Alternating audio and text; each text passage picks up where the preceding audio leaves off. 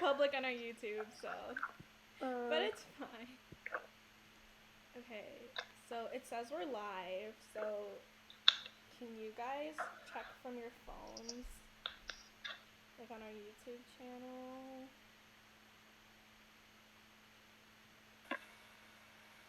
Here, I'll put it in the chat too.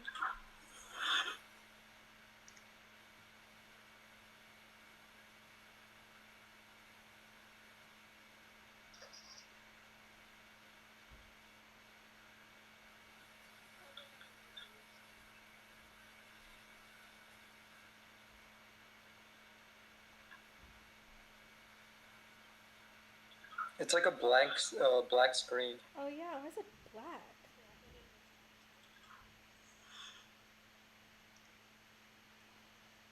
Hold on.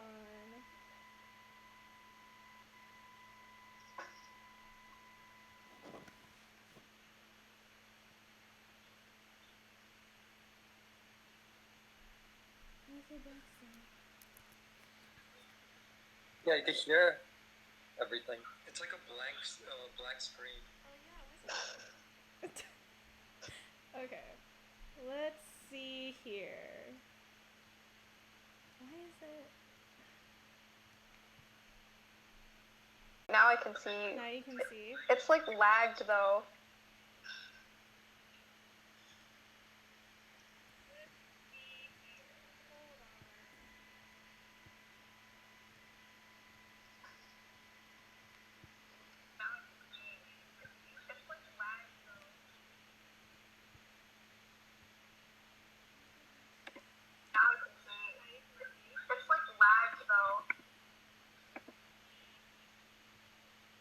Ready, set, go.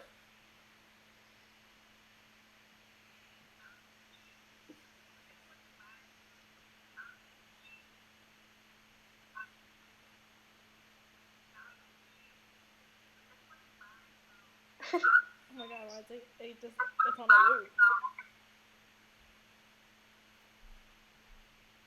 Oh. So on my phone, it's 24.47 seconds lag. Oh, that's an ugly number. It's a 24-second lag. Oh. Hold on. This is like... I think that's the best you'll get it, but yesterday it was like a 40. The 20-second isn't terrible. Yeah, this will be good. Okay. Let's see. I think that it was lagging, or it was a black screen because I didn't have like the windows open, so I'm just gonna leave everything open.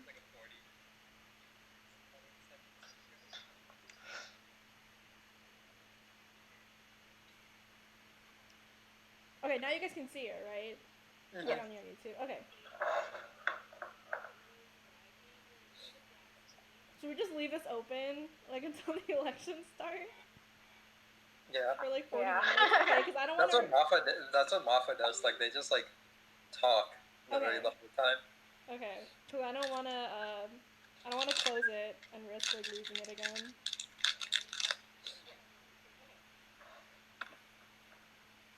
Alright, then I will share this to the members' chats.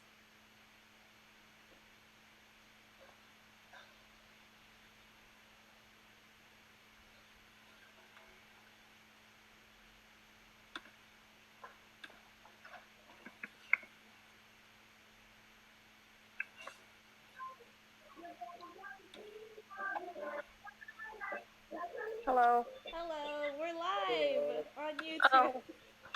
I just showered. My deadass was taking a nap. I'm like, oh shoot. It's okay, I went to an apartment showing this morning. Oh.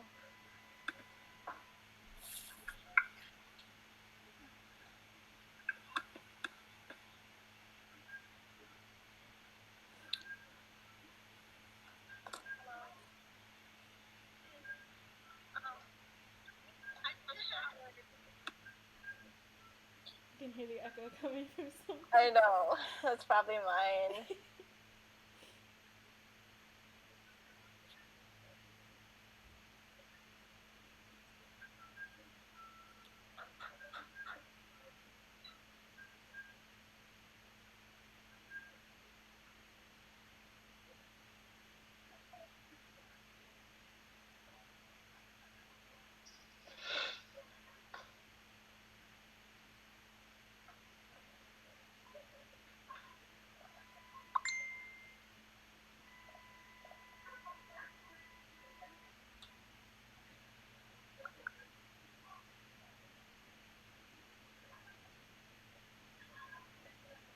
So how was your guys' day today? Great. That's good. No. What'd you guys do? Practice my speeches. Wow. Wow. Annie sent out her last email last night as secretary. Then I told her, that's not your last email. You told her what? I told her, that's not your last email. You guys sent an email about being bored. Oh yeah, you have to send more emails. Oh, yeah. I forgot. I also sent the ballot too. Okay, well. Well, you're not done yet. I took a screenshot and I sent it to the seniors group chat, and I was like, I got sad. It's our last FSU email ever. Oh no. But guess not. Oh. Okay, Joey responded. Oh good. Oh, we're live. How fitting is it that we're having elections on Francis's birthday? Yeah, I told him, it's like, come to FSU elections. Yeah, he said he'll tune in. That's good.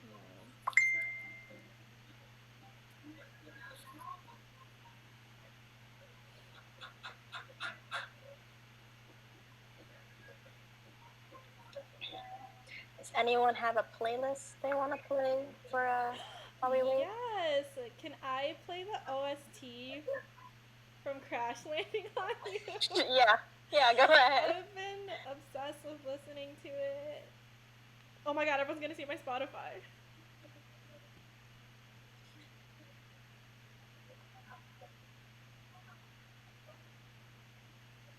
What'd everybody else do today? I had class this morning for 3 hours. And then right after, and also during the lecture, I was sleeping. Dang. Good thing you're going to lecture though. Yeah. I haven't gone to lecture in a while. I was supposed to go to work today, but then I woke up like half an hour late, I guess. I was like, I don't feel like going to work, and so then I just emailed my boss saying it's like I should have come in.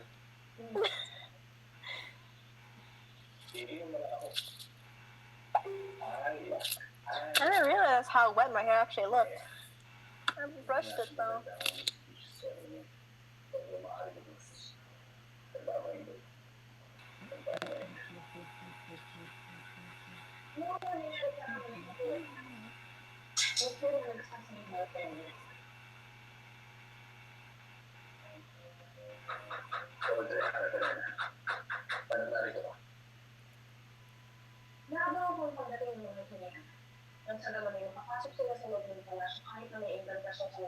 Are you watching TFC?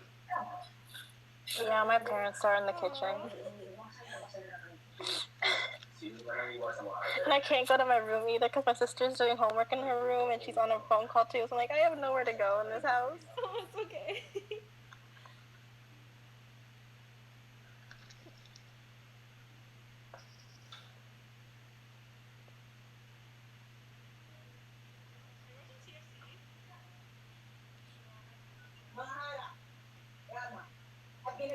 Do you guys have any favorite Filipino TV series?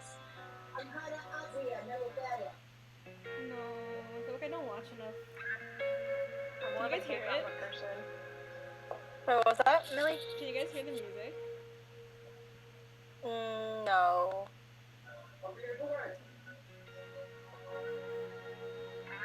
Oh, slightly now I can.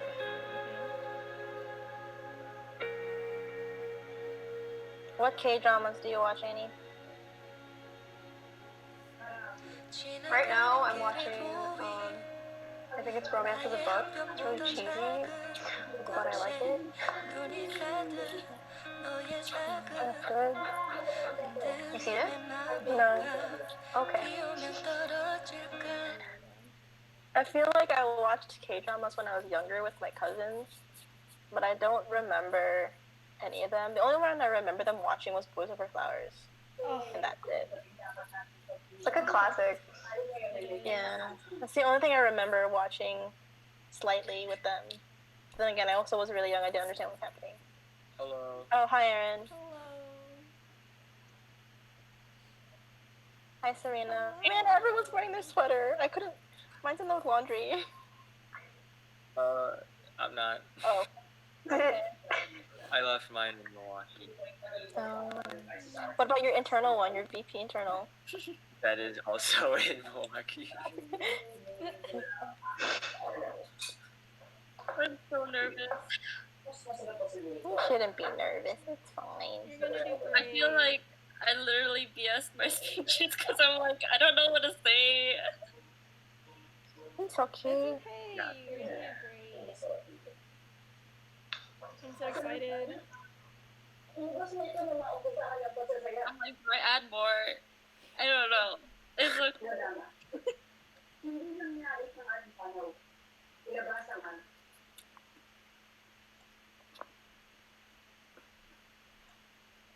I wonder if anyone's watching our live stream. I am. Oh, you are? Did you post it in the event page? Oh shoot, I did not post it yet in the event page. And then Starts at 4. What? yeah, it's at 4. Yeah. And I'll post it in the members page. Okay.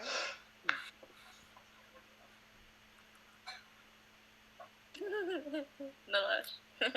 You look like an egg.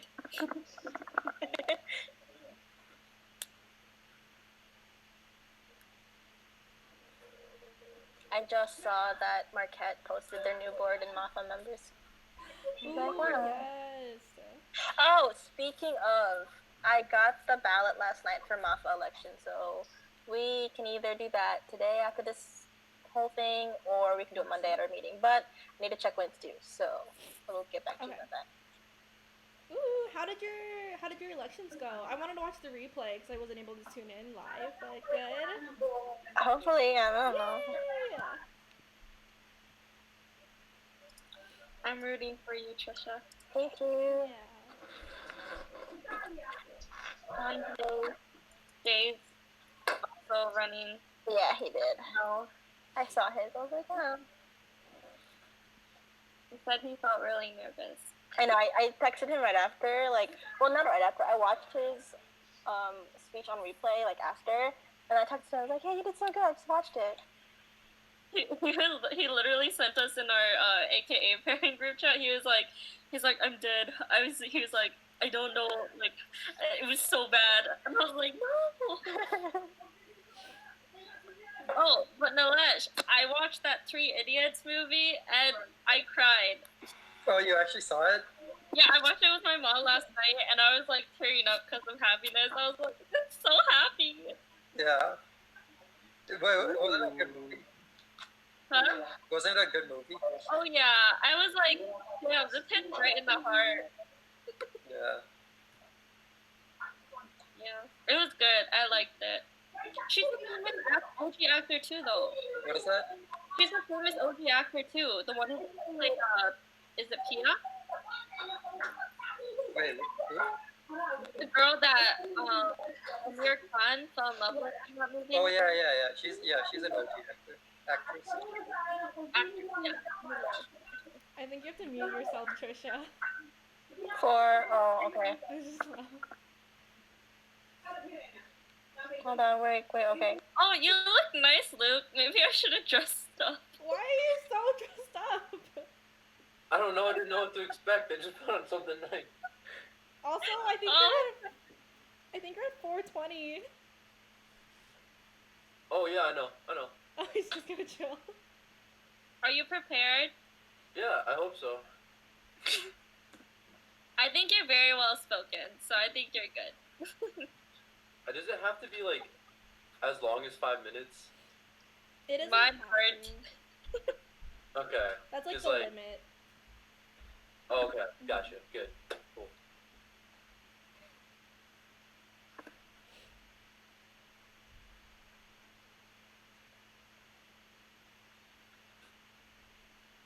How's everyone? Good. Doing good. You guys. How are you, Serena? I'm good. I want to get together and play Scriblio. Cedric's stressed up. I'm good. I'm good. I'm not alone. That recounting came from another meeting. Oh, Hey, you look good. thanks. You too, man. Oh, I was talking to Aaron. Oh. I'm just kidding. Forfeit my. I was talking. Hey, we all look good. Aaron, come on, don't be like that. This doesn't work that way. What? What do you mean? Oh my god. Where's your tie, bro? It's not a tie kind of day. Yeah. But it is a blazer. It is a blazer kind of day. It is a blazer kind of day.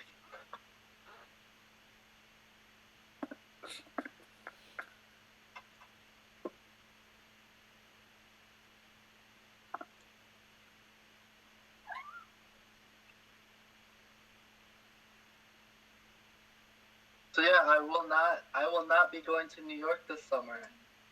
What? Yeah, they've moved the entire internship to virtual, so I just get to work from home now. Bro. Oh, I'm sorry. I'm sorry. No, it's okay. I'm just glad I have an internship. I'm just glad I have an Oh yeah, internship. that's true. That's a lot good of people, some of my friends have had their internships completely canceled because of COVID-19. So I'm just counting my lucky stars that they're still willing to have the internship virtually. That's good. That's a good positive mindset. Yeah.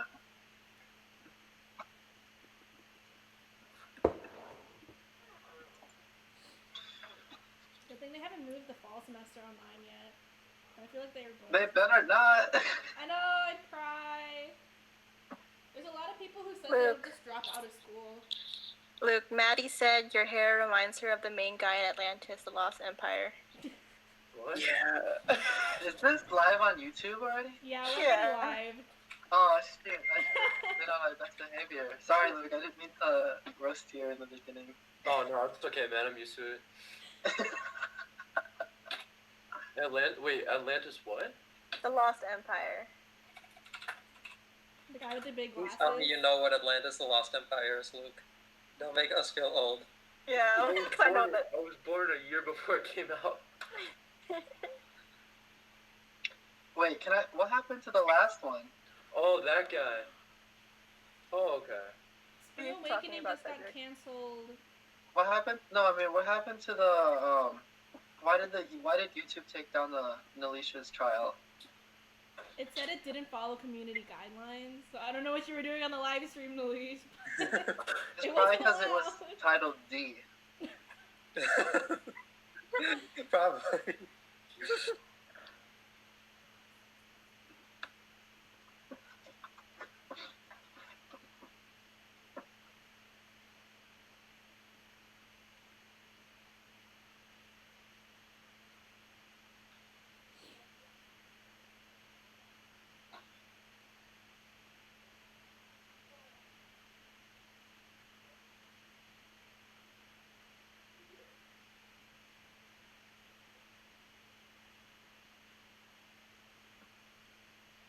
So who's first? Joey. It would be Joey. And Joey's on deck. He's ready. He sent a thumbs up to the group chat, but So that's at 4, right? Yes. Okay, so we're on here for another 30 minutes. Yeah. So tell us about your day, guys, or yeah, tell us about your day. yeah.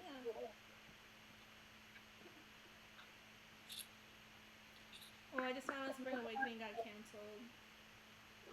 Oh, what? That's like been canceled. Huh? That's been canceled. Well, they just announced it today.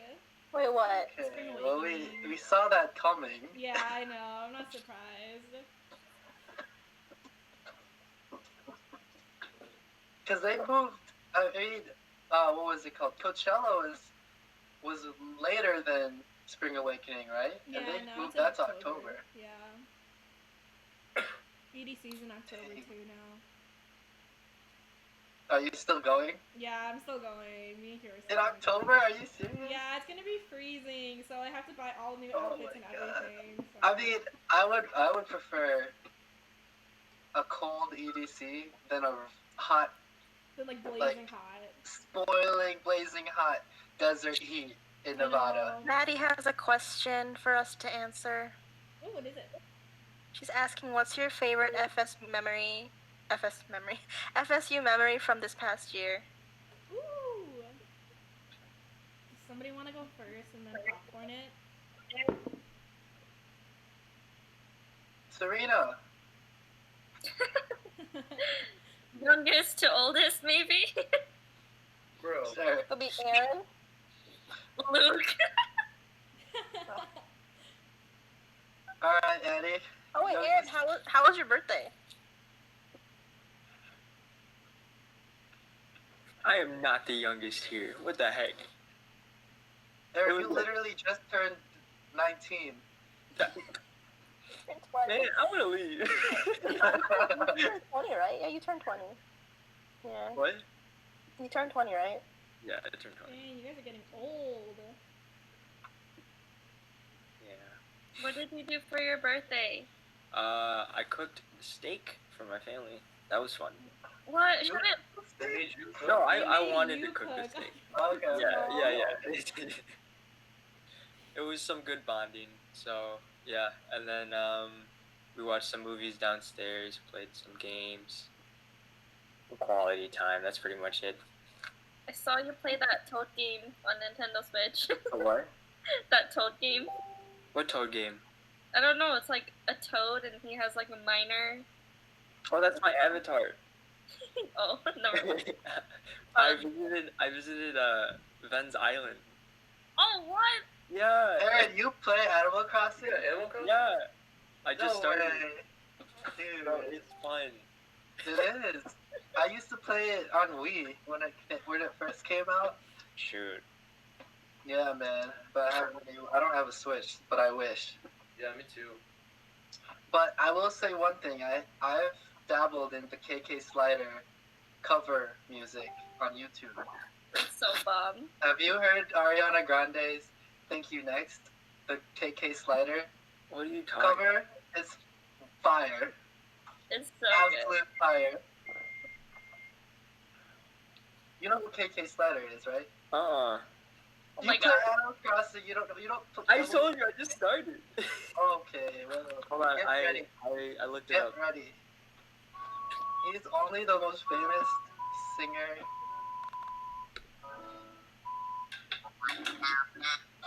Oh.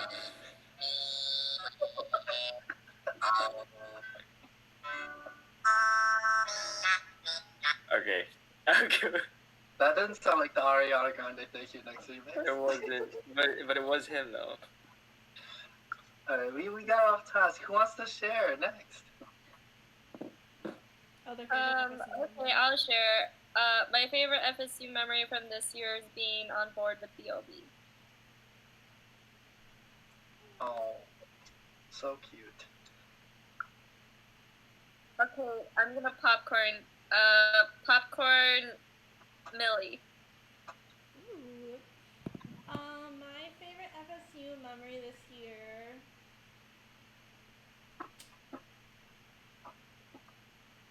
I don't know. I really want to say I think Fact was my favorite memory this year because I love all the facts that like we've gone to together. But I think this year was really fun.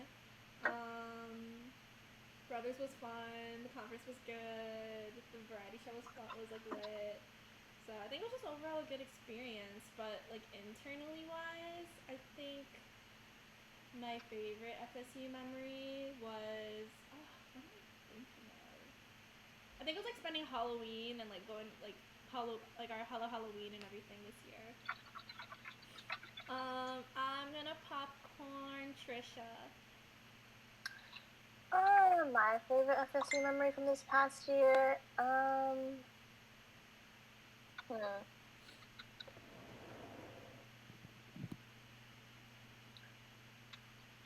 I think it'd be the virtual things that we've been doing the past few weeks. Like AKA review was kind of fun. It was really interesting to see. Yeah, those were fun. Popcorn Elise.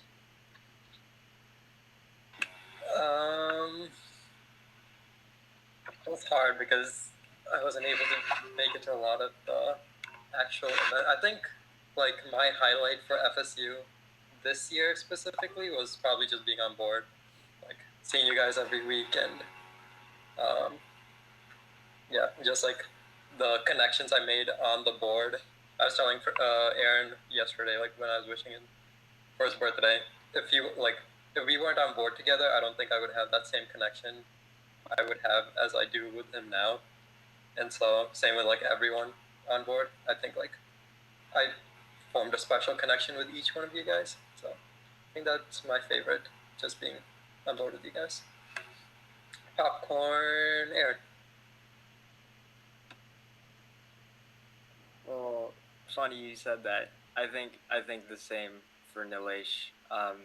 It's just like being able to grow with you guys like individually. Really, we've had our frustrations, we've had our downs, but like at the end of the day, we're like trying to make each other better. So I think that's one thing that's meant the most to me. And I feel like if I weren't on board, like I wouldn't have known you guys at the level that I know you guys now. So I think I'm very grateful for that. Yeah. Let's go with Annie. My favorite part, I guess, this year with being in FSU would be just like taking on the role of being one of the choreographers for Step Crew. Even though we didn't get a chance to perform, it's just like the process of putting it together and just getting to know everyone through like practices and all that. It was just like really touching, and I definitely won't like forget those moments. Like it was stressful, but it was also a very good learning experience. Popcorn, did Luke go?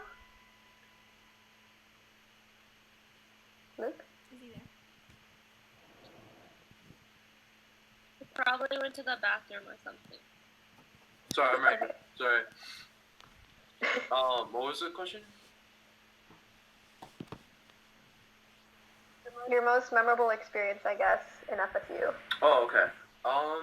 Most memorable. I mean, it's got to be so many. I don't know. I think my top two were B.O.B. in fact. I mean, it's my first year, so those were both like very new experiences for me, and glimpses at oops, sorry, I just got an email. Glimpses at like FSU events that I never done before, and Filipino culture just in general. So. Is it really dark in my? Is it dark? Is this screen? Oh, you're good. You're good. Yeah.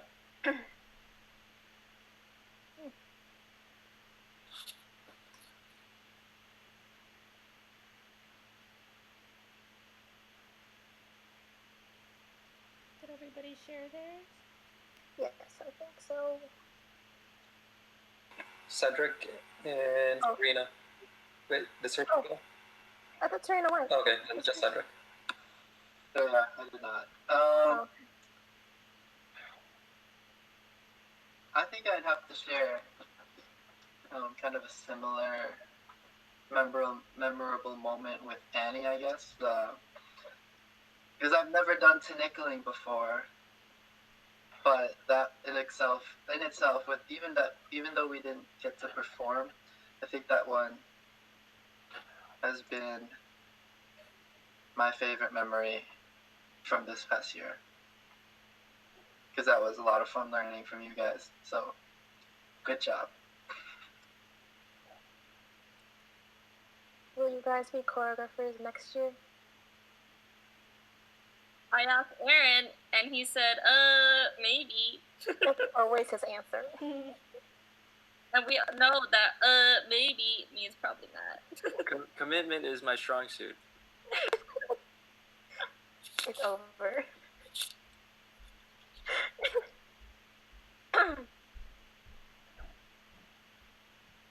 I have a question. Mhm. Favorite underrated Disney or Pixar movies or cartoon movies? Oh, I- Ratatouille. I've never seen Yes. Ratatouille. True. Exactly. Ratatouille is not underrated. That's the only thing that's highly rated. No, the Film. theme songs are overrated, or not overrated. Like they're popular, but the movie itself, like nobody really watches Ratatouille compared to the other Disney and like DreamWorks and Pixar movies. Yeah, I hated Ratatouille as a kid. What? I love Ratatouille. I think one of the most underrated Disney movies is Hercules. Like, Yeah. I love Hercules. Its soundtrack is like my favorite Disney soundtrack, and I feel like still like nobody like watches it. Or, like, likes I it. love that movie. Yeah. I love Meg. I think Treasure Planet and Brother Bear are very underrated movies. Ooh, those are very underrated. Haven't heard those names in a while. Treasure Planet is so good. I recommend. Oh, underrated. Have you ever watched Fantasia 2000? That's Yes. an old Disney movie, and it was trippy as heck, dude. Like, I remember watching it as a little kid. I was like, well, I also did not really have high comprehension at that point in my life either, but it was weird. There's like a Fantasia live at Disney World. Fantasia at Disney World? Yeah, there's like they have like a live show of Fantasia, so I think I've like seen it from there. Is it the water show? Yeah, it's like that show where like you need like a ticket to get in, and they only hand out like a limited amount, so you have to like run. It's like on the other side of the park, of the Magic Kingdom. But I don't. Yeah, I think it's that one.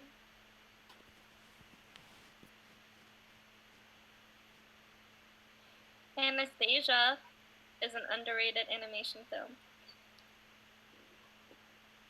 What's that? I don't think I've heard of that one. Oh my gosh! I know. Anastasia. Let me see. Bless your hearts. Is it a Disney movie? No, it's just an animation movie that clearly nobody really knows. I know what it is. I've never seen it. Did you guys see the short film by Pixar called Float?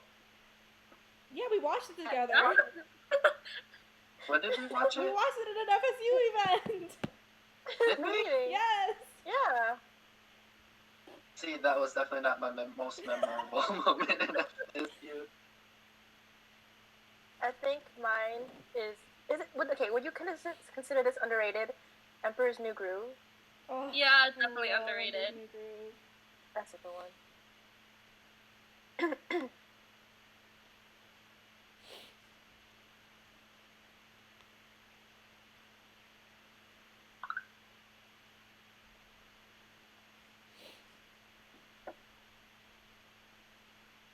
Aaron, what's your underrated Disney movie that you like?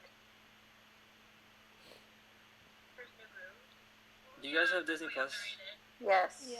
Have you seen? I don't know if this is underrated or not because it just came out. The Onward movie. Dude, it's so good. Onward is so good. So That is good. I It's so cried good. so much. That It's is really good. Yeah. I was not expecting. I it. wasn't either. That's the thing. Okay, did you cry? I cried. I I, cried. you know, to be honest, Okay, I'm not gonna say. I'm just saying It's good. Heartfelt strings, man. I don't know if it hit different because I have a brother, but to be honest, No, it hit different for sure. Cause I have a little brother, and then he put out that list, bro. And then, okay, like, listen, and then I you don't went want to through spoil the it for anyone. and then But I that was like, whoa, too much. It's too much. It's somebody with the live stream on. I can hear my voice. Do you have the live stream on, Aaron? No, that's not me. Who's that, Trisha? Not me, because I am on mute. Not me. Oh, it's gone when Aaron muted himself. Oh, Aaron? just stay mute then. No, it's me. What about you, Annie? Most underrated film? I said it was Ratatouille. Oh. Surprised no one said Wall-E. I've never seen Wall-E. But that's not underrated. Wall-E Is is it? like a generationally impactful film about climate change. I've never really watched it. Nobody You really should. talks in the movie. You should.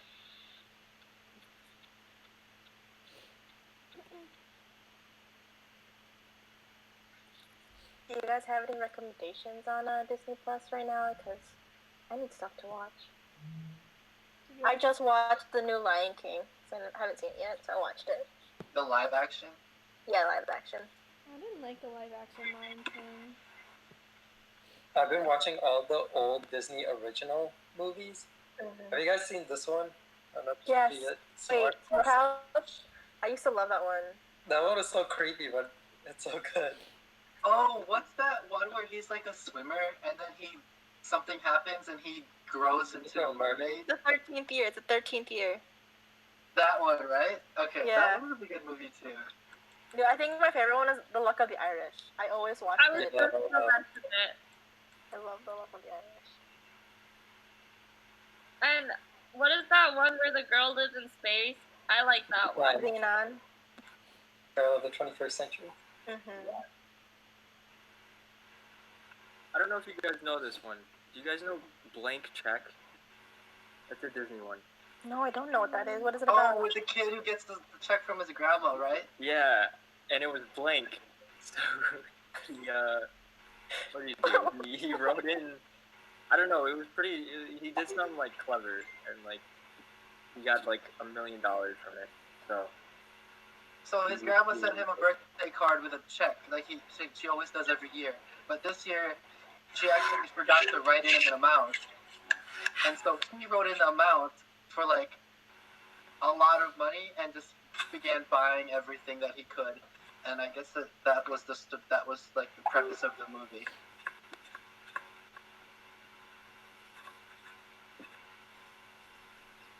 Legally, would that even work?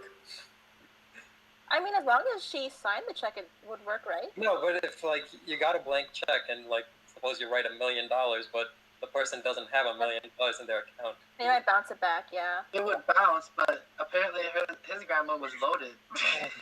She had enough.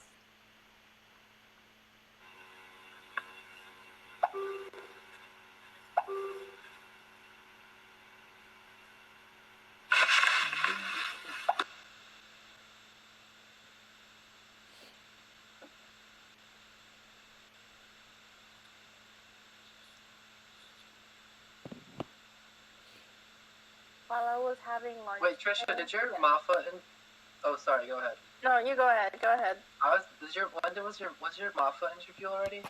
It was Wednesday. Oh, shit, I missed it. Okay, It's okay. sorry. It's live streamed also on YouTube. Okay.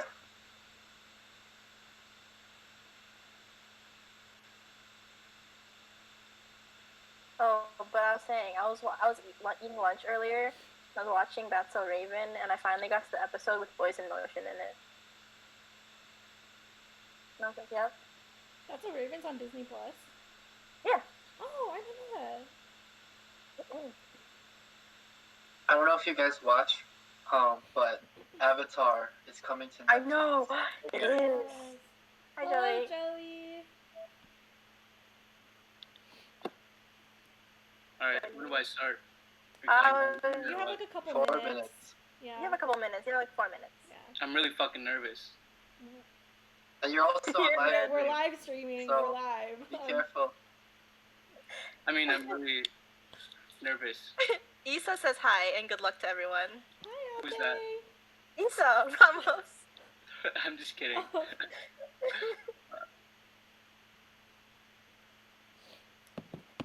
Um. Ah, yeah. Oof. Uh-oh. Oh no. Okay, no, you're not frozen. Okay. I think just like while we're in like the last couple minutes before elections really start. So I don't know if anyone's watching the live stream, but if you are, welcome. And so these elections are running up until 10 p.m. So the schedule's posted in the members page, group chat, on the event page and everything. So each candidate is gonna have 5 minutes ish to speak, and then 15 minutes to kind of answer questions from board. Not all of board will be here on the same time. We're going to be in and out throughout the day, but definitely like whatever position you're running for will be here to like ask you questions and everything like that too. And then the ballot will be open after elections, so only due paid members will be receiving a ballot, and you can only submit it once. And then other than that, I don't think I'm missing anything. If you're not talking in the Google Hangout, just make sure you guys are muted. So I'm gonna go ahead and mute myself, unless anybody else has something to add. The ballot will be sent to them through their UWM email? Yeah, I think I want to send the ballot directly through either UWM email or through Facebook, just in case they miss it. And then it'll be set to, they can only submit one, so, yeah.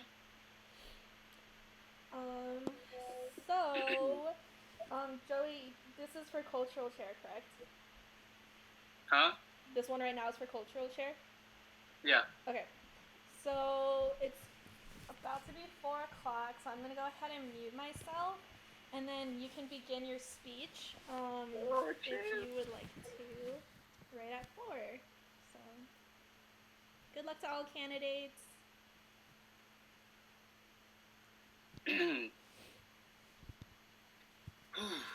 So nerve-wracking.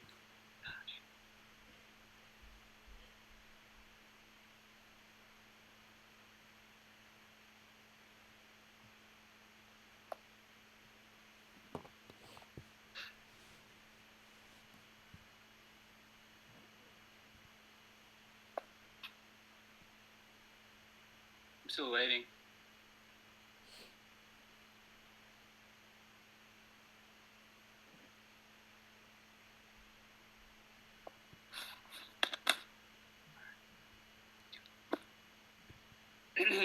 Okay, so my name is Joey Kiesau. I'm a junior at UW Milwaukee, and I'm majoring in information science, and I am minoring in web development. I transferred to Milwaukee after my freshman year at Rock Valley College. After playing a year of baseball, I transferred to Milwaukee because I like the vibes, and I just wanted to focus on education. So we'll start with my childhood. So I guess I was adopted at 4 years old, and I lived all my life in Appleton, Wisconsin, which was a city in northern Wisconsin. It was a community with a majority of white people, so I didn't really understand myself and who I was, and I didn't really understand the Filipino culture or my heritage. I was basically clueless. I didn't really know anything much about myself or just the culture itself. So that all changed when I went to UW Milwaukee and I joined FSU. And after joining FSU, I met a lot of great people, and it really opened my eyes up because it made me understand myself and who I am, and really I just got to understand the culture more and what it's like to be a Filipino. I really got to understand others as well, and it really opened my eyes because I didn't know who I was beforehand, and I didn't know anything about the culture. And meeting everyone, it gave me just more ideas in who I am, and it made me want to learn more about the culture. And after going through so many events and learning about others, it just made me become a better person and helped me understand myself and the culture itself. I'm interested in this position because I want to be more in tune as a Filipino, and I want to discover more about its culture. Learning more about the culture with this position, I'm able to understand the culture better, and I'm able to share it with other people who are just like me, who don't know as much. I'm also able to share it with the people who know more than enough. This position will help me gain a new light of being a Filipino, and will give me the opportunity to share what it's like to being a Filipino, and to share the ideals and culture behind it. As I worked under Aaron as the intern of the culture chair position, I learned that this position really involves leadership, hard work, team ethic, communication, and just structured planning and organization. I believe that I'm fit for this position because throughout all my college career and baseball career, I've developed skills such as hard work ethic, dedication, communication skills, leadership, and just working with others as well. And I want to use these skills that I learned throughout my life and throughout just college and my baseball career, and I want to put in all those skills into this position and help grow and make FSU organization better. Yeah, thank you. Any questions? It's really nerve-wracking. I'll just start off by saying, first off, you did an amazing job. I think one thing that in your speech you went personal. You told everyone and us aboard something personal about yourself and how you grew up. And I didn't know that you were adopted, and so I think that showed a lot of authenticity and genuineness in you. One thing coming into listening to your speech, I had a doubt with. I didn't know a lot about you. I didn't know a lot about your personality, and I didn't know how serious you were. But just listening to your speech, I could tell that what you said was super genuine, authentic, and it like makes me wanna know you more, and it trusts me to put you in a position because I feel like you actually want to take this role and learn from it. So I think you did an amazing job, and yeah. Thank you. Aaron, since it's your position, do you have any questions for Joey? Yeah. So one thing, like you said, FSU has made you feel culturally aware, more than you ever thought of. Do you think you could name some like memories or events or ideas that we have made you feel that way that you could possibly implement for next year? So you want me to tell you what experience that made me more culturally aware? Yeah. Mm-hmm. I believe going to the retreat last year and eating at Cedric's made me more open to the food, and to how it's prepared, and basically just learning from that and learning from others and all the stories that they told. That really opened my eyes. All the meetings and events that I would go to, we'd always learn about all the information behind behind the Filipino culture, like specific months. For instance, like all the games that we played during that. I don't know what session it was or what meeting, but I remember we had to guess all the famous actors and actresses. Halloween. Yeah. Yeah. Stuff like that. Mm. Okay. When you think of FSU's mission statement, what do you think that personally means to you? Can you state it? Oh, not well. Like what do you like what do you think our mission statement is, and what does that mean, like personally to you? Well, I believe the mission statement is to share other people who aren't in club, or just share what FSU is about, what the Filipino culture has to offer, and what it is, and help others learn about it, and like show them what it's like to be a Filipino and what it's like to live as a Filipino and their culture beliefs are. And what was the other part? Like, how? What does that mean to you? Like, Well, for me, I believe it makes me understand who I am as a Filipino and helps me become more aware of who I am, and it'll help me like just learn and want to get the culture better, or get to know the culture better. Because coming in here, I have like just I really don't know myself, and after joining and all that stuff, it'll help me. It helped me learn more about the culture and help me understand. I know I'm kind of doing some repetition, but it's helped me understand the culture. Mm-hmm.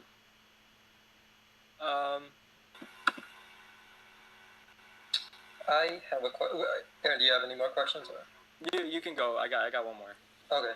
I know for one of the roles that the culture chair is responsible for is AKA pairing and family drafting.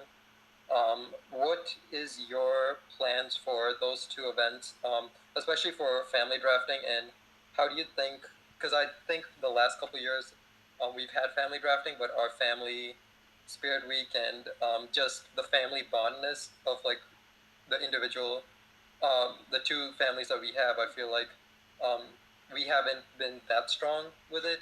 How do you plan on taking those two roles, aka pairing and family drafting, and how do you plan on changing it? Do you plan on doing anything to make it more closer so like there's actually an importance in which family you go to or which lineage you are a part of? Honestly, I haven't thought about that like that far ahead, but right now it's already good, and it's just I think the time it is, like the time that it happens is so later in the year, and it's hard for people to like, I don't know, I think we just need to get a better understanding of it, of what it is.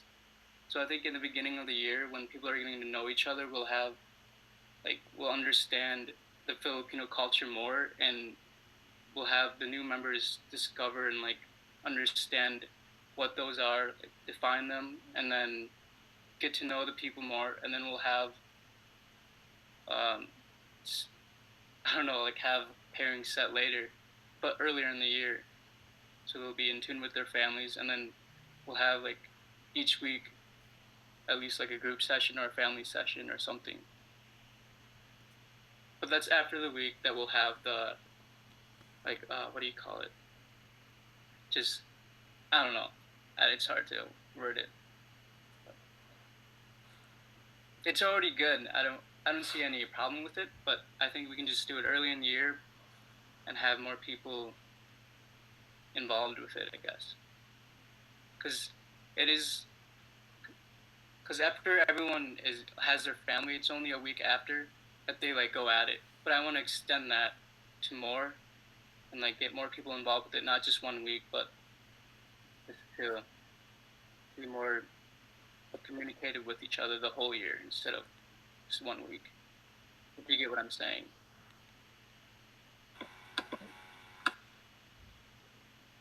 So Joey, we actually have a question for you from the live stream chat. Luke is asking, what was it like being Filipino in a primarily white area? And I guess adding on to that, what, with those experiences, how are you gonna apply it to the culture chair position? Good question. How am I gonna apply? Well, first of all, I didn't really understand what it would like to be different because no one really like said anything. I was just there and I felt like I belonged, but really I was pretty different. I didn't know how to react, so I just kind of copied and mimicked other people's reactions and how they acted. So I just kind of went along with the people and like behave just like how they would behave in certain situations. And what was the second part? How I could. Yeah, it's just like adding on to that question. How would you take that experience and apply it to the culture chair position? Well, I don't want to apply it to this position because I want to change that belief and I want to make it so that we truly understand what it's like and like not mimic other people, because that's what I did. I just kind of copied what others behaved like. So for this position, I want to bring the whole organization more together and more culturally aware to who they are. Holy shucks, or shoot. I just want to bring everyone closer instead of separating, and knowing that this organization is just people with the same similarities and beliefs and likes and dislikes. I have a question. So, I was FSU's first cultural chair a couple years back, and I remember it being a very like responsibility-heavy kind of position, because as we are a cultural organization, the cultural aspect of it is kind of like very like foundation set in like what we center our events on and everything. So I do remember that you were saying that you want to immerse yourself more into our culture. So how are you gonna kind of like provide that like information to our members, as you're learning it yourself? So kind of like where will like you get like the information from and everything, and like how do you go on like exercising that so that we can like teach our members like this is our culture, and kind of just like spread like the like awareness and like the love for it and everything. The first part that I think I would gain the information is from research, and I'll also have primary sources such as my friends that I've learned from in the beginning, and that I met, like all you guys and all you guys who actually have experience of this and have more cultural awareness than I do. And I'll use that information, and then I'll just provide as much as I can and help other people who don't know as much. Does that make sense? Like, I guess I would actually, I don't know if this relates to it, but I want to,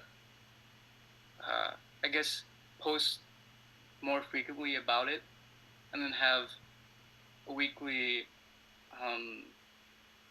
events or themes that has like to do with culture and has that deals with culture, and then by the end of that week I'll have like some sort of quiz or something that like people have a better understanding of like what the culture is, or like some questions that they can answer. So like on social media people can actually go along with it instead of read it, be more active with it, and then hopefully like by the end of the week they'll understand more of it because they have to actually answer it and think about it. And then maybe they can get points, and then the points will add up, and then like you know how you have these cards and you have these points, right? They can have, if they answer correctly, whoever has the highest points can like add to their points, so they can, in the end of the year, they can use those points for the lottery and whatever. Yeah, I don't know. I was just thinking right there. Yeah, maybe do that. I don't know. Does that make sense, or is that just rambling? No, those are really good like ideas for next year. That pretty much answered my question I was about to ask you. But yeah, I think those are all of the questions that I have. Yeah. Unless anyone else has questions. I have a question. So I know in the intern program there was a part where we wanted interns to promote or like showcase themselves on social media. And I know that you're not very big on social media, but being on board, it's not a serious thing, but it is something that we do like board spotlights. We like to showcase ourselves on social media because it's not only people from our org that are seeing it, but other members from different orgs around the Midwest, around the country. So is that something that you are open to do? Be more, just showcase yourself more on social media and be open to putting yourself out there. Yeah, definitely. I'll definitely have to get used to that and adjust. So, for sure.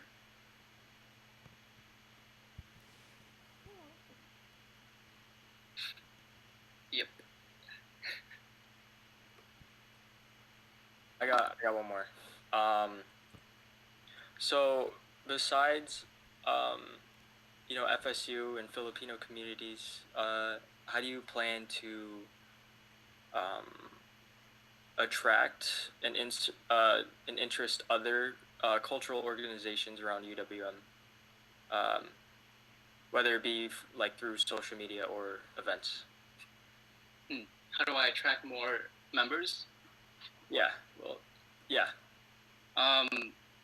Well, I can't do it alone, so I'd have to work with other board members, and I'm sure we'd figure something out. But I think it would be hard on social media, like, because we can't just message people who we think are Filipino and ask to join the club.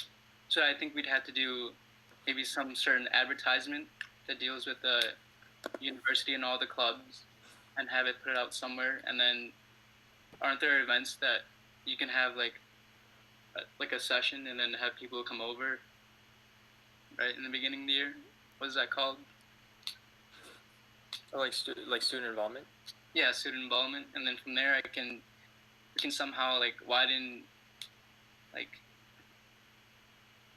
just like walk around more, and then instead of staying in one little corner.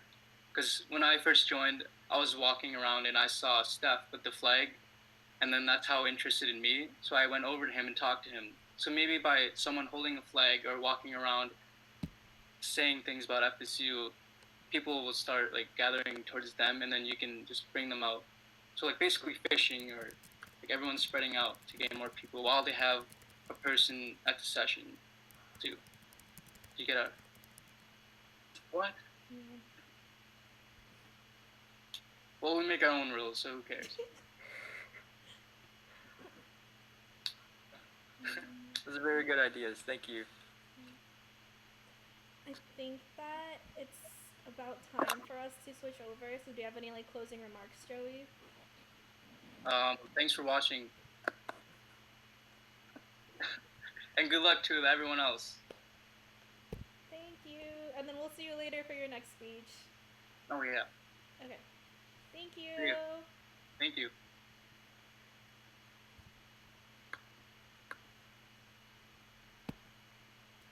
Alright. Next up is Luke.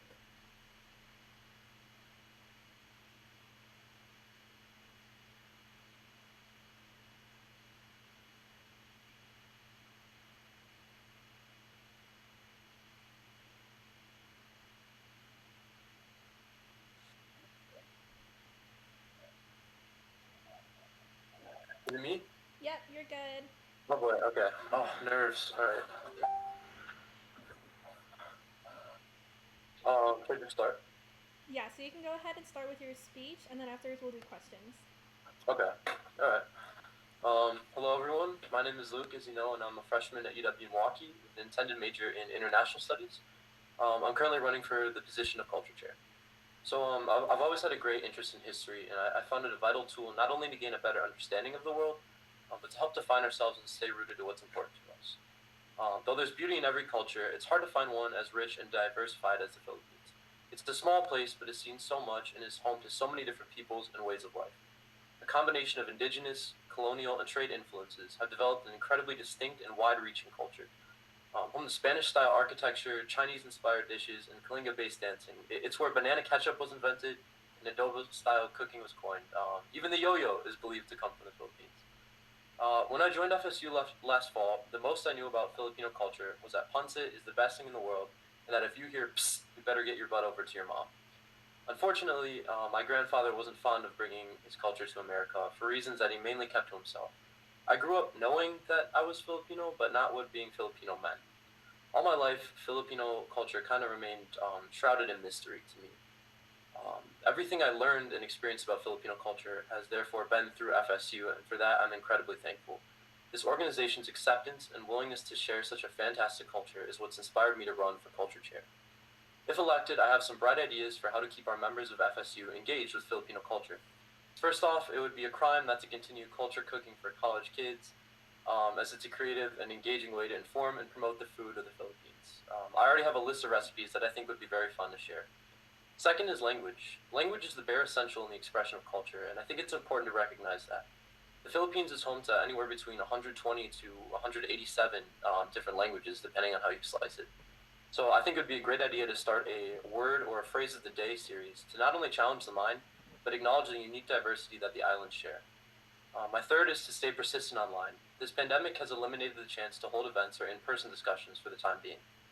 So as cultural chair, I would strive to stay engaged with the FSU community via online roundtables, informative videos, or other virtual mediums.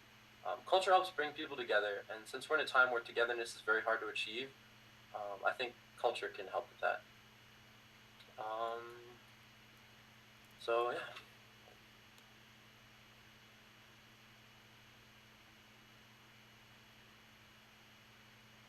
Thank you for that, Luke. You did really well. I think one question to start off the bat is, what do you personally think the FSU mission statement means to you, and how important is that to you? Well, I think that the mission statement of FSU has a big part to play in culture, and I think it's about kind of being not only like encouraging and promoting the culture for those who are interested in it or have Filipino culture, but it's also kind of welcoming everyone to that culture and kind of like that family style of an organization. So that's one thing I really believe the mission statement stands behind is family.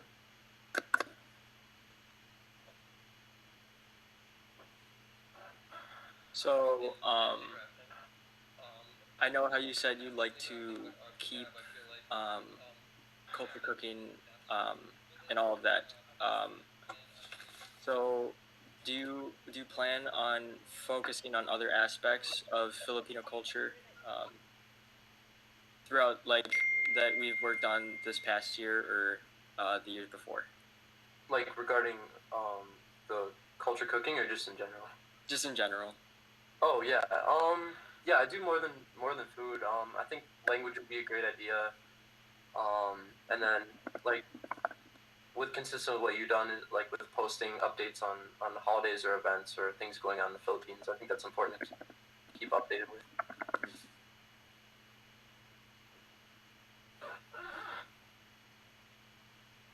I have a question. So, throughout the events that you've been to through FSU, is there anything that you would most likely change, or would you keep some of the things that we've had with the events pertaining to culture? Let's see. So the events that like off the top of my head that I think are culturally relevant would be like family pairings.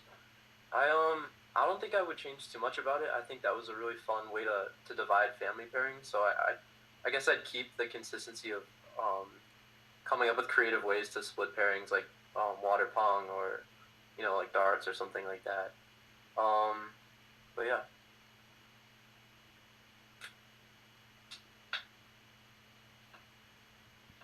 I also have a question. So for student involvement fair, let's just say that like a student approaches you who isn't like aware of the Filipino culture. How would you explain to them the Filipino culture, our organization, and the top 3 or 2 values that you think our culture encompasses? Yeah. So if they, I'd assume they're like vaguely familiar with like the Philippines as a country. So I kind of say it's an all-inclusive organization that promotes and promotes and informs Filipino culture to those interested or those with a Filipino cultural background. I would say the top 2 to 3 things that I would tell them would be it's very welcoming and family oriented. I think one of the biggest things about FSU is that they're very welcoming and everyone immediately gets along with each other and embraces new people. no matter what their background is. And then also, I would say it's very enriching. It's a organization that you can grow in. There's so many different events and so many different ways to learn and expand your mind, not only with like Filipino culture, but I guess as a student and as someone learning.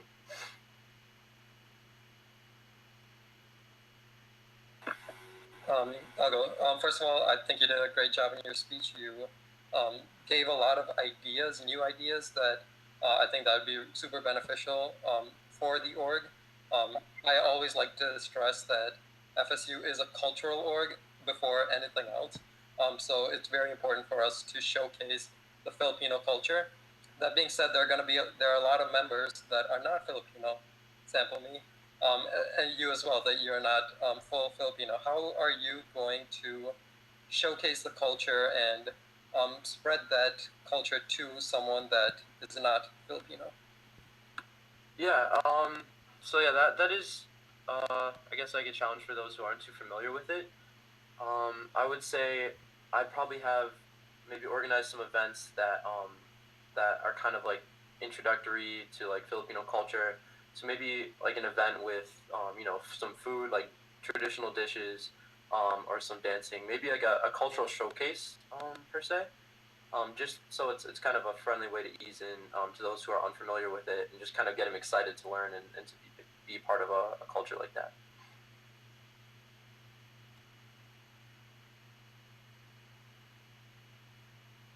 I have another question. So you definitely have a lot of knowledge, especially like given that your major is international studies, about different cultures and stuff like that. And I think that's a really good trait that you're showing right now to us. So one of the things that Culture Chair does or has done in the past is kind of hosting roundtable discussions and kind of talking on what's going on in the Philippines. And a big part of that was when we would talk about um, things that were happening. Sorry, I'm going to speak louder because I heard from the live stream I'm being kind of quiet. Was that there was things that are happening socially and politically, especially with the election of Duterte and martial law the last couple of years in the Philippines. So how comfortable would you feel bringing like those kinds of roundtable discussions back so we can kind of hear more about like what's going on, like current events in the Philippines? Yeah, I would love to. Yeah, I do recognize that like politics or like government is not everyone's interest. But I think for those who would be interested, I think it would be a great idea to implement roundtables, optional for those who kind of want to be more politically aware of what's going on in the Philippines, or just Filipino relations with the United States, since we're all over here. So yeah, I'd love to do that. That'd be great.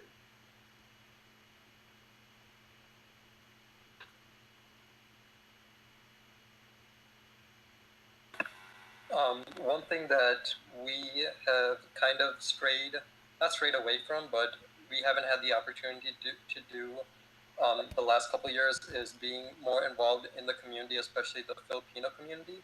Do you have any ideas, or is that something that you'd want to do? Because I know that there is FAWIS, which is the Filipino Association of Wisconsin. I forgot the exact abbreviation, but I know that they want more involvement from young adults and college students to be more involved in their organization. Do you have any ideas on how you reach out to them? Anything you would want to do to collab with them, or just with any of the Filipino community outside of UWM? Yeah, definitely. So I'd probably keep up with the fundraising. I think like sending buy-in boxes to like local schools or churches in the Philippines would be very fun. Maybe try to I guess I'd want to organize more of those and be more consistent with that maybe. And then in terms of like organizations or Filipino communities outside of Milwaukee, I guess I'm not too familiar with like the specific organizations, but I mean maybe outreach, like trying to form a stronger connection with them via email or Facebook or something, and just kind of maybe with the greater Chicagoland area, or reach out to like the PUSA Foundation, see if they can come and visit more often, stuff like that. I think it would be a great idea.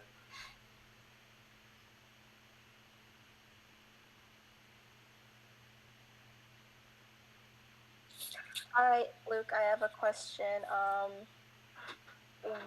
One of like our biggest hurdles is not biggest, but like a problem we see time and time again is retaining our number in our organization. Do you have any ideas on how we can keep members interested in coming to our meetings and having them more involved in our organization? Yeah, I think. Well, I think the best thing would be to just hit it hard right when fall opens up and try to get as many people interested as possible. So I guess continuous flyers or presentations or poster boards at student events and stuff like that. But I think hitting the ground running would probably be the best option to do something like that.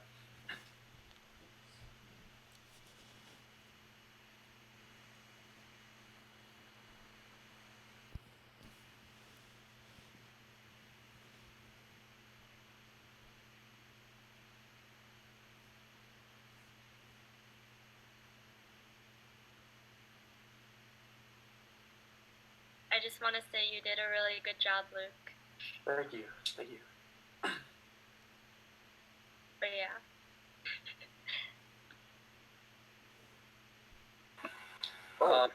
Okay. No, go ahead. Oh, okay, I just thought of something else to Trisha's question. I think something that would be interesting, and again, I'm a freshman, so I don't know if this has been done in the past, but I see a lot of different cultural student orgs perform or hand out food in the union, and so I think maybe doing more of that, like a tinkling performance in the union, or maybe handing out or we already did the Olympia fundraiser, but I guess maybe more of that. I don't know, but that's something I think that would be a fun way to engage with the student body. I have one more question. So you are finishing up your freshman year, you're going into your sophomore year, and you are running to be one of 8 leaders in an organization, and FSU is a pretty big organization that has, this year we had 30 plus paid members that are actual members, and you are running to be one of 8 leaders for that org. Is there anything that you're nervous about, scared about for next year, especially because you are a sophomore, there is stuff that you don't know about being on a board or running an org? Is there anything that if you are put into the position, anything that your board would like to know about you, about any weaknesses or struggles you might have regarding being a board member? Yeah, oh boy, let's see. I think, one of the biggest difficulties, not just for me, but for all of us, will be kind of, seeing how the pandemic plays out and when we'll have in-person classes. I think it's going to be a good challenge to try to get everyone back and recuperated once we get back, especially since it's been so long since we've all seen each other in person. So I think that would be probably the biggest challenge, is trying to get everything figured out again and get everyone together. As far as personal weaknesses go, let's see. I don't know. Is it bad to reveal weaknesses in interviews?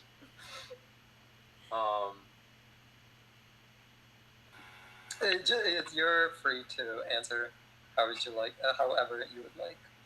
All right, I guess so. Depending on what my major is, and like right now I'm in international studies path. If I add to that or try to get like a double major or minor or something, then course load would obviously be a pretty decent problem. So working around my schoolwork and kind of balancing that with the responsibilities of being on the executive board, that would be a challenge. But that would be something I'd look forward to trying to solve.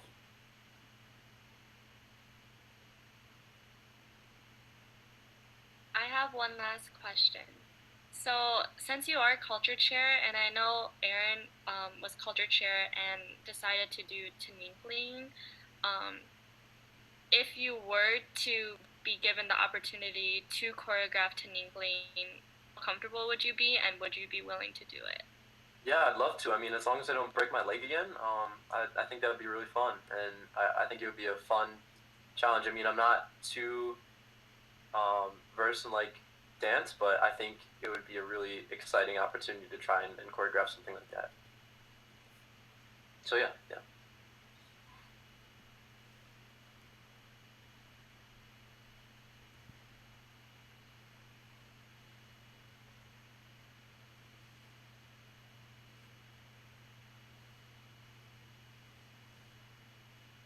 Isn't Luke next for his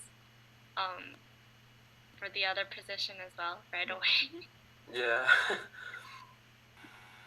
I have no more questions. I don't know if anyone else does, but if you want to take a break before you start the next one, or I don't know how we're gonna go. It's up to you guys. I mean, if you want, I can just go straight into it if that's easier. If it's okay with you, we can wait 2 minutes so that everyone has the right amount of time for either election stuff. Okay. You can take a break 2 minutes and then you can start again at 40. Okay, great. That works out. I drank a lot of water this morning. Cool. So yeah.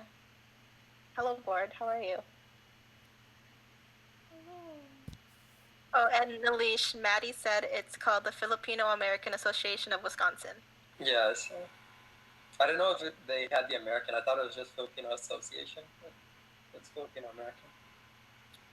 I don't know if there's people on the live stream who are like watching still, but is this still too quiet or is this loud enough? Just let me know. There's 14 people watching, so. There's 14 people watching. Yeah. Someone let me know if it's still quiet or if I need to talk louder because I don't want anyone to think that I'm yelling.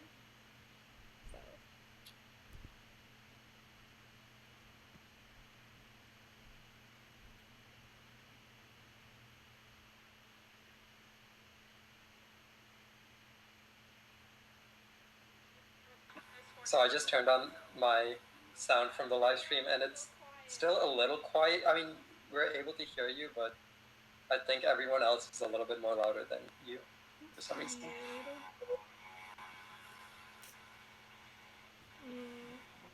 I'll just speak loudly.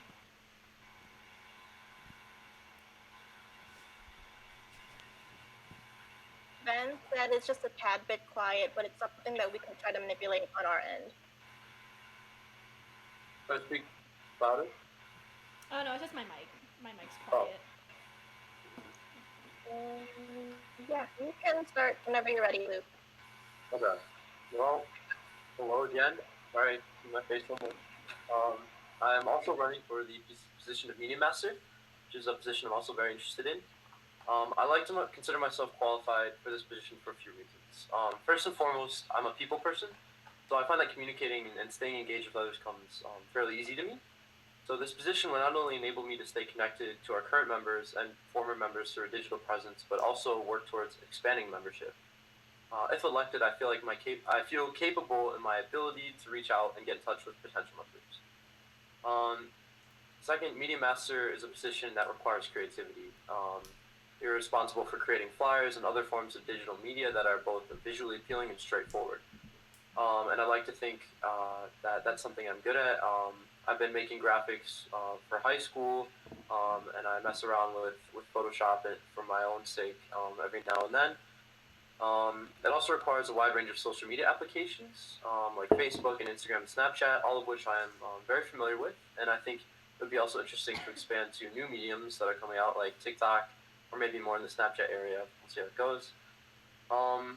Also, another step is promoting FSU through photo documentation. So I have a very deep interest in photography. I've had experience taking headshots for people as well as senior pictures. And I'm familiar with Lightroom and Photoshop, so I think that the ability to properly photograph and frame and post with proper editing would be something that I could do easily. And then last is representation. So as a media master, I would have the responsibility to uphold the image of the Filipino Student Union, not only on the Milwaukee campus, but as well as MAFA, and for those who are all over the country and the world who have been previously part of FSU. So I think that I could adequately represent FSU in an appropriate manner and keep the level of respect and appreciation towards FSU that it's always had. I'll keep this one short, just so you know.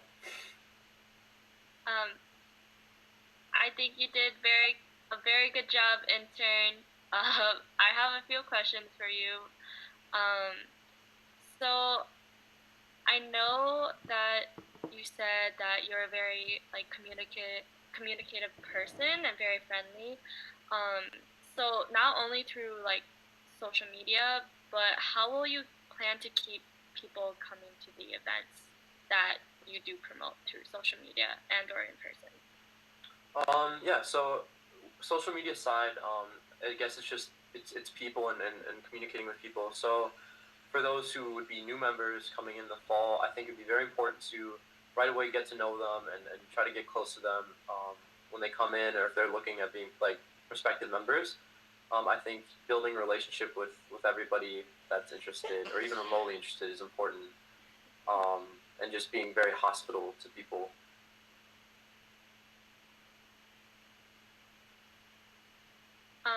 So I also wanted to ask you, as media master, what is there that you would like to change as in shirt designs, or as in logos, or as anything as social media platform? Like, is there something you want to do different, or see something that could be turned more creative, or etc. So Yeah. Regarding logo, yeah, like we talked about the gray one, right? the one on the FSU page, official page. Yeah. Okay. So, yeah, if I had to change the logo, I think I would. I do like it's very clean and formatted. However, I think you could use a bit more color. I think when I think of the Philippines, I think of a lot of color, like tropical rainforest, flowers, vibrant, food and dishes and stuff. So I think Milwaukee in general kind of has like a more colder or gray vibe. So I think that if I was to change the logo, I'd maybe make it a bit brighter and maybe more vivid, so that when you look at it, you maybe think of the Philippines a little bit more, or think of kind of or maybe implement Filipino colors a bit more. And yeah, so kind of fit in more with a colorful aesthetic than a mundane one.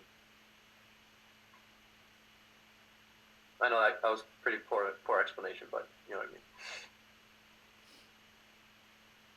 No, you're good. You're good. That was a good answer.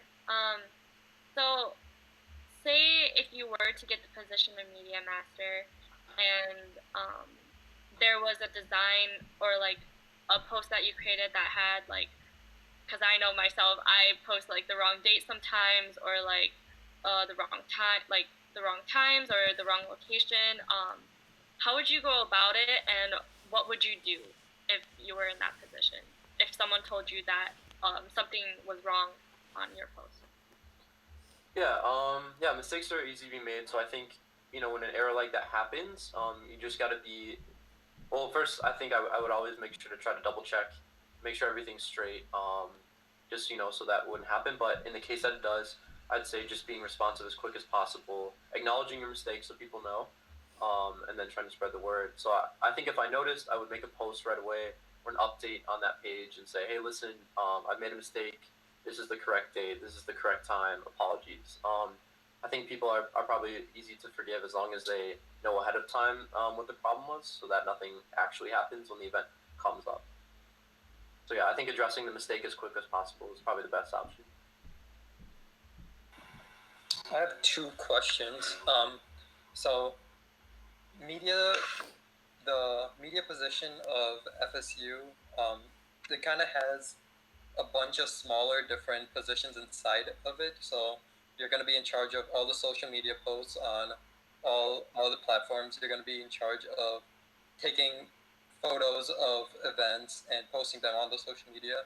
You're going to be in charge of creating pages for the FSU events, and you're going to be in charge of designing and putting those designs in shirts. So it's a lot of small things, but it's all captured in one position. How do you think you're going to be able to handle all that, along with being a board member and school? Yeah, it's definitely a challenge. I think the best way to approach that would be to just schedule out a time in my day, and then divide that between each platform. There's a lot of platforms, so I give 20, 30, however long it takes to update or post on each platform, and just kind of check off. I hit Facebook, I hit Instagram, I hit Messenger, and all that kind of stuff as well. So yeah, I think just keeping a tight schedule and staying organized is the best way to deal with all those different platforms. I guess I have 3 questions. My second question was going to be, how are you going to, so this year we, media chair Serena and Aaron worked together for the culture cooking for college students. And so they both kind of came together and did that. How do you have any plans on working with either culture chair, events coordinator, or another board position in coming with something creative, new, that showcases something with the culture and then putting it out on social media? Yeah, definitely. I think working with other members of the board is great. So I think if cultural cooking for college kids was to continue, I think it would definitely be good to work with whoever's cultural chair as media master, and then like to coordinate with events coordinator. I think maybe talk with them and see what their vision is for the design, because I know oftentimes you may have a really good idea or a vision of what you want, but the person who's making the event, the person who is in charge of formatting the event, has a completely different vision. So I think communicating with them and kind of coming up with a collaborative design is better than just trying to go about it my own way. So I think if there was any event coming up, I'd reach out to the events coordinator and talk with them, and then I'd also continuously check with the culture chair and see if they have any online ideas or online presences that they want to do, and then I'd work with them on that. And my final question, it's a situational question. Suppose you are put in the media master position, and the beginning of the year, we know that FACT is going to be the first weekend of November, and we need to create a shirt for all the members. I guess, tell me about your whole process of going through that. So creating a design, and then making sure that design is ready to be put on a shirt before, and then getting the shirts before FACT. So I guess, like, what's your process of the design and getting a good design on a shirt? Real quick, is the shirt supposed to be a surprise for the members or not? I think we put out the design before members bought the shirt. Okay. So yeah, I think when it comes to a shirt like that, and since it's something that the entire body is going to be wearing, I think I'd really want to try my best to get the whole body involved in the design of that shirt. Now, obviously, just giving complete creative control to like a ton of people is kind of like a nightmare. So I'd do like limited engagement. So maybe I'd have 3 different design, or maybe I'd have a Facebook post and have people comment what kind of concepts they want to see in the shirt. Then I'd narrow those concepts down. I'd maybe make like a rough design or logo, or like a brief element of the shirt. So for example, if the shirt was going to have sun in it, or Milwaukee skyline or something like that, I'd post a bunch of those designs and have people vote. That way I'd give kind of an opportunity for the body's voice to be heard, while at the same time keeping it contained and keeping my designs kind of concise and not all over the place. So I think a community involvement in the shirt design would be optimal. And obviously I'd want to get on that right away, as soon as I could in September, to be ready to roll it out by November. If Nilesh, are you done with questions? All right, I have a question for you. Yeah. So this year, Serena had a lot packed on her design-wise. Every week we had upcoming events that needed designs for social media, for Facebook headers. When you're designing something, are you one to like work on it very meticulously? Are you a perfectionist, or are you just really quick getting out designs? I think so. I am a perfectionist, but not in a. I think that's it. Ooh, battery running low. Sorry. think that's advantageous in my case. Hang on one sec, my computer might die in a minute.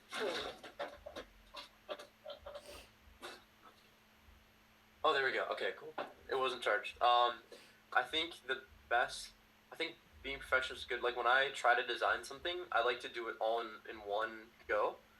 Because I think if I leave and come back to it, then my mind's kind of like all over the place. So I think that as soon as I hear about an event or something going on and know that I need to design something for it, I'd kind of just try to do it right away. I'd sit down and I wouldn't leave until it's done. And I think that would be advantageous because that would enable me to just get it out right away, rather than come back to it and wait a bit. So yeah. All right, cool. My next question is, our presence on social media it's good. We're mostly active on Facebook and Instagram. We have other outlets such as Snapchat and now YouTube. Have any ideas that you'd like to implement in those other social media outlets that we can be more active in? I do, yeah. I think I wrote some down. So I think in terms of video as a medium, I think it would be kind of fun to maybe roll out like a weekly update about what's happened in FSU. So maybe like a weekly YouTube video posted, comprised of interviews or footage of whatever events happened that day. Or just, maybe work with the cultural chair and talk about a historic event in the Philippines for the week or a holiday going on at the time if it's appropriate. I think if another thing I'd kind of like to expand in the media would be the families. I think like Ube and Pinoy, I think that would be fun to kind of get some friendly competition online. So, maybe more TikTok challenges because that's a fun medium that everyone seems to enjoy. Or maybe like, YouTube videos on the Ube family, YouTube videos on the Pinoy family, just anything to kind of maybe reiterate those families and kind of make those more involved and more engaging online. That's a good idea. I like those. Thank you. My last question is, do you have any theme or aesthetic planned out for the FSU Instagram? Because the way that Serena has formatted it now for this year, she made it really aesthetically pleasing. So I think that makes it nice to look at for people who see us online. So do you have any theme or aesthetic planned? Yeah, I do know that I don't have like a specific aesthetic per se. I think that might depend on, how, what's going on in the fall or whatever. But I think that whatever the aesthetic would be, I would keep it consistent and I would probably try not to change anything too much. I do really like the aesthetic Serena has, and I think it's very clean and familiar. And when I see it, I just kind of feel, oh yeah, FSU, something fun's going to happen. So I think whatever the aesthetic would be, it would be fun and approachable. But it would be maybe on the minimalist side, kind of clean to make sure everybody kind of enjoys it. But I think I would like to stay with the vibrant colors. I would like to use colors that pop and colors that are pretty and bright to draw attention in and again tie it in with the Filipino culture of yeah. So yeah. Right. That's all my questions.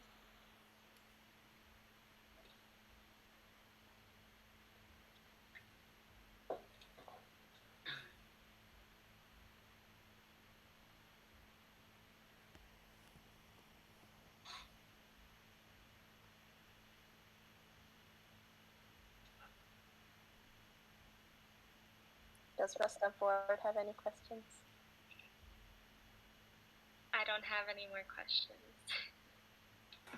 You did a great job, Luke, in both positions, I think. Thank you.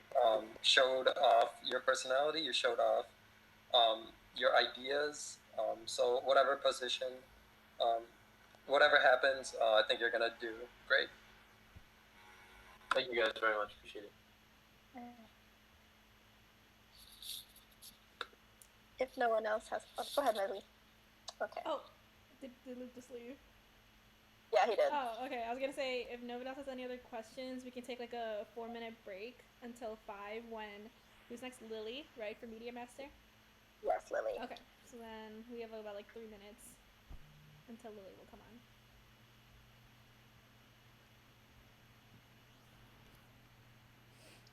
Anybody else have questions that we can ask each other?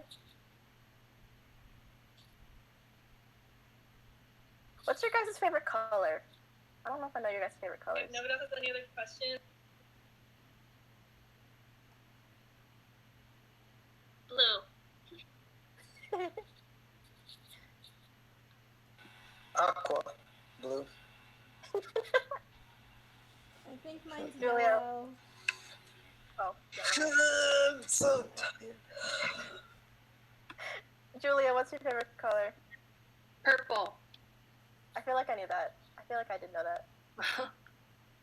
Cedric, Annie, Aaron. What do you think my favorite color is? Is it purple? No, it's burgundy. Oh. Okay. Aaron is red. What about you, Cedric? What's your favorite? My favorite color would probably be green. Okay. Alright. Nice. Lily, what's your favorite color? I'd say periwinkle. Oh, that's a nice one. You dyed your hair again. Yes, I did just last night. Wow. Also, I can still hear the YouTube for some reason. What about you, Cedric? Are you muted? I just left it. favorite color would probably be green. Did you close the YouTube? Yeah, I closed it out, but it's still, I can still hear it. Lily, what's your favorite color? I'd say periwinkle. Oh, that's a nice one. Can you guys hear it? Yeah. I don't know if it's come back. Is that me? Is it open on a different window or something that's minimized? No. Because I'm pretty sure it is coming from you. I just mute myself. Let me know. Yeah, it's coming from your end. Do you want to leave and then come back? Lily, what's your favorite color? I'd say periwinkle. Wait, what was Lily's favorite color? Periwinkle. Periwinkle. Sure. That's like the purple, right? Like a light purple. The blue. The Oh, light it's blue? Oh. It's like a mix between purple and blue, but I think it's more on the blue side. That was more purple.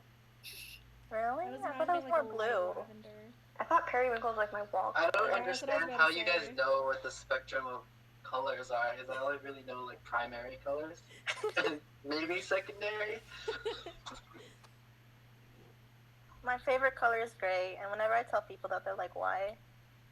Why though? Because it's a nice color. It goes with everything. Oh, that's true. Everything here is gray. Yeah, I just like... I like gray. Lily said she can still hear it. Can you do Tell her to close out of her all of the windows and maybe restart the Chrome Yeah. or whatever platform she's using. CJ says it's definitely a lighter blue periwinkle, and she says hi. Which CJ? Arboleda. Hi, Adding. Lavender blue. Blue. What's your favorite color, Millie? My It's like favorite yellow. color is yellow. I don't know why. I think I just started liking it like this year. Ben is asking us what's our opinion on the combo of yellow and gray. That's a good combo. Wait, like mixed together? What does that look like? I think like next to each other. So like, Oh, Like the next to each pattern. other. I think it's good. it's okay. Mixed, maybe not so much. It reminds me of like a bee. Like an old bee. Oh, like a bee? Like the animal? the Yeah. insect? But isn't it black? Yeah, I don't know why. It just reminds me of it still. Like an old bee. Hmm. Hi, Lily. Hi. Okay, you're good now. So you can start whenever you're ready. Okay. Hello. I am Lilly Herbst, and I'm a freshman at UWM. My major is currently undecided, and I'm running to be FSU's media master right now. I am dedicated to make FSU even better than I experienced this year. Before coming to UWM, I had no knowledge whatsoever about the Filipino culture, and I didn't really associate with being a Filipino American until coming to college. At times, I forgot that I was even Filipino. I was adopted at birth and raised in a white family as an only child with no Asians in my grade school years, even in high school. And sometimes I would associate with Latino groups because that was the closest I could get. But when I got to college, I learned so much about the Filipino culture in the past year of FSU than I have throughout my entire life. There is still so much I don't know about the culture, and I can't wait to keep learning by being involved with FSU. Throughout the fall and spring semester, I've been getting to know FSU fairly well for a freshman. I've been involved with pretty much everything that FSU has offered, including GBMs, the Hangouts, online events, Kaninkling, Battle of Bamboo, Fact, and all that. I'd like to begin a new experience with leadership by being on board, and I think this position will help me get a new start and get a taste of what it's like being involved executively. As a media master, I intend to keep FSU social media lively and inclusive. Ever since middle school, I've loved making little videos with my friends and then editing them after. I also took a photography class in high school. And with that, over the years, I've gained a lot of experience with Photoshop, Premiere Pro, and all those editing apps. I do have access to a Canon camera and Polaroid, I don't know. But anyways, I would consider myself pretty creative and outside the box. I'm great at organizing, and managing my time wisely, so you won't ever have to worry about me being late for a task. During my internship with Serena, one of our tasks was to have a rough draft or a sketch of the FSU shirt, and I'm really proud of how they came out. I'd say one of them is complete, and I have like other ones to choose from, but they need improvement. FSU has really been like a second family to me. Everyone has always been so welcoming and inclusive, and I would love to pass that down to the next first-year students and new members to show how wonderful FSU really is. I believe that with my experience with editing and photography, with the exposure to FSU, I will be able to present FSU to a greater student body while maintaining the livelihood of its social media, family-like bond, inclusivity, and culture. Thank you. Yay, good job, intern. So I'm gonna start off the questioning. This is something I wanted to ask the other position, but I totally forgot about it. But as you know, in FSU, sometimes we use flyers, like physical copies of flyers instead of like on online format. So how would you kind of use FSU's budget in order to make those flyers? How much are they? Or like, for like 100 quarter sheets, I want to say like $5-ish with union printing. Yeah, it's like really cheap. okay. I would say, a lot of it be on social media, but still do the flyers, especially when there's like an involvement fair, to pass them out to let people know that the event's going on. I wouldn't do too much. I would say maybe you said 100 for $5. I think. I think I maybe 200 or 300. I don't want to do too much because I don't know how many people go to involvement fairs, and I don't want to like waste money because I feel like we're gonna have enough anyway.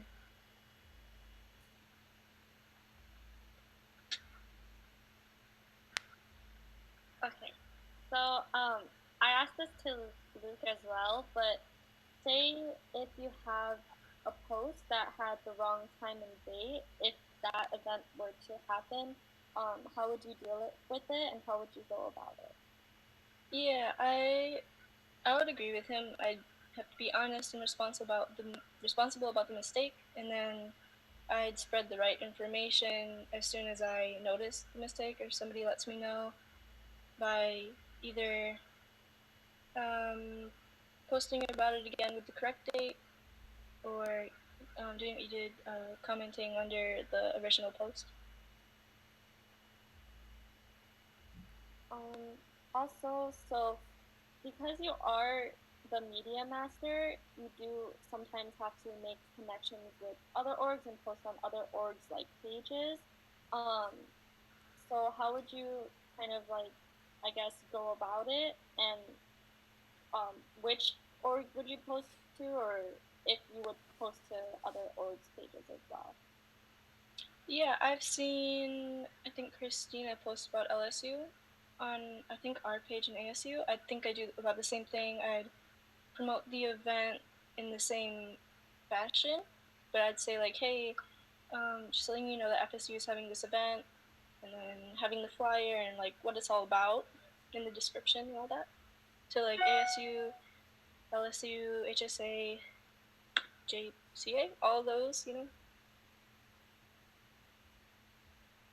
And then, kind of like my last question, but so what kind of goals do you want for our social media, like social media platforms? Like, do you have a goal in mind? And if you do, like, what does that look like for you?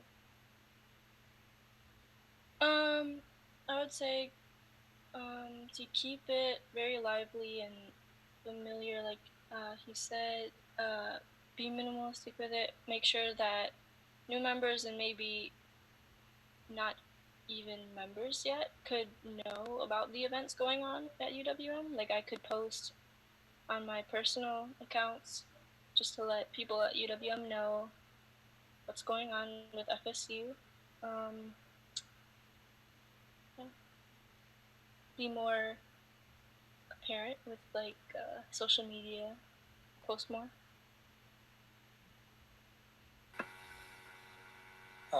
I will go. So first and foremost, you did a great job on your speech. I liked how you came out and told us that. I didn't know that you were adopted, so I thought that was something cool that you got to share with not only the board but to others that are watching. Just sharing a little bit about yourself. Also, another thing that I really appreciate was you're one of the first freshmen that I met at the first meeting, and I'm really happy to hear how much our org has really helped you out and made you wanna run for a position and share your love for this org to the next freshman.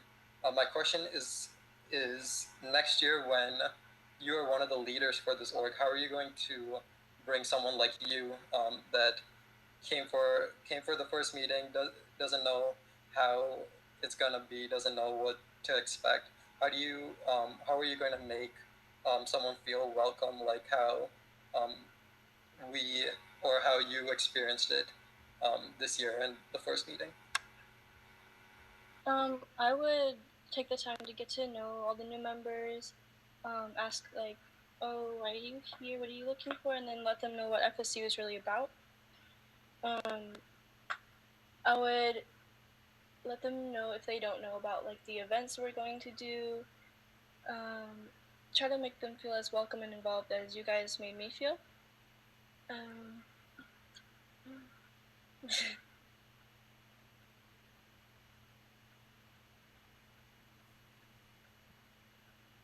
I have a question.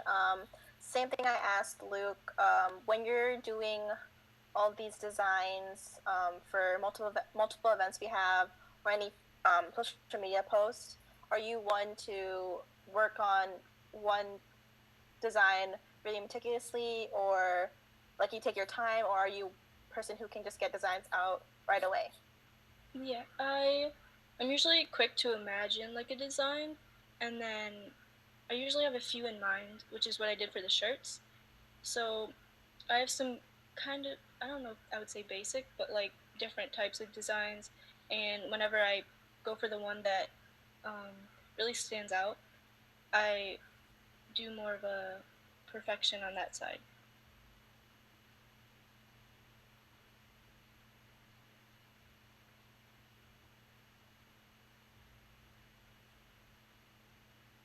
I guess my next question is, a job everyone has on board is kind of talking at the involvement fair when we're tabling, kind of trying to get more members to join FSU. If someone came up to you and asked you, what's FSU, what are you guys about, what would you tell them? I would say that FSU, even though FSU stands for Filipino Student Union, you don't have to be Filipino to join. It's about learning about the Filipino culture, I'd say some values are like family, culture, and inclusivity. And not only do we have general board meetings, but we have events such as FACT, MFAS, Coffee House, FSU Cup that are annual. We have even more coming each year. And then I would explain, like, I guess what they were. And then not only is FSU like a club, it's also like a family where you can create bonds and have new experiences with new people.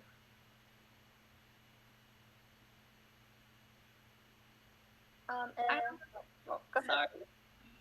Well, I have another question. I know you probably already answered this, but maybe you just go into more specifics about what are your future plans as, like, for this org as media master? As media master, again, working with events court with whatever event it is, I'd be like with the flyers and all. I feel like I'd be more specific to what events, like creating an atmosphere on the flyer of what the event's about. Like if it's like a cooking thing, I'd be more like a cooking flyer, you know, like make it all look different but familiar in the social medias. I'd post a lot on, you know, I feel like we need more on, I don't know if I've seen the Snapchat FSU, so I'd probably do more of that. The Instagram has a nice aesthetic to it. I'd continue with that. And I don't know what other social medias really there are except for Facebook. And I think you said in the beginning, like, we don't use Twitter that much, but yeah. What are some new things that you would like to implement that's never been done before in the social media aspect? So 2 years ago, the media person did Tagalog Tuesday, so every Tuesday say something in Tagalog. This year we had the college cooking segment. So what's something new you would like to bring that's fun, that showcases the fun side of FSU, but also a cultural side of FSU, and put it on social media? Yeah, I was actually gonna get into some of this with the events coordinator as well. It was like maybe a cultural night, learning Tagalog, or having history about the Philippines, learning about traditions. I guess you could also implement that in social media as well. So.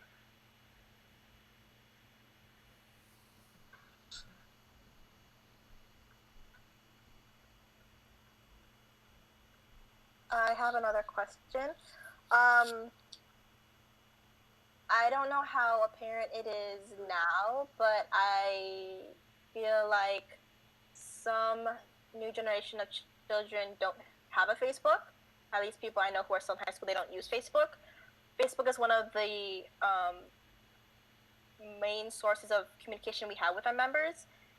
In the event that we can no longer use Facebook to communicate with our members, do you have any idea of like what other way we can like get our announcements across to our members?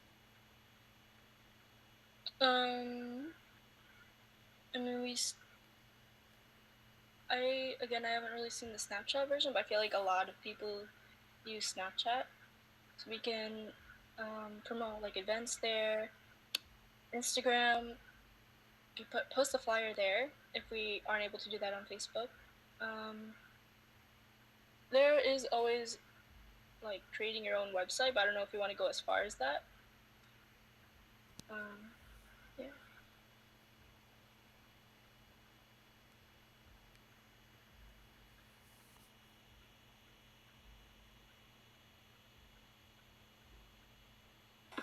I asked this question to Luke, and I don't know if you're listening, but beginning of semester, there's a lot of events happening, and the FACT is happening in November, and so we need the shirts before we go on to FACT. What's kind of your process of designing the shirt and getting it done before we can make the payment and get it? So, like, how are you, like, what's your process kind of getting a design? Yeah, so I usually try to pick a color, aesthetic color, I guess. And right now, I've already kind of planned it, even though I'm not really part of it. I was just doing it for fun and also like media master interning stuff. So I picked like a light blue.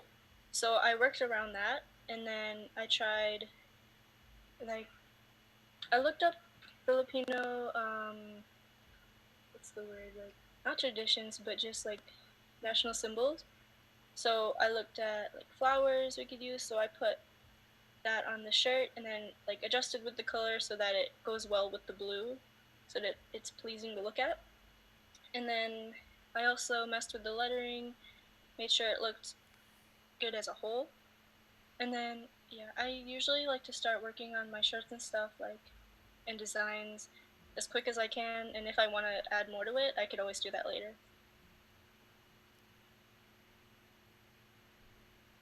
And then follow up, same thing I asked Luke.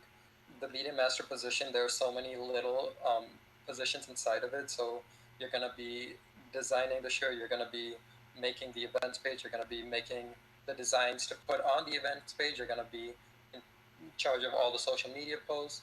How are you going to be able to handle all those little positions that a media master holds, plus schoolwork, plus being a board member? Yeah, so actually this year I was pretty busy myself, but I still had time to, hang out with friends and be with FSU and stuff.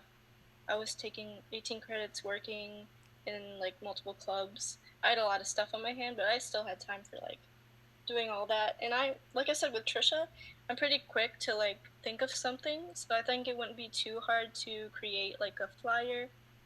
And then just writing about it, describing what the event is. I don't think that would be too hard to do. The shirts I'm already kind of working on. I think it'd be easy for me to handle because I'm pretty good at managing my time.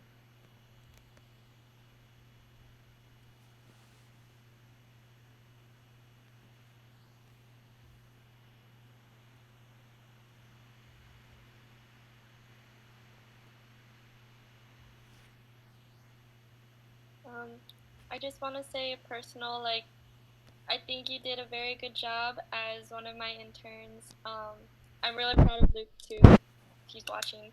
But yeah, I think your speech was really good. Your answers were really good, and that you did really well coming into it. And I just want to like give you props because you were a better freshman than I was. You went to like every single event, like, and I'm really like proud that I'm really happy that you're running for board because I think you are a great asset to FSU as a person as well.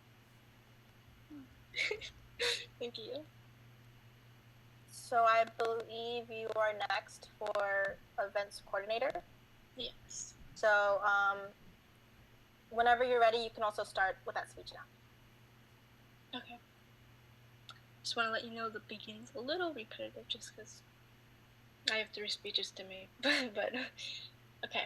Hello, my name is Lilly Herbst, and I'm running to be FSU's events coordinator because I'm committed to FSU and what it stands for.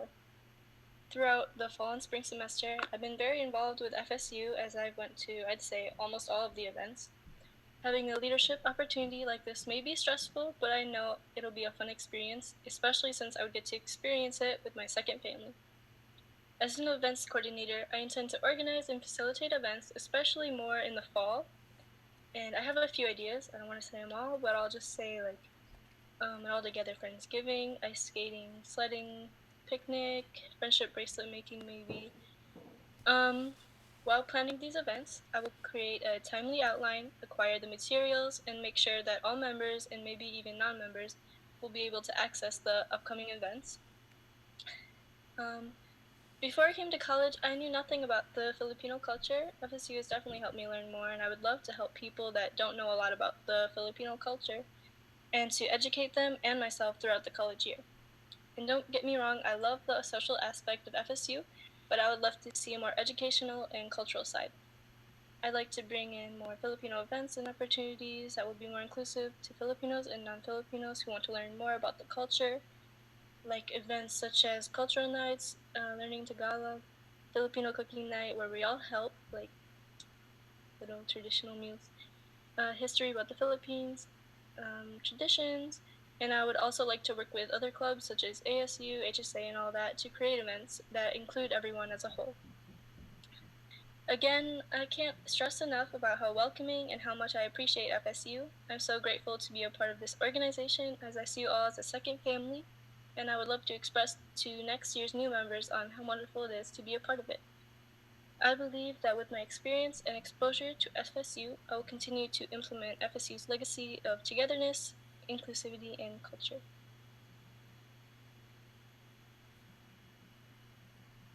Thank you.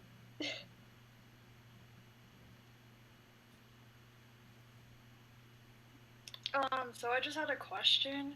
How well are you with working with other members on, like, if you were an events coordinator, how well are you with working with other members on board? Because as an events coordinator, I had to work with, like, the treasurer, with making sure that we were in budget with supplies, and also the culture chair, just to create, like, stations for Halloween. Yeah, I think you would have to, especially with the budgeting and then culture chair, especially with like the cultural events I had in mind, and then probably media master as well to see if, well, I mean, they would have to like make the flyer for it as well.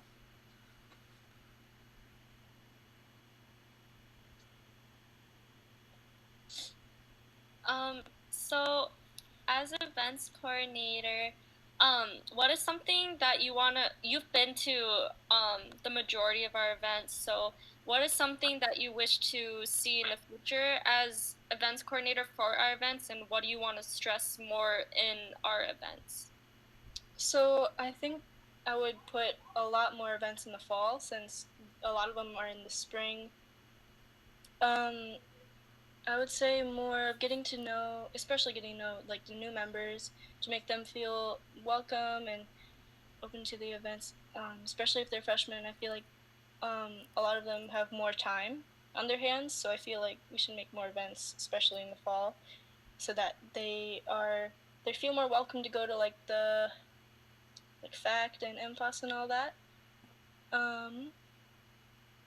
Is that the whole question? Kind of. Okay. I guess kind of following up with that as well. Do you have any like I don't want to say like, I guess, ideas for future events that you want to hold, like for the org in the future, in order to make those people feel welcome and to introduce those new freshmen that come in? I think for me, it's easier to do events that have you do something, so that it's easier to talk to people, I feel like. I mean, that's for me anyways. So I feel like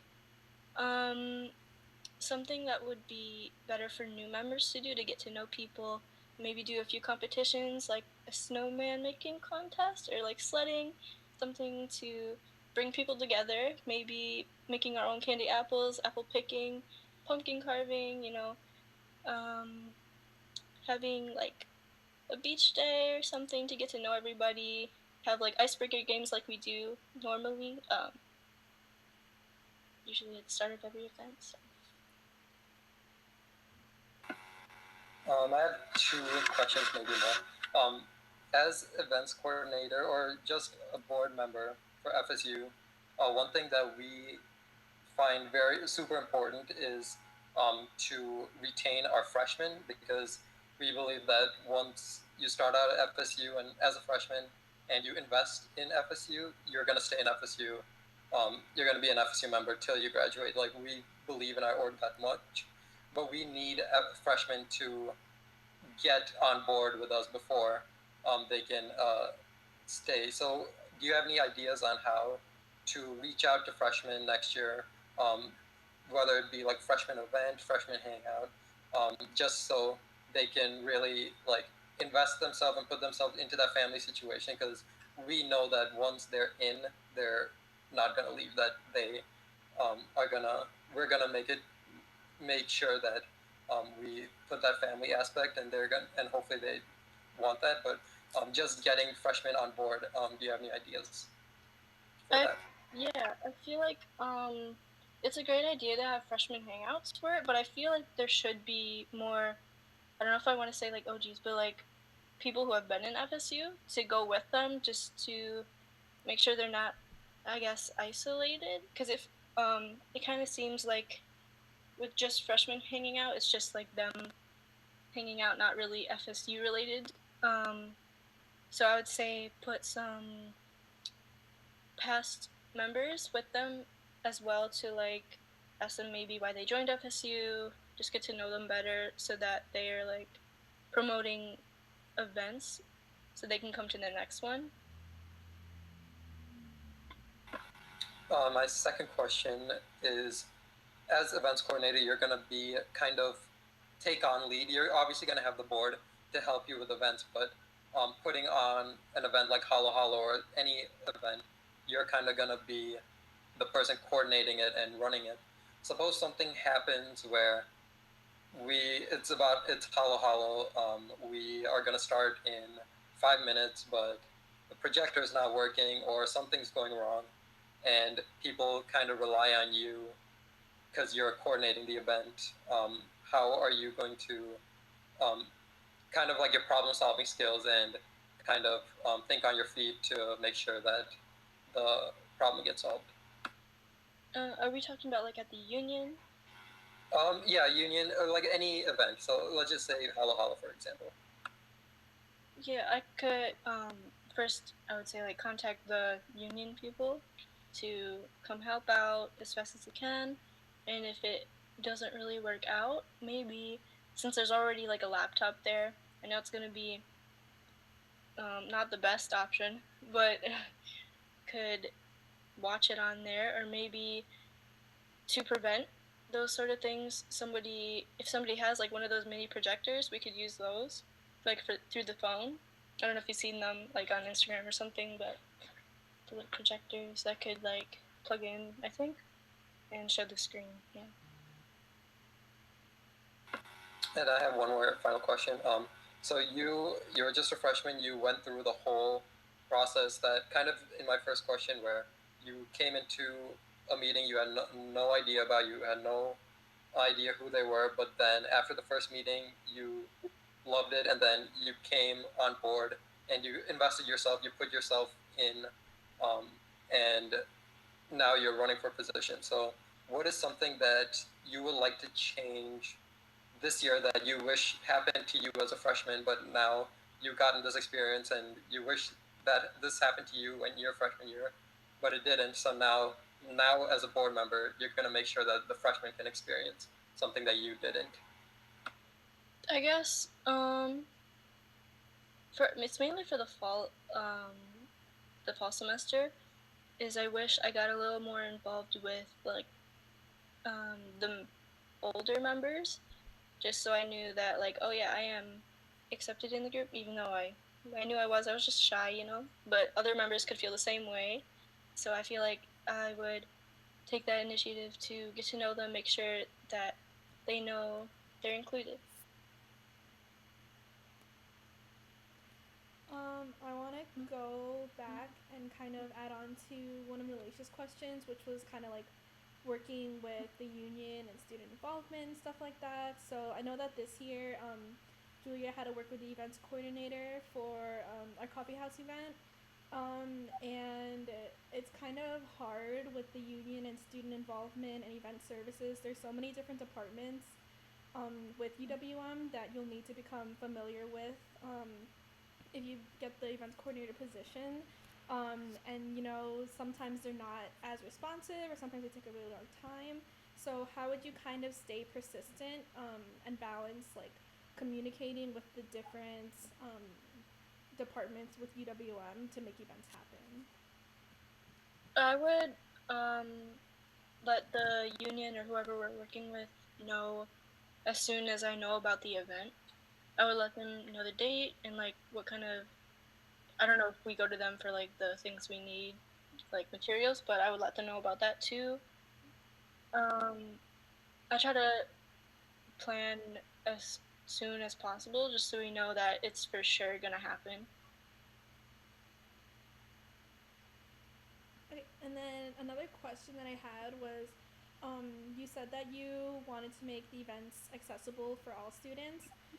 So I remember early in the year, I took you as a new freshman to ASU's event, like one of their outings down at like Public Market and everything.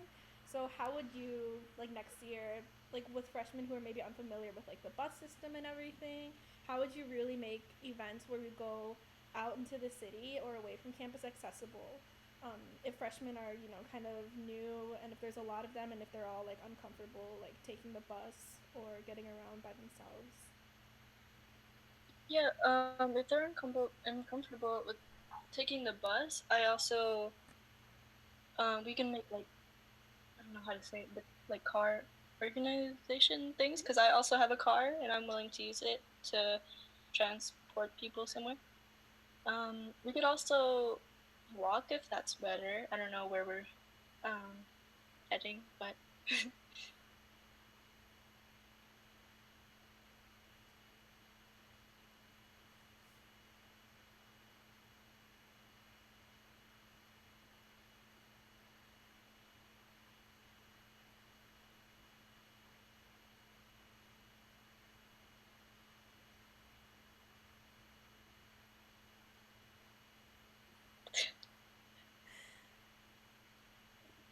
Does anybody else on board have any other questions?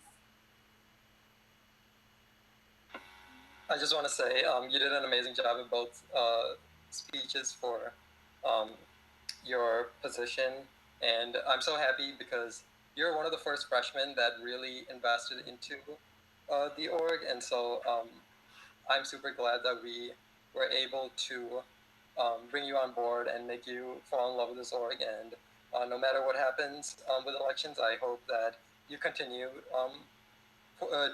to push this org. And I know that we're leaving it in good hands. And so, yeah, congrats.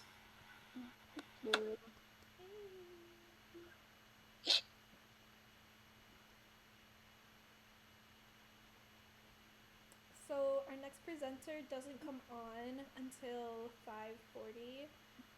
Do you have anything else that you want to add, Lily? Otherwise, we'll take like a short 5-minute break until 5:40. I just want to say thank you for being a really great boy, and I appreciate all of you. Thank you. Right? Log off. Log off right now. Yeah, you can end the call now. Okay. Thanks, Lily. Thank you.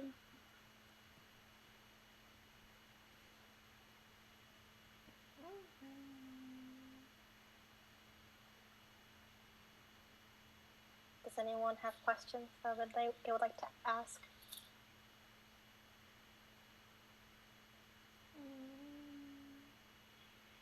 Hi, CJ.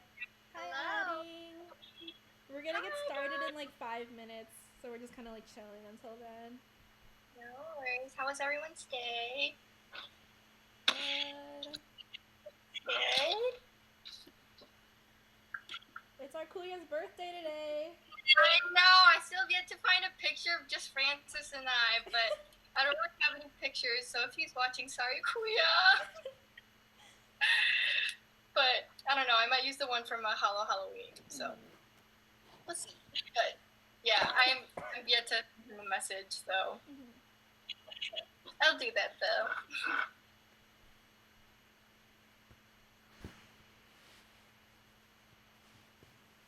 I'm so confused. Oh, we're on a break until 5:40. No, I was confused with what Nalesh and Serena were doing because they were just throwing up Illuminati symbols. I was just randomly doing that, and then I saw Serena do it. So. Dang.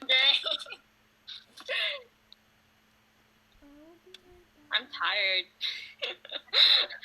Dude, I just worked a 9-hour shift today, so feel that. So hot. But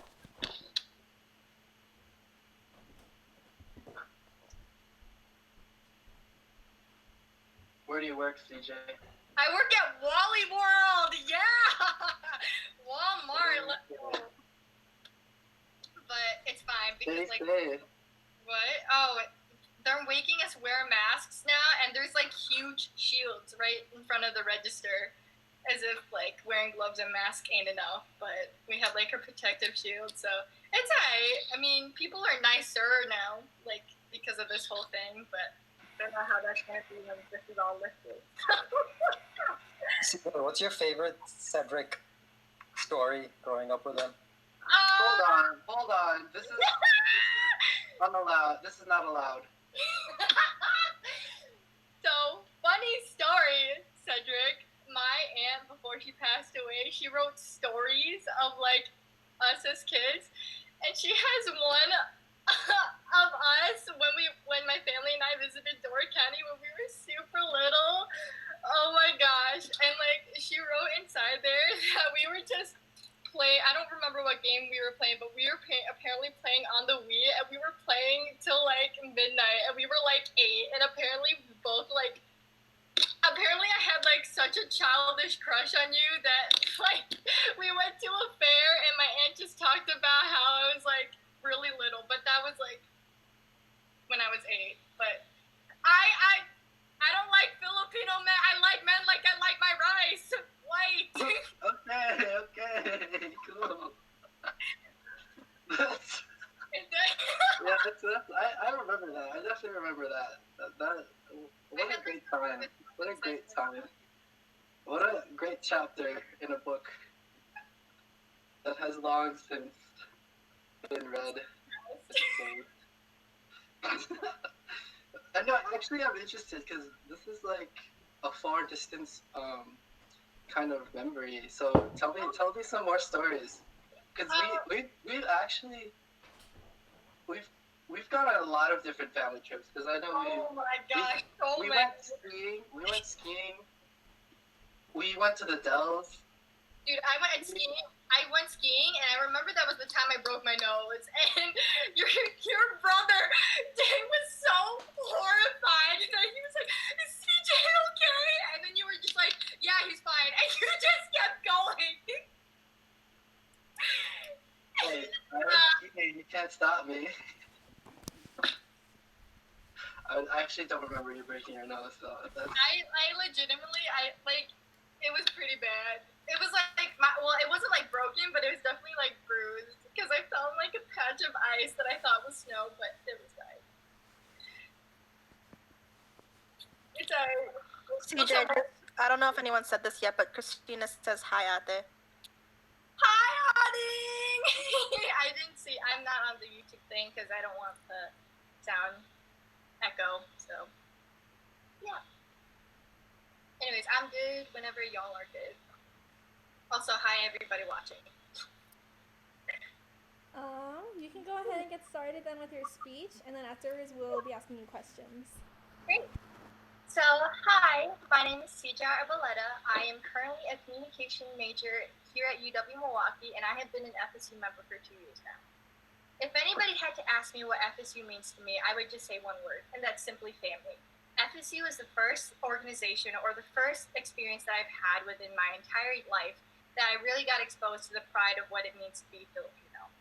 Now, when people say FSU here, many of us could say Filipino Student Union, but to me, I would look to add it as being family staying unbroken. Never have I experienced something in my life where I felt some strength within unity and some strength within interconnectedness.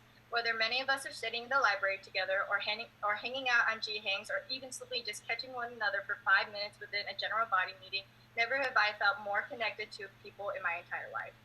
Now, the one thing I would do as event coordinator would instill family game nights, either for the bigger families such as Ube Fam or Pinoys, or for each designated lineages after AKA reveals.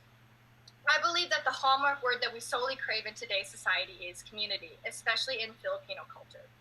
The type of games I would like to do for family game night would be Family Feud or Minute to Win It games, since not only would it promote friendly competition and closeness with one another, but would also feel like we got to know each other as people, whether we are more analytical or more creative in our tactics. By instilling families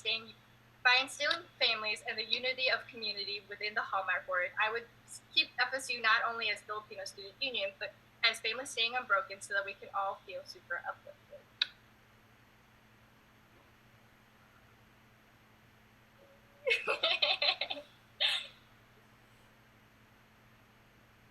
I like that acronym. Families for the broken. I just want to say good job on the speech, and as like an intern, you were really great with posting and everything, creating the TikToks and everything. Yeah. So a question that I had was, are there any events, if you were picked as an events coordinator, are there any events that you wanted to change or keep or add to? If there were any events that I would just like to add to, I think there definitely should be. I know we usually do like something for like the holidays, but I think for me, I think a lot of the characteristics or the attitudes that I feel like we miss out on is like Thanksgiving, because honestly, I'm super thankful for this organization because I got to meet and connect with so many people that share the same beliefs and same culture as me, that I would really love to do something for Thanksgiving. I know Lily mentioned like a Friendsgiving, so I would really like something to do that. But I'd also really like to kind of do some like either with like the culture chair or either with like media master, we could do something where we could just like sit down and like kind of stream like, I don't know, like a Filipino, like, and I don't want to say like a teleserie because that's super cheesy, but if that's people's thing, like I'm so for it. But I think something like just to kind of like give us like a little bit of lightheartedness. So like watching like stand-up comedy with like by Filipinos, like Joe Coy, I think would just give something like for us to like, because I know that's like towards the end of like finals week, so it just gives something to kind of relax and also like kind of feel like there is that bond with one another for just like the enjoyment, and it's just like more than just like, oh, like especially as like members to board members, they're like, oh, like they're board members, like they're like they view us as like some level of superiority, which I don't want that to like happen, like because in the end we're like all college students, you know. So I just kind of want that idea where we can all just have that level of like even ground, so that not only members feel like they can look to us as like board members, but as like family members.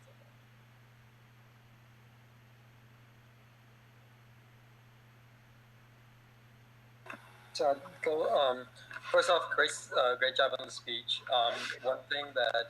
You, one thing that you really like showcase not only in your speech but just in general is your personality, and you're very extrovert, like kind of bubbly, very loud, out there kind of person, and there's not a lot of. I don't know if there's someone as like hype as you, and like I know you're definitely someone to like hype up the members, the board. I think that's like super cool. So I really like that. Um, for next year, or as an events coordinator, how are you going to um, make sure to welcome either new members or new freshmen, make them excited, just like how excited you are for the org, and that we were able to keep you for 2 years now, and now you want to take on that leadership role. How are you going to get other new members and new freshmen to hop on this FSU family to pass it down to them? Yeah, so I think a lot of like what we do as like with like as like being FSU members, a lot of it has to do with like kind of doing like activities that are like, again, like I said, really competitive, but also I feel like there's a lot of like, even though a lot of people are like, oh, I don't want to do like awkward stuff, you know, I think that's like how we can kind of break that like ice of like, oh, it's okay, like they're just like people, you know, and we have like awkward phases as well.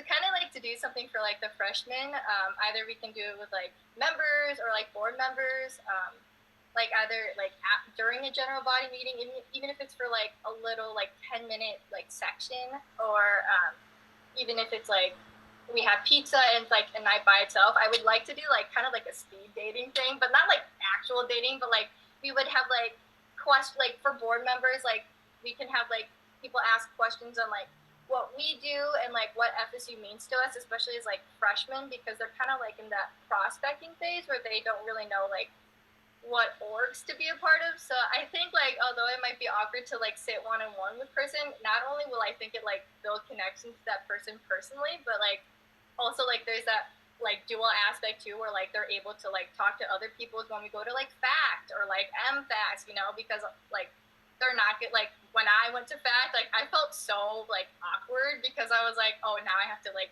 meet people that like don't go to my school, and like in my head I was like, I'm never gonna see them again.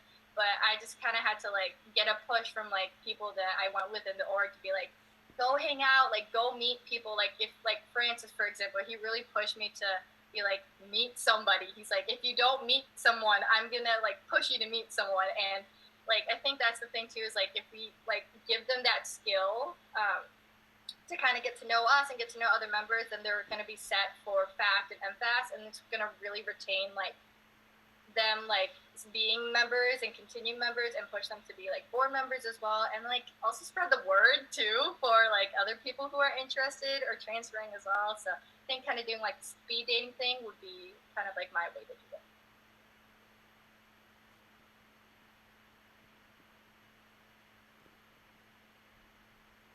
You actually have a question on the live stream. Christina is asking, as events coordinator, what are your plans for inviting other cultural orgs to FSU events? Yeah, so one of my ideas for like definitely with like culture events, especially with like, I have a lot of friends in like the Latinx student union and like Black student union. A lot of the stuff that I would do to like go with them is obviously like go to their events, especially since like Black student union has a talent show, but everybody can participate in the talent show. So like if members from FSU knew and like they participated, I think that it would just be a great way to not only like spread the word for like those type of things, like, but it also like create some unity where it's not like, oh, it's just one student org against the other. I think like for me, like I would push members to like participate and like those type of things. And with like Latinx student union, I think like also pushing like that we can be like having like roundtable discussions as well, because there's a lot of correlation with like Latino culture and Filipino culture, especially since like partially the Filipino culture is like from Spanish descent, you know? So like kind of like pushing where it's like, hey, like this is partially where we come from, and like it's okay to have like an understanding from like a different aspect as well. So I kind of like push that as well, and have like more roundtable discussions. I think would be really cool in that as well, where there'll be like a really cool fusion of that as well.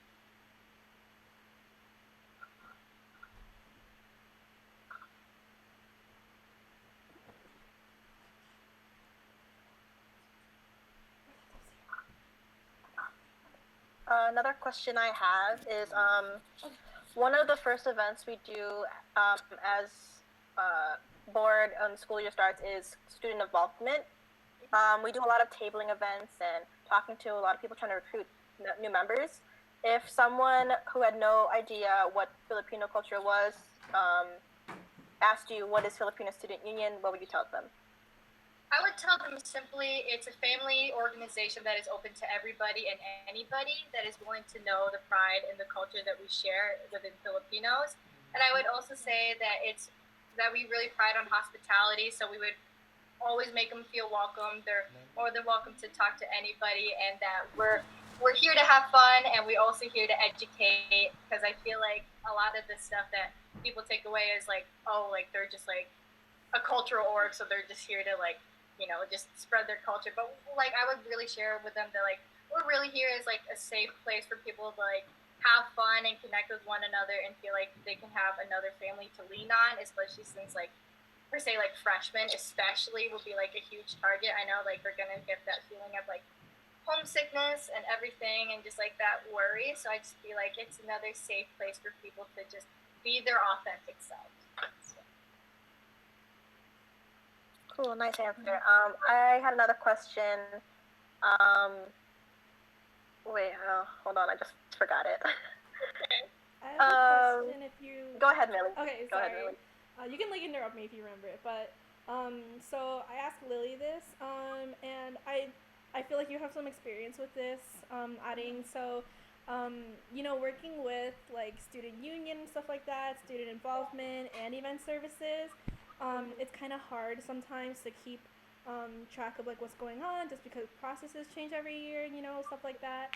So I know Julia this year had to work a lot with like event services, and that's just something that events coordinators are gonna have to do. So how will you like stay persistent in the case that like, you know, student involvement, sometimes things mess up on their end, or sometimes, you know, things run slow. So how would you like stay persistent and like Yeah. getting that done? So, when it comes to planning events, I like to keep things in like a specific deadline. Especially when it comes to like a week in advance, for sure. When it comes to like the week before an event, say like a general body meeting, I'm really persistent on emails. And like for me, I feel like emails are a great way to like not be as like annoying and aggressive, but like for me, I feel like this culture and this org is super important to me that I kind of want to push that a little bit, even if they're like, okay, like, wow, this girl is like, she's really persistent. Like, that's not a bad thing to be persistent, you know? So even if it means like calling them or like stopping in free time to be like, hey, I've got an event going on, or hey, I need this room designated, you know, like that's really not like a bad thing. So I would like do the extra steps to stop in the office, call them, email them as often as I can. And then like make sure if we're like getting stuff like for budgeting as well, like coordinate with whoever the treasurer is and like making sure that Media Master has like all the promos out, you know, and like just making sure that like everything is done, because like I said, there's not a bad thing to be persistent, because to me, and I know everyone else, this org is really important, and it's more than just like a student org. It's something more than ourselves. All right, I remembered my question. Okay. So next year you're going to be a junior. I don't know if you're going to be in hype again. You have a boyfriend. Just how busy will you be next year? Yeah. And what's this load of being a board member? So for me, honestly, like I'm probably not going to do hype if we're being honest. So that's probably out of this question. But in balance to relationships and being an RA, I think honestly RA is not a hindrance. It's actually more of an emphasis, because as an RA, I have to do things where I take residents to like cultural events or events on campus. So I can use FSU as that leverage to have to be like, hey, it's not just for Filipinos or Asians or whatever. There's no intersecular line that people, or intersectionality that people can't go to. So I would use being an RA as leverage, and even so, like having like events or promos like to be handed out like to my residents or like email my residents about, like I would like do whatever I can to like bring that intersectionality, and like obviously like I'm gonna be so clear on like when I'm available, and like, you know, like really being dedicated and forward about what my time commitments are, because when I commit to something, I like commit to it 100%. So when I say I'm gonna be there, I'm gonna be there, and I know that like it might be like challenging for some people, but I know I'm up for it, and I know that if I need help, I can rely on my fellow board members. So it's not like I'm gonna be hindered by everything, but I know it's only just gonna emphasize everything I do even more. Like it's gonna make my RA level like so much higher, because I'm bringing in something I'm equally passionate about, and people get to see that.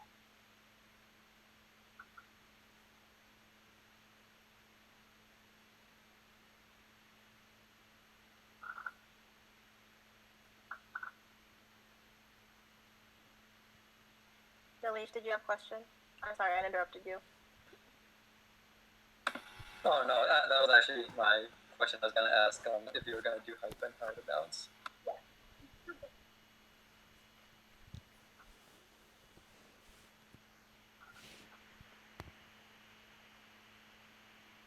Oh, I do have a question. Can you give me, if you can, either one event this year that we did or we've done in the past that you would like to expand on, either continue it or maybe add on to it? And can you give me another event that we haven't done ever that you would like new to coordinate? Yeah, so I think one event that I would like us to expand on would definitely be like when we did like the FSU like Hangout MKE night. I think that was like something that was like really, really fun, but like as a way to expand it, I think it would have been fun, because like I know like drinks and food can be like really expensive if we did like a potluck, like a Filipino potluck, you know, beforehand, because then it's like we kind of intertwine like our cultures, but then like we have like food, so we're not like, you know, we're not like wasting money either, you know, by like going out to like a restaurant, and it's more heartfelt when it's like people bring something that they like, and it just creates like memories. And like going to like a place like Hangout MKE, for example, Like again, like the competitive, that fun, like spirited nature would have been just like a really nice end to a night. And like especially for those like that live in Sandburg or go to like Riverview, like it's a nice thing to talk about, like traveling on the bus or walking back on the night, you know, and stuff like that. So that's one thing I would expand on. One thing that am going to propose on doing is something that I'm actually sharing as treasurer as well, but I can go into more of the logistics of that. Is that I would like to do a collaboration with BSO and us, in which we participate in like a demo of the Battle of the Bamboo piece for like fundraising as in the Milwaukee Public Market when they host Philippine Cultural Night. So that's one of the ideas I would like to have, because I feel like Milwaukee, people know Milwaukee and it's like, oh, it's a diverse city, but not a lot of people like know that there really is so much vibrancy in the culture that's being shared. So if like people recognize it's like, oh, it's not just Filipino citizens, but there's Filipino orgs here, and then we do like demos, especially like on something that people worked so hard on and are so proud on, they'll be like, oh, it's more than a student org at a college. It's a community. It's a community organization. I don't want people to think, oh, it's a college org. It's a community org. It's for everybody, because I know most people now are at that point where they're graduating, but they still say FSU is so much more to them, and it's part of who they are today. And so I just want to put that out there where we can, you know, share our pride with Milwaukee, because I know all of us love Milwaukee so much. So sharing that gift with other people, I think, would really elevate our organs as well. But I'll go into more logistics later as well.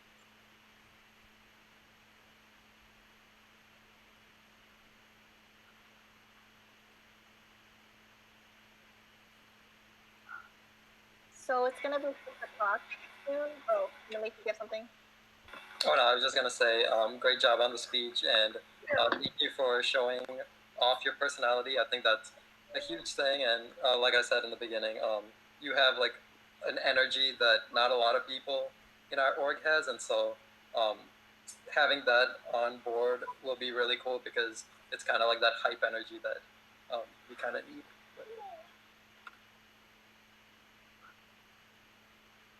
All right, so CJ, whenever you're ready, you can, at 6 o'clock, you can start your speech for secretary. Okay, I just need a break.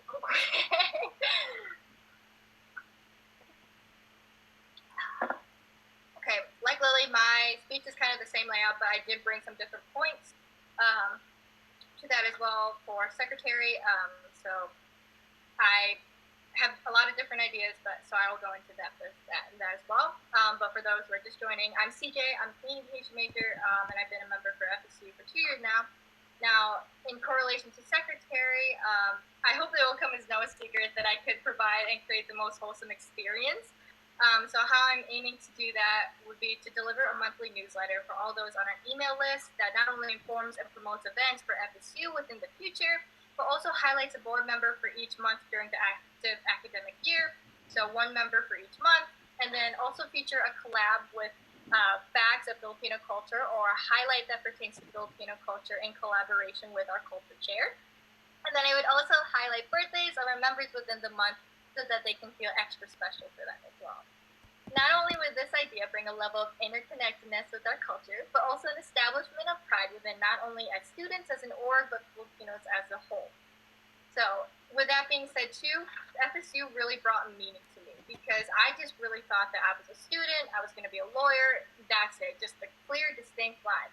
But FSU really brought me to meaning that means I'm Filipino, I'm really into Filipino foods. I'm really proud of my culture. I'm really proud of something that not a lot of people have, and I'm really fortunate to have, especially within this community in Milwaukee. And so by the end of the speech, I would like to share a quote by Joe Coy, and it says, "I got a big Filipino family. That's what I love about being Pinoy. We're all surround ourselves with family. We all gotta laugh and do things together, and I love it because it's family first. And I'm going to do everything I can to promote this message as a whole and keep our FSU family wholesome."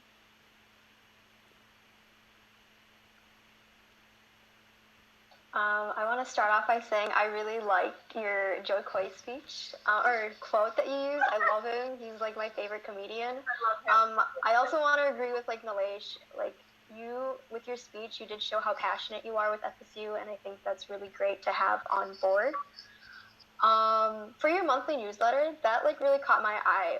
Currently, we use Mailchimp to like send out our mass emails. How do you plan on delivering like your monthly newsletter? Yeah, so when I become secretary, I actually have a template out so that it's easy for people to follow, and it's not going to be like there's going to be a lot of rearrangement. So it's not like people are spending like too much time like rearranging, like or just figuring out ways to like find out those highlight points, because I'm going to have like specific sections so that not only is it like really aesthetically pleasing for like people to read, but like they can also, I'm planning on making it as like an online blog as well, so that like people can share with their families and like share it to like MAFA if people are really interested, because I would like to take it to that level as well.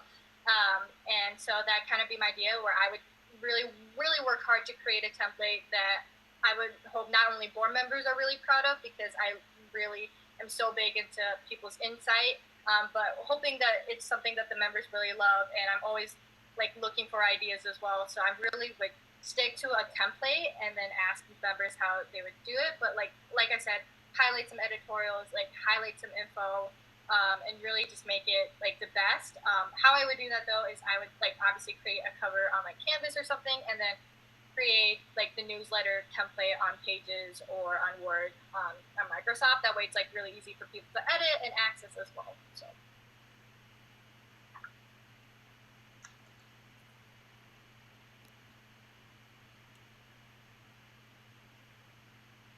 Annie, do you have another question or? No, I was like, do you have something to add on to that? Because I do, but you can go ahead. Oh, okay. I was just gonna say I agree with Annie and Nilesh. You're very well spoken and showing a lot of your passion, and not only your secretary speech but also for the events coordinator speech. So that's my outing. But I wanted to ask. So as secretary, you need to maintain like a lot of the contacts. So contacts for like schools, like who we can reach out to for volunteering. Different like outlets that we have, and also like now that like our alumni network is growing and like we're getting more and more alumni, how are you gonna kind of like maintain those and kind of like keep them, especially like alumni, like in the loop on like what's going on in FSU, because we do have people who are reaching out saying like, oh, it would be good to like let alumni know like this is happening, that's happening, stuff like that. So what kind of plans do you have for something like that? So I would kind of like to do something to highlight the alum, because I feel like a lot of the stuff that they do is like something that like we currently do and have like traditions and still. So I feel like I would really love to do like an alumni like section, either on a blog, like I mentioned, that I would really love to instill, where like alumni can have like little pages or diddles, like where they can say like, hey, this is what I'm doing. I'm really glad to see FSU. Otherwise, like I would like to send like little emails as well. Like I'll have like a separate email list for alum, like letting them know, like sharing them our newsletter and like letting them know like how this event went. So like really just keeping them informed, because then it's not like they're missing a part of themselves, because FSU is always going to be a part of them. So I really want to like push that attitude and that passion as well, where it's like they're always going to be with us, like even though like they may not be able to go to the same colleges anymore, like we know them, we love them, and like I'm just really gonna make sure that I instill that alumni list, because I will like make the email like does template different for the alums, but it will still be like the same messages that I send to our members. That way, like I said, there'll be that level of interconnectedness as well. So I have a question. For the secretary position, you are in charge of keeping meeting minutes organized and making sure every week, or however you guys, or however the next board does their meetings, but keeping some sort of agenda that goes by the time and making notes of everything that we're talking about. And you're familiar with what Annie has been doing this year for the meeting minutes and the agenda. Do you think you're going to follow and use that same exact template that she's been using? Do you think you're going to do something else? How are you going to keep board meetings organized with an agenda sheet with the notes and everything? Yeah, so honestly, I really like Amy's layout. I'm not gonna lie. I just think it's really clean. I think it's really straightforward. I think it really keeps the central idea of the board like intact. But also, I think I would like to add is like I would like push myself to like have the meeting minutes at least done like 24 hours before. That way, like before like the meeting, if anybody has any questions, there could be like a thing of questions right by the prompt. That way, it's not like we're taking time to just think of questions, but like we already have idea how to answer those questions. That way, there's not going to be like any level of uncertainty, like oh, I never asked this question. Like, is it going to be too late? And stuff like that. And like since everyone's there, I think it's like a really nice like idea to like have that so that they can branch off of ideas and like still have that like capacity together for the meetings. And so I would just like to keep that layout, but also just like add an idea for questions and stuff like that. So yeah. As secretary, you are also responsible for like reserving rooms for events and meetings. Let's say after an executive board meeting, you were assigned to reserve Union 191 for like a general body meeting, and you call Union Event Services, but they say that that room isn't available for that day. How would you go about in like solving that issue? Yeah. So is there like a certain time frame? Like you're saying, like they said that the room isn't available, like the day of. You're saying? No. So usually you have to reserve it like weeks in advance. So then obviously we can't have the room. Let's say they say that like, oh, that room is booked for this time during that day. Who would you talk to, or like how would you go about in solving that so that you can secure a room for that meeting? Yeah, so I would just honestly just go up to the office. I would ask someone who is in charge of the reservation, and like go about a game plan, because I know a lot of the union rooms as well have like specific like numbers of like chairs, and there's like a room layout that can work as well. But obviously we have to be accommodating for everybody that comes, so we don't want to get a room that's too small, and we don't want to like get a room that's too large as well. So that way, if there's people that need to use it, like for example, like other orgs, like or sororities or fraternities that for that matter.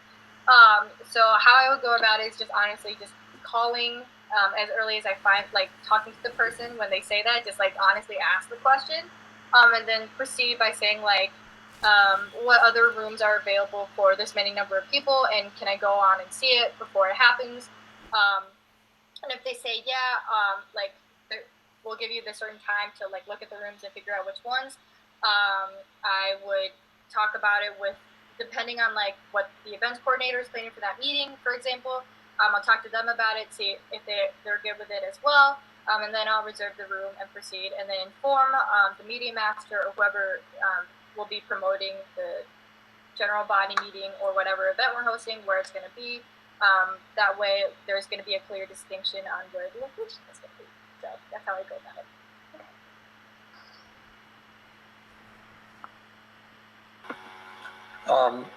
Another question I have is, so the secretary position, it's kind of the person that's in charge of keeping us, all the board members, up to date on if something is due on some date, whether it be, especially beginning of the semester, when all the logistic, like UWM or forms are due. Yeah. And so it's your job to kind of know when those are due and make sure to remind us, and then for payments, keeping track of making sure members are making their payments and checking up on the treasurer to see if we're receiving those payments. What are ways, or what are some things you're going to do to make sure that we are organized, that we are turning everything in on time, that everything is not falling behind? Yeah, so what I would like to do, kind of like something that I took with me as an RA, is getting some, like a group meet for board members. That way, like, because I know a lot of us are going to be on our phones, and it's just a really easy way to keep track. And I'll do like specific like timeline dates of like making sure stuff is done. Like I'll do a week in advance, then like 3 days in advance, and then the night before, and then the day of, just making sure like people are staying on top of where they are. And if it's like a bigger project, say like for example, like you mentioned treasurer with a grant proposal and like making sure that's ready, I'll definitely like personally like send out a text message or a message in regards to that, just to make sure that I keep everybody accountable. And then also like if they're like just needing me to like peer edit or look over stuff as well, I can like literally just get myself a flash drive and like store it to make sure that there's like in case like computer crashes, something's lost, like I can have that as like a backup. That way we can stay on top of our plans and we always have like that plan. So that's what I do. Better safe than sorry, honestly.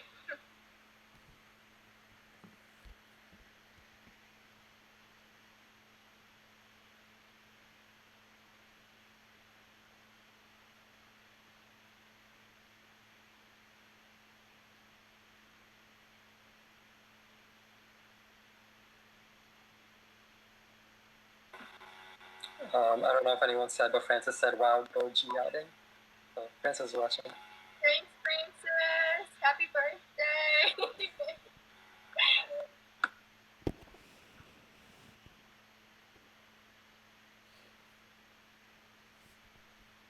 Is there any other questions any of the board members have?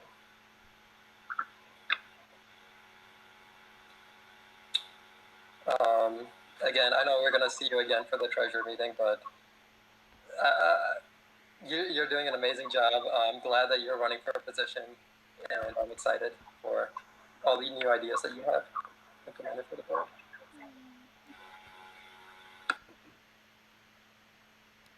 Do you have anything that you want to add?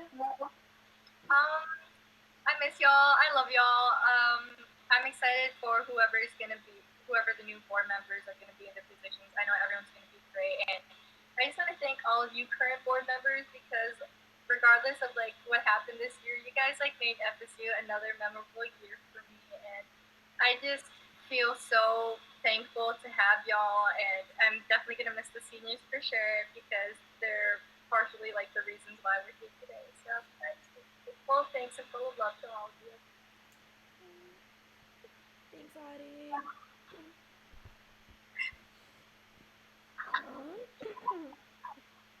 I think that if nobody else has any more questions, we can take like a 5-minute break until the next presentation.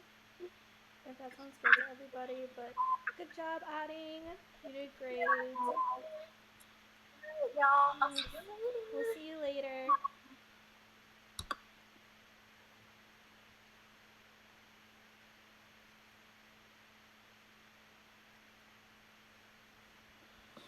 I will be back. Okay. Alright. Do you guys know if we can link the YouTube video to Facebook? So like, instead of just putting the link on Facebook, but actually having the video play on Facebook, you know, the... Oh, like embedding it? Yeah. I don't know because it's live. Do you guys know if we can link, like... Oh no, it's happening again. Hello. Serena, what are you eating?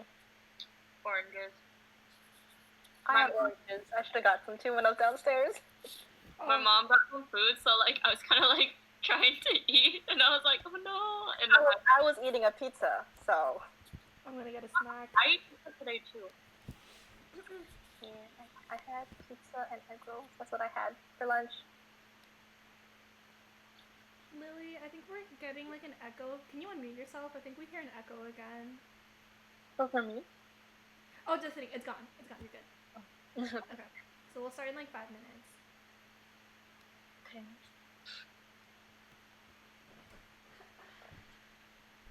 Good luck. I'm nervous too. I stress eat. So, what's your guys' favorite snack?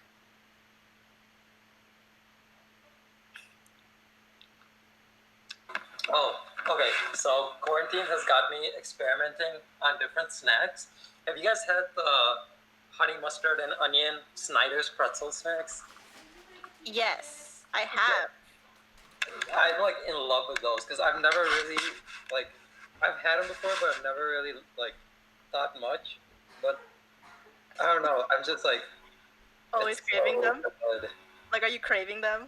It's like in my snack list. It's like god tier snack now. Before it used to be like flaming hot Cheetos. Like no, now it's. Alright. Those sound gross. I recently put my sister on to hummus and pretzels, and we finished like this whole family size tub of hummus in like one day between the two of us. Ooh, I'm eating hummus right now. Oh. Huh. Popcorn Annie. I really love mangoes. They're very healthy and nutritious and fruity, and you can do a lot with them. You can turn them into smoothies. Or like, I think some people, oh no wait, I'm thinking of oranges where like you can bake the skin and then eat them as like chips. Oranges? Like the orange skin. Like the skin is orange. Yeah, the peel. Yeah. Why would you eat? Why would you No, peel? like some people, I don't know if they bake it, but like they transfer them so that they're like chips. And they're actually kind of good to me. The peel? Yes. You sure not the actual orange? No, not the actual orange, like the peel, like the skin, yes. I think I know what you're talking about. Yeah. Cedric, what's your favorite snack?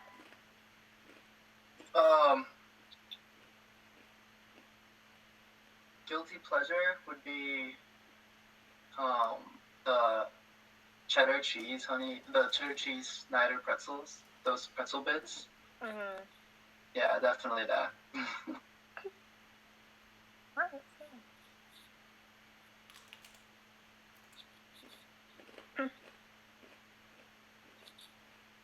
Lily, what's your favorite snack? I just really like fruit in general, except for oranges. But strawberries, blueberries, mango. I thought you were allergic to strawberries. The artificial like flavoring, like nuts and all that. Okay. But I like real strawberries. Okay. Did Julia have to leave? Hmm? Did Julia have to leave? Yeah.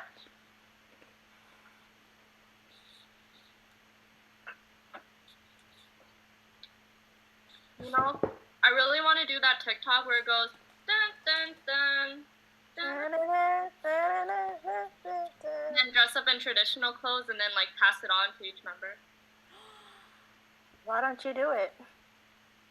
That would be so cute. I saw a girl who dressed I don't know what the Filipino traditional clothing is, but she and her parents dressed up. I was like, dang, they look Oh, the yellow one? the Maria Clara Filipiniana dress. So pretty. Isn't it called? I can't pronounce, but it's like a Filipinaina, Is it like Filipiniana or Filipiniana, Maria yeah. Clara? The one with like the big shoulders. Yeah. Yeah, that was pretty. I have one of those. Oh, Lily, so it is 6:20, so you can start whenever you're ready for secretary. Hello again. My name is Lilly Herbst, and I am running to be FSU's secretary. FSU has taught me to think of college as not just an educational experience, but to have fun as well. I've been involved with many different sorts of clubs throughout my life, including different sports, theater, choir, and more, but FSU has shown me that clubs are more than just new skills you can learn.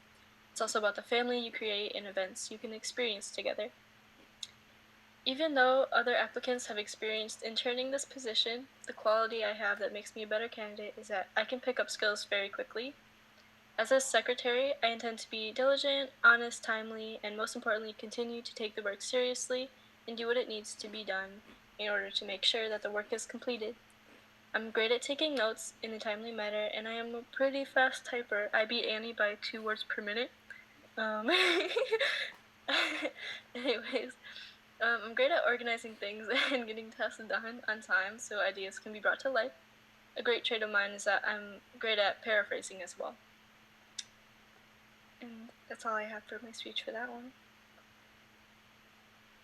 I just want to say that the reason why you beat me is because that wasn't my laptop. I'm not used to Mac. So there's that. Also, very nice speech. Considering you've never really been on board before, I want to know what experiences specifically you had like with FSU this year that influenced you to run for this position, and how can you use this position as secretary to continue making the impact in FSU? What have I experienced? Just being around you guys and the events and stuff, and like being on your board meetings, I thought it was pretty cool. Like the layout and everything, how you're so organized with like the emails and like making sure everyone knows. I think you had like monthly newsletter or emails and stuff, and letting everyone know like what events are going on through the month. And it kind of inspired me to like kind of do the same thing, being organized and letting people know like what's out there, so I can like plan ahead with my events as well, and like what I have to do with like college and work and stuff, and plan around it. What was the other question? How will you continue to like make an impact in FSU using your position as secretary? Since it's kind of like a really organized, I don't know if prone is the right word, position. I forgot the question again, but I think Okay, so basically, if you were on board as like a secretary, how can you use like your leadership position to make an impact on FSU? How can you convince people to like stay in FSU, or like how can you keep people engaged as secretary? I like what you did with the monthly like newsletters. I would promote events and maybe like members' accomplishments, like birthdays, put that on the newsletter as well. And like maybe if they made what's it called, like Dean's List, like promote what they've done in their college career. And then like maybe news from each board member, like maybe if culture chair would give like maybe Philippine history or whatever they want to include on the newsletter, whatever they've been doing throughout the month, and like what other positions have worked on, just to give them a hint of what FSU is kind of like, and like being on board also.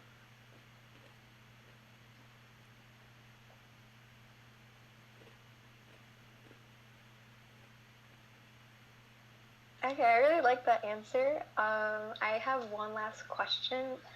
This year I had the opportunity to be one of the choreographers for Step Crew, and you had a chance to experience that, even though we didn't get a chance to to showcase our performance and whatever.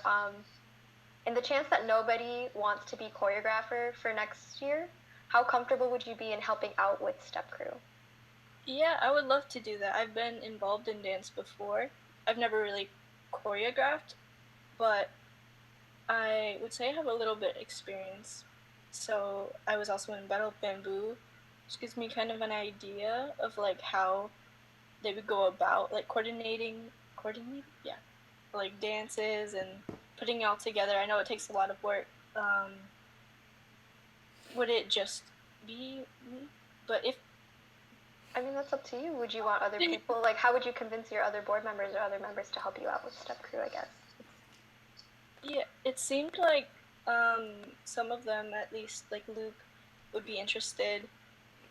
So if he was on board, I would convince him. A lot of people want to put more like cultural tradition, like dances and stuff like that, into FSU. So I think it'd be a nice way to get people involved with the culture.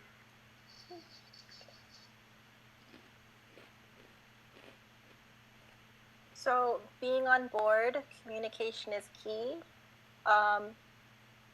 One of the communication outlets we have is Facebook Messenger. Sometimes it can get congested and messages aren't completely read.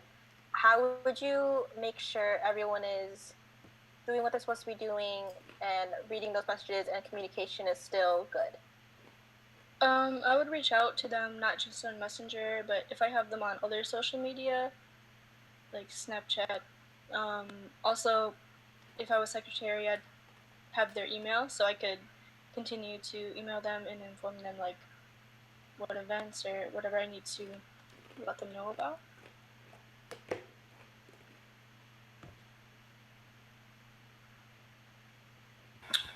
As secretary, you're going to be in charge of sending emails, sending notices to regarding monthly emails, or if we do anything for the alumni, sending emails to alumni.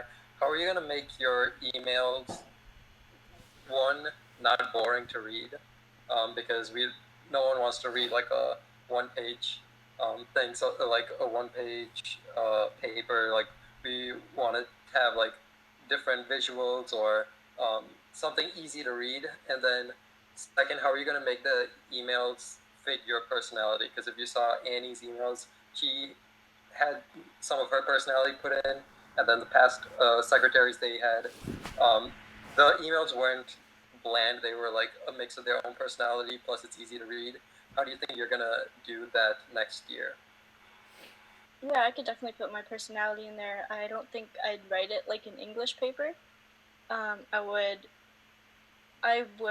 however, like split all of the, I don't know the word, like different things, like events going on. That would be split from like what I was saying about accomplishments and birthdays for members, and like split also from like the board members, what they've been working on and all that. And then yeah, they would all have their own sections. I'd probably put some color into it, and maybe some little animations. I think Annie has done that before, and probably also add like a flyer from Media Master, because usually they have like what's going on through the week or the like spring semester at least, and what events are going on.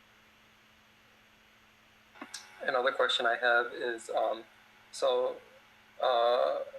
Millie asked this question earlier about the growing network of alumni that like to keep in contact with FSU. I know I'm going to be an alumni in a couple of weeks, but how are you going to, first, is this something that you want to do, is having an alumni network, keeping us informed with FSU? Is that something you want to do? And second, how are you going to reach out, just because you don't know a lot of the alumni? What is your process of finding who all are alumni, who all want a newsletter, and then making a newsletter for the alumni? Yeah, for sure, I could do that. I would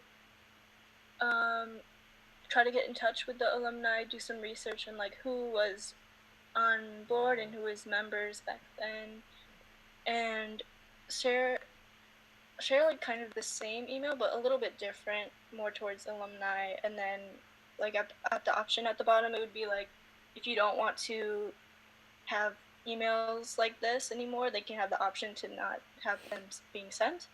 But if they want to, I'd just keep sharing that email with them if they're willing to keep being informed about it.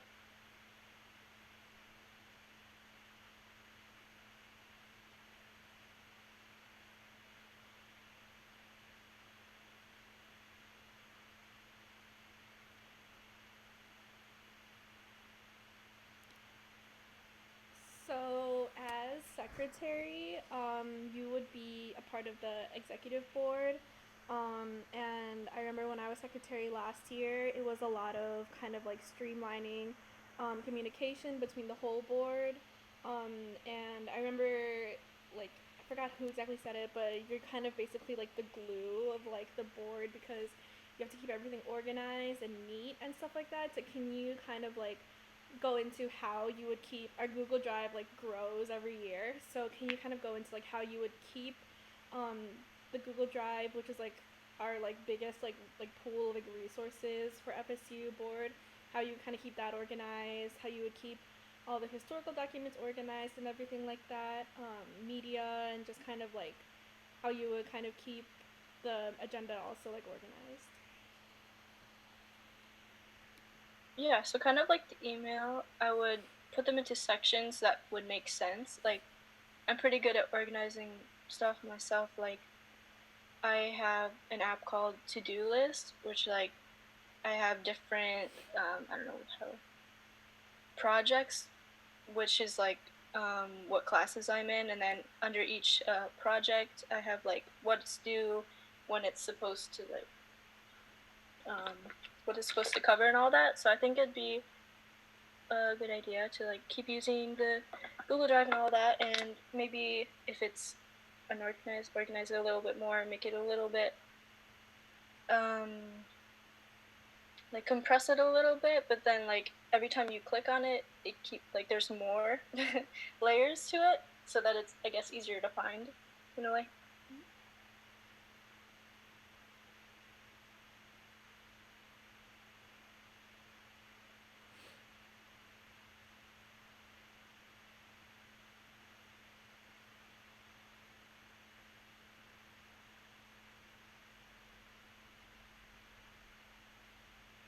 Does anyone else have any other questions?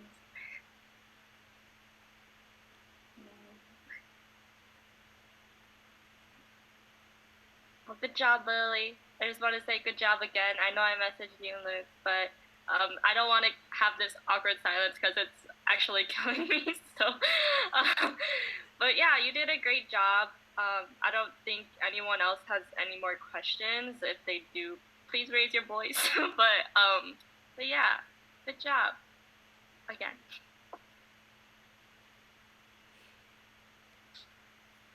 Do you have anything that you want to add, Lily?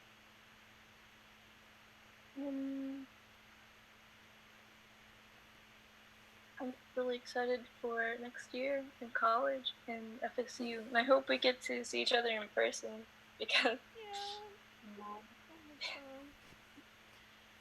Alright, well, our next presenter doesn't come on until 6:40, so we can take another like mini break until then if nobody has anything else to add. If not, we'll come back at 6:40, so thank you.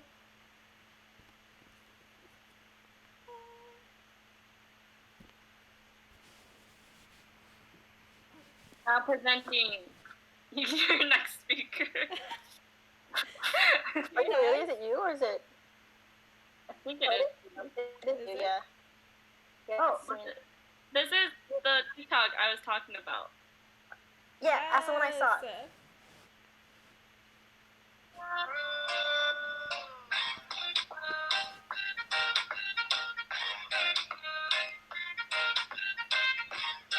So pretty. Her parents are so pretty. I'll be back. Oh, what do you guys having for dinner?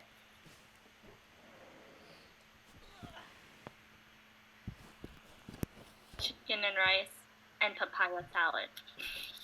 Ooh. What's papaya salad? What's in it? So like, you know is it a vegetable? Papaya? You like kind of scrape off like stuff in it, and then you add like spices and tomatoes and stuff, and it's like, it's kind of like goes well with rice and chicken, like it has like a spiciness to it. So.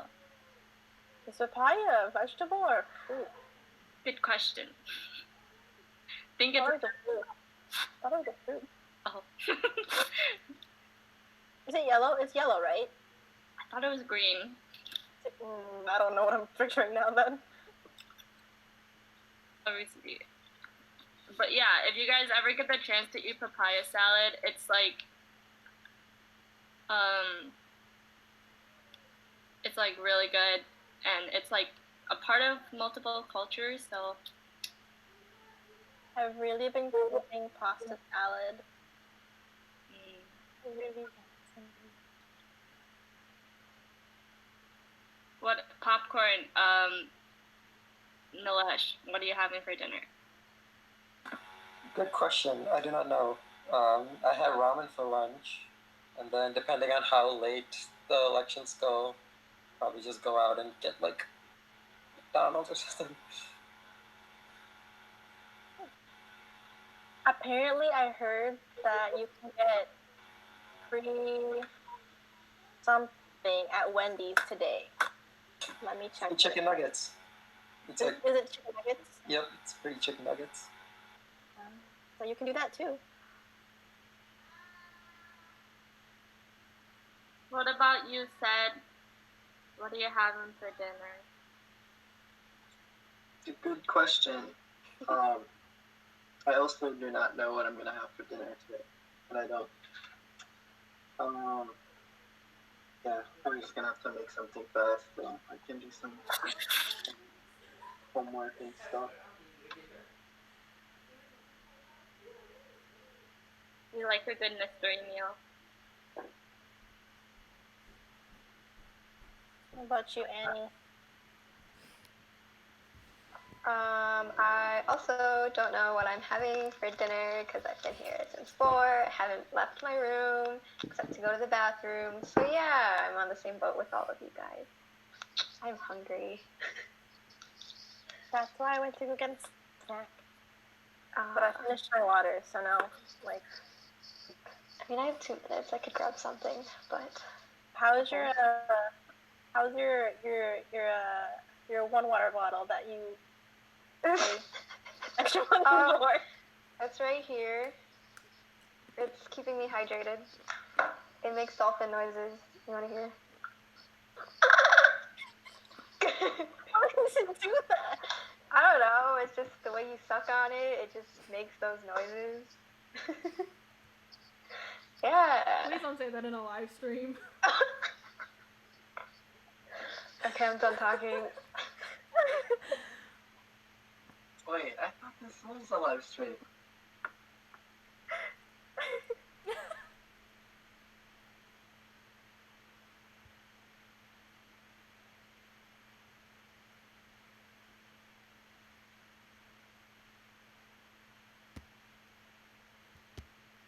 I have 1 minute.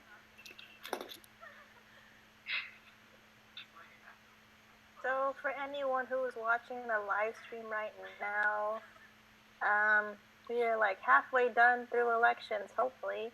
I think we're halfway done. After the last person does their thing, we'll be sending out a ballot to your guys' UWM email to vote for who you want to be on next board. Unfortunately, only due paying members get to vote, so if you're a due pay member, expect an email, hopefully by tonight.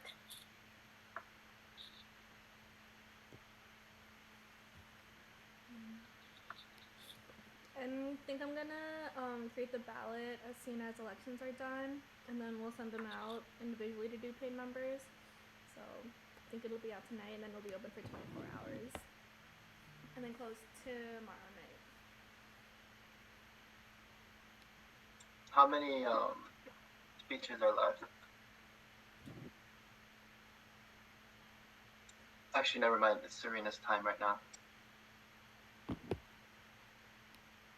Okay, you wanna go ahead and get started, Serena? Sure thing. Okay. So, hello FSU members and fellow friends. My name is Serena Lee. Many of you probably know me best for crying during the elections last year, but not today.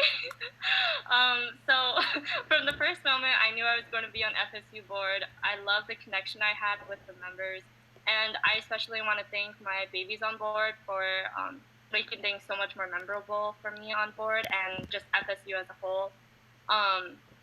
So from creating content to promoting events last year as media master, I felt like I became a part of something so special. And so today I've decided to run for the position of secretary. Interning under Annie, I've seen how organized and well-kept being secretary is, and I hope to be that for FSU. And I believe I'm fit for this role because I'm well-organized and I can type really fast. On a serious note though, being secretary is like learning an instrument for me. So when I was little, I played piano a lot, and now that I don't play as much, it's hard for me to know where the notes are and like how like how to read music, obviously. But like being secretary, I think as I learn an instrument and find ways to find find solution to a problem, I think that I am a good role for secretary. I'm an honest person, and I have a lot of determination to provide clear and concise notes for our meeting minutes. I was also secretary for my student council in high school, so I managed to take notes of what is decided and discussed in every meeting. I worked with the president to plan meetings. I worked and checked in with other leading members to make sure that things were getting done and what is going on, and for people to be aware of what's happening in the club. So I was basically the information center of my with student council in high school. So considering those in mind, I hope you consider me for the position of secretary. That's the end of my speech. That speech was lovely. I also want to say that I enjoyed my time on board with you and Erin, and I hope that we can do that next year too.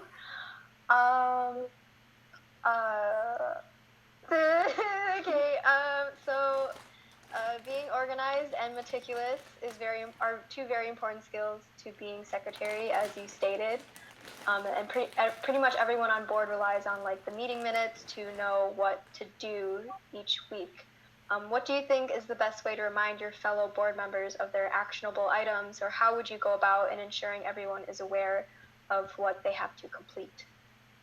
So I know that for you as a secretary member, what you did whenever we asked what we have to do, you actually like messaged us personally like what we have to do. So I kind of want to implement like what you did last year when we asked you. Instead of having people ask me, I want to be able to create a master list of what is due, what is like actionable items that is due, and then send it out personally to each member so that they know what they need to look out for and what they need to complete before, like, so that they don't have to ask. And of course it's like fine to ask for like little details, but I think messaging personally as well as in a group chat with all the members for each person's actionable items would be a good idea, since it's kind of hard to go back and forth between the meeting minutes and like what you have to do. So I think it'd be nice if that was kind of put into motion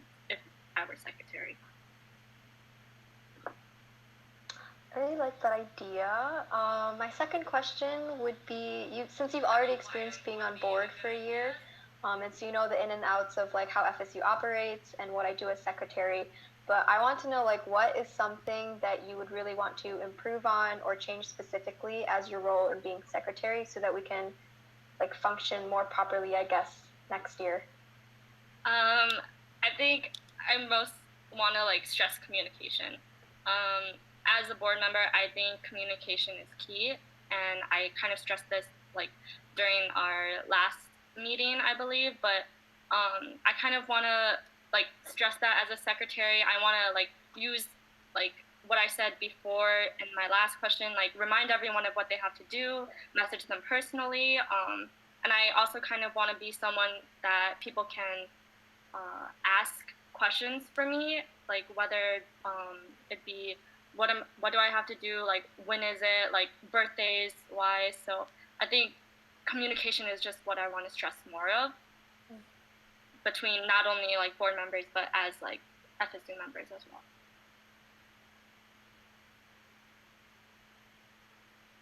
Yeah. Thank you for those questions. No problem.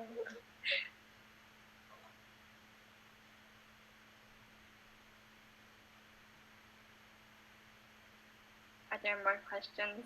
Or Yeah. Do you want to go first? What? Or yeah, Millie, do you want to ask her? Oh, sure, yeah. I'll just ask real quick. So I want to ask the same question from before, which is with like our growing network of alumni and everything, people graduating and stuff.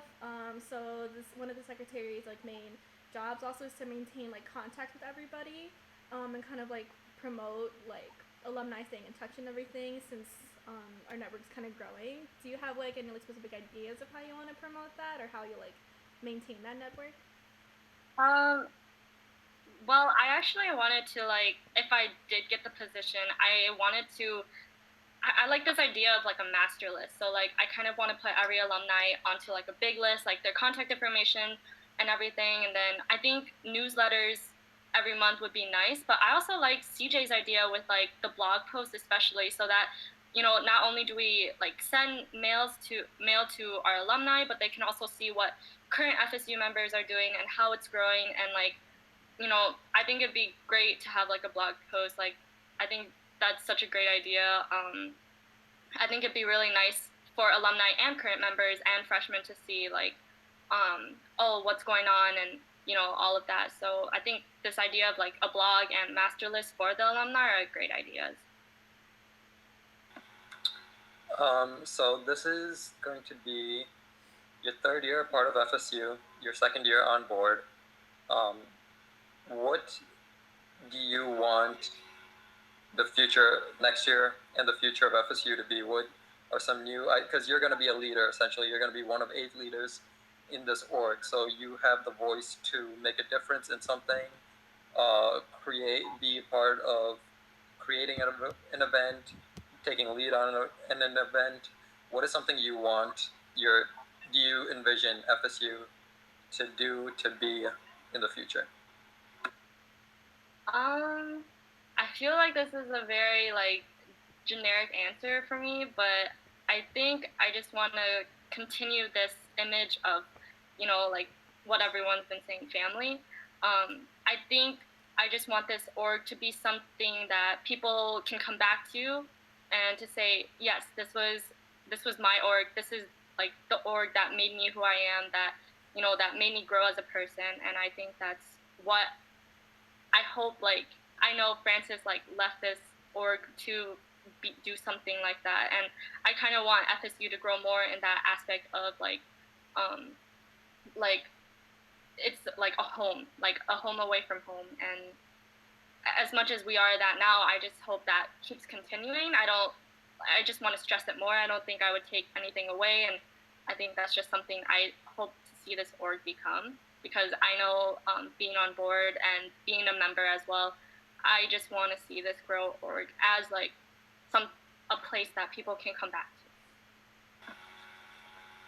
My second question is, this year for elections, you're the only non-Filipino person that's running. How are you going to get another Serena or another Nilesh be part of this org and, like, invest so much to love this org like how we have loved it? So this is a really personal question for me. I actually, it, like, really touches my heart, but I wanted to stress this more in my other, like, position, but since you asked this question now, I think that word of mouth is really important, and face-to-face communication and creating bonds with other people. Like, I didn't hear about FSU until, like, you know, my brother said something about FSU, and I was like, maybe I'll give it a shot. And, like, mutual friends always help as well. I, for one, want to stress that, you know, other organizations like ASU, HSA, LSU, JCA, like, I want to go to their meetings to help bring people in. Like, I think it's important that, yes, we have Filipino members, but I want, like, a diverse community, and I know that's what FSU is about. So I think really reaching out to other orgs, reaching out to other people personally is the most important thing for getting another, like, Nilesh or Serena, like, to join. And I know we tried doing that with Tininkling when we went to ASU for people to join, and we got Tom. So, you know, like, I'm really appreciative to those who did come out, and for those who did reciprocate us coming out. So I think just personal connection is really good.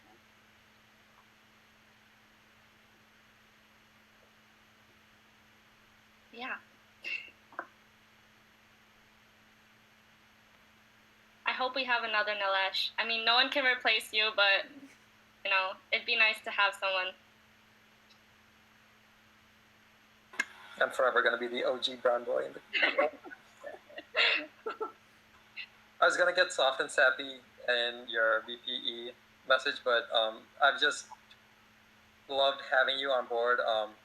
Being able to see your growth as a leader, someone that's not afraid to make your voice heard. I think that's the most important thing about being a leader is you're not afraid to stand up for yourself, to make sure that you are you're being heard and that you're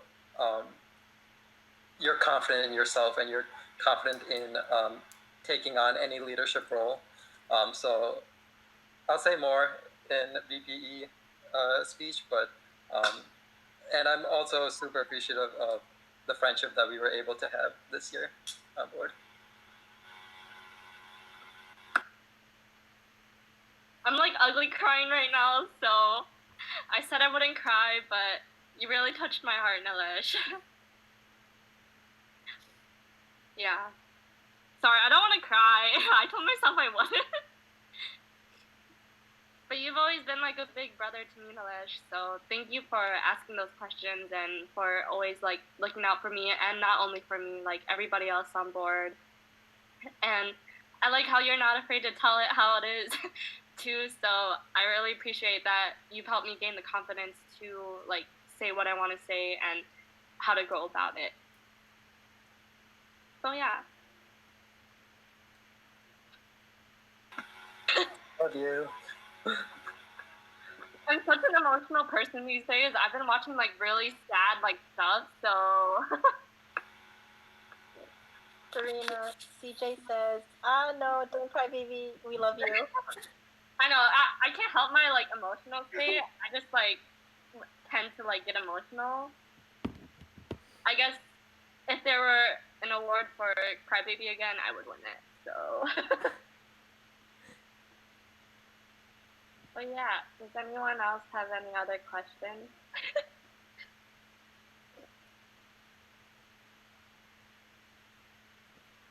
Oh no, okay. If no one has any other questions, I guess I'll leave it with an ending note until like my other positions. But I just want to say, like, if you guys consider me for this position, like, I hope I can become like a great secretary, like past secretaries and my own secretary Annie that I entered under. I want to thank my current board for being so like opening and welcome, and for actually, I don't think I would have gotten close to you if it weren't for this board. So I really appreciate you guys, and I hope you guys all the best in next semester. So I'm just gonna awkwardly stay here because I can't go out, but I was about to say, you can't leave. Yeah, I think we could start our 6-minute break now. I feel like none of us have questions because we know you so well already. And like, we know your qualifications, so. We know them, but the people, the general members need to know it. You're right. But then again, there's no questions I can ask. So if the general members have questions, don't be afraid to ask. Send it in the live stream. Who's up next? Oh, she's it. We're starting treasury now.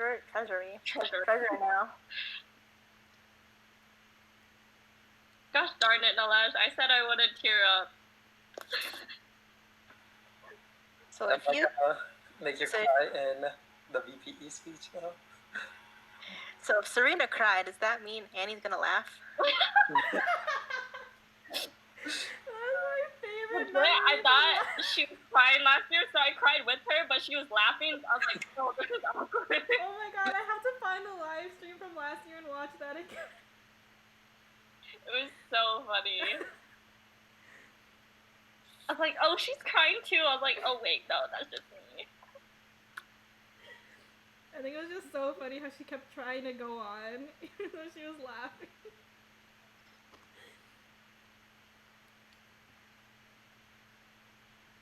Wait, so are we currently off the live stream right now? No, we're still on it. We're just like on a break. Yeah. Oh.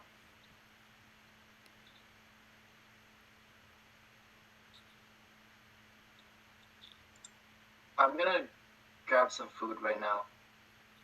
That's Go for okay. it. Go for it, yeah.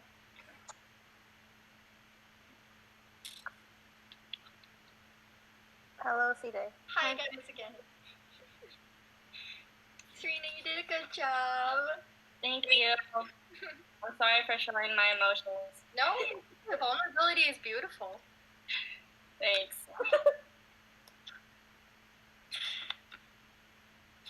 Listen, nothing can be worse than crying in front of like national TV. Let me tell you, that's probably worse, and having that on the internet forever.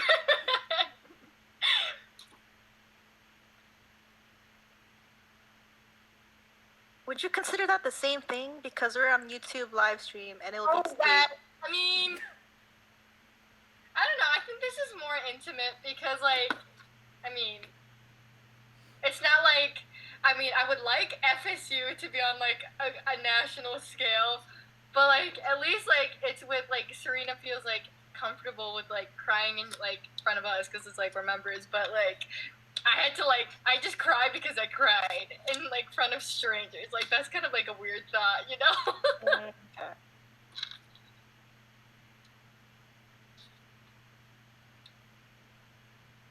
I don't know, I still feel pretty bad crying in front of people, so. Oh, don't.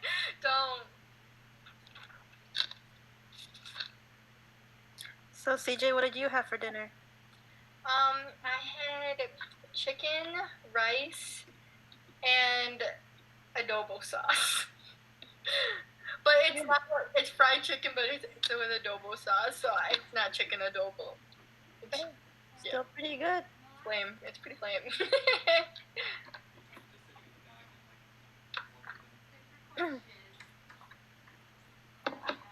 Although I could really go for some jolly spaghetti right now, though, for being honest. Oh, gosh. Wow. I miss Jollibee. I miss Seafood City. I forget that it's so far for you guys, because it's not that far for me. It's 4 hours away for me. Yeah. RIP. It's okay. I just gotta go down like 40-ish minutes. Down there. Honestly, I'm like, this is why I like want to work so hard to live in California, so I can live right by a Seafood City there, or like a Red Ribbon. Like the Red Ribbon in California is humongous. Oh my gosh. So it's like a dream, but. If not, I'm okay with the Midwest. I'll just try not stop in Chicago every so often. Alright, so it's almost 7 o'clock, so whenever you're ready, you may start. Great. Alright, hello. My name is Arboleda again. I'm a communication major, but what applies is that I'm also studying as a general business minor. So with that being said too, I've taken many classes on studying what finances go about, how to lay out my plans, and how to go about actually producing and qualifying that events and products will be ensured to the highest quality. Now, what FSU means to me is opportunity. So now, I'm sure in the loving words of Heather Ordonez, to Cedric Antonio, to Nilesh Abraham, our past treasurers, there are many things that I can bring to be the real treasurer of FSU. Now, that thing that I can bring to be the real treasurer is that after Battle of the Bamboo, during February or March, depending on how late it is, the Milwaukee Public Market produces a cultural night every other Friday or Saturday. I would like for us to collaborate with BSO to showcase not only the proud and prideness that it comes with Filipino dance, but with Filipino culture, as a way to fundraise not only for our org, but for their org as well. Not only will it bring a sense of unity, but it will also bring a sense of success as a way to distribute and showcase our pride within the Milwaukee culture as well. I would also like to highlight that, however, as a treasurer, that I might be labeled as the real treasurer of FSU. The real treasures of FSU is our members, which is how we came to be a treasurer here in UW Milwaukee. So I would like to create a small members goodie bag, which will feature a customized sticker sheet with our customized sticker of the new FSU logo in collaboration with our media master. So not only do they feel appreciated, but they can also have a physical representation that they can be proud of being a part of something so great and so humbling. Now, how I will end this speech is a thank you. So, thank you for creating a version of myself I can never imagine. Thank you for trusting me and allowing to experience the treasure that is FSU. And thank you for trusting me and allowing me to run to become or be a part of something greater than I can ever imagine, which is being on the FSU field.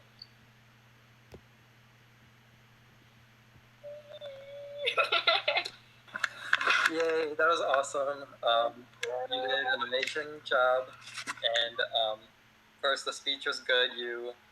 When we had the intern conversation and I asked you to put down ideas, I'm glad you took that seriously and you put those ideas into the speech. So, first of all, thank you for that. Second of all, great job on the internship, the treasurer internship. I just want to share to the rest of the board what the internship, what I had my interns do. They were essentially, I gave them a role play, essentially that it's the beginning of the school year, they are the treasurer, and they need to make a budget sheet, they need to keep track of members, they need to get how much member dues are for the entire year semester, and then also how we would go about booking hotel rooms for fact. So this is a very tedious project, and I want to share that CJ did an amazing job on it. I want you to take the time right now to just share a little bit about that project, about your ideas that you have listed. I know that you had some fundraising ideas that you had for the project, so I want you to just tell the rest of the board about those fundraising ideas, as well as your ideas on prices for our members and our non-members, how we're going to distinguish about how much each person pays. Sure, yeah. So, like I said, I'm really passionate about the fundraising idea within that Milwaukee public market. And the exciting thing about this is when I become, or if I become treasurer, I actually have a connection to the person that actually hosts those cultural nights at the Milwaukee public market. So I think it's really awesome because on the second level of the Milwaukee public market is where they would do those dance showcases, or they'll have open mic where they'll share poetry or songs in regards to anything that relates to the culture. So, and I heard from past experiences that the person that I'm in contact with for the Milwaukee public market, they say they make a really good amount of money, at least $300 for the one act alone, which is really generous. And I think that's only just for bystanders as well. That doesn't include if they also promo the event as well, the person that's performing.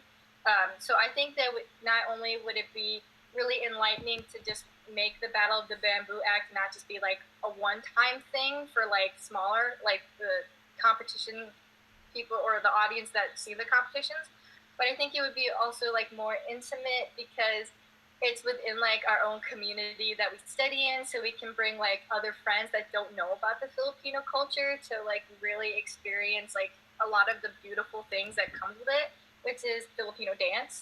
And so with that being Battle of the Bamboo, I think it's also more fulfilling for whoever is the choreographer as well, because they would feel like their work is not only just for a smaller audience that relates, but to people that want to be open and learning about the cultures. And so it'd be a great fundraising idea for those two orgs. And I mean, it's more than just raising money, but it's also raising cultural awareness, which is more valuable than anything money can ever give to orgs, if we're being completely honest here. So that's one of the big things that I would be super passionate about as treasurer, would just be really pushing that. It might be a lot of work, but I'm really willing to put in time and the effort. I miss being an RA and balancing a relationship of being a student. That's something I'm so passionate about, which is something like that. Another idea for fundraisers that I have is an idea would also be to collaborate with FSU, which is the Madison org, Filipino org, and also like mentioned, also collaborate with BSO, because I know a lot of the times you don't really get to see them because schedules are so busy, and I know for some people it can be inconvenient to just even travel a couple minutes away to Marquette. So my idea was, since we always come together for MFAS or FACT, we would do a little competition fundraiser. So depending on like what the boards all agreed to, I obviously, since it's a fundraiser, I would be in contact with FSU and the FSU treasurer and the BSO treasurer, but I obviously would talk to the board members about it to create like a small fundraiser, especially if like I know the Puso Foundation is a really big foundation that's always being like raised money towards, or I know we always do like relief projects as well. So one of my fundraiser ideas would be that we can have a competition on like which org is going to raise the most money for this, depending on the charity, for before we leave or before we come or enter for the retreat that we're going to, which is FAC or MFAS. And then whoever wins, there can be like pizza delivered for like the rooms and stuff when there's like the free nights as well. And that way it's not like just like they're like having a pizza party as well. Like if there really is like a lot of pizza that they ordered, like other orgs can come in and hang out, and that would be another great to have like some unity and just have some lightheartedness, being like we had like a fun competition, which is like obviously like it promotes like some of that like involvement too, but like also there's that unity where they like we all contributed to like something that like we're super passionate about, and I know will go to the greater good. And so that's kind of the other fundraiser ideas as well that I have. And then in regards to member dues, I'm looking for $13 for the whole year. And the reason why for that was just and then $7 per semester dues. And the reason why I would do that is because I would really love to see some artistry within like the Media Master, or if we have like someone that's into graphic design. Like I know stickers are like a huge thing, and like if anybody like has seen my laptop, it's like decked out with stickers. So for me, I think it'd be really cool for like members if there's like the FSU logo and it has like members on the bottom, so they can put it on like their water bottle or like their laptop. I honestly think that stickers can honestly be a great conversation starter, especially if it's super unique and like not a lot of people like know about it. I think it would just give a sense of pride to what it is. And then like in the goodie bag, like also there can be like an FSU pen or like a small keychain. And honestly, like with how hard Nalesh worked, like that money will be put to very good use, but I'll like still like make sure that it's like very well reasoned within budget. But like again, like I really want our members to feel like the real treasures, because obviously our org would not be the same today if it wasn't for our like prepaid members. So yeah.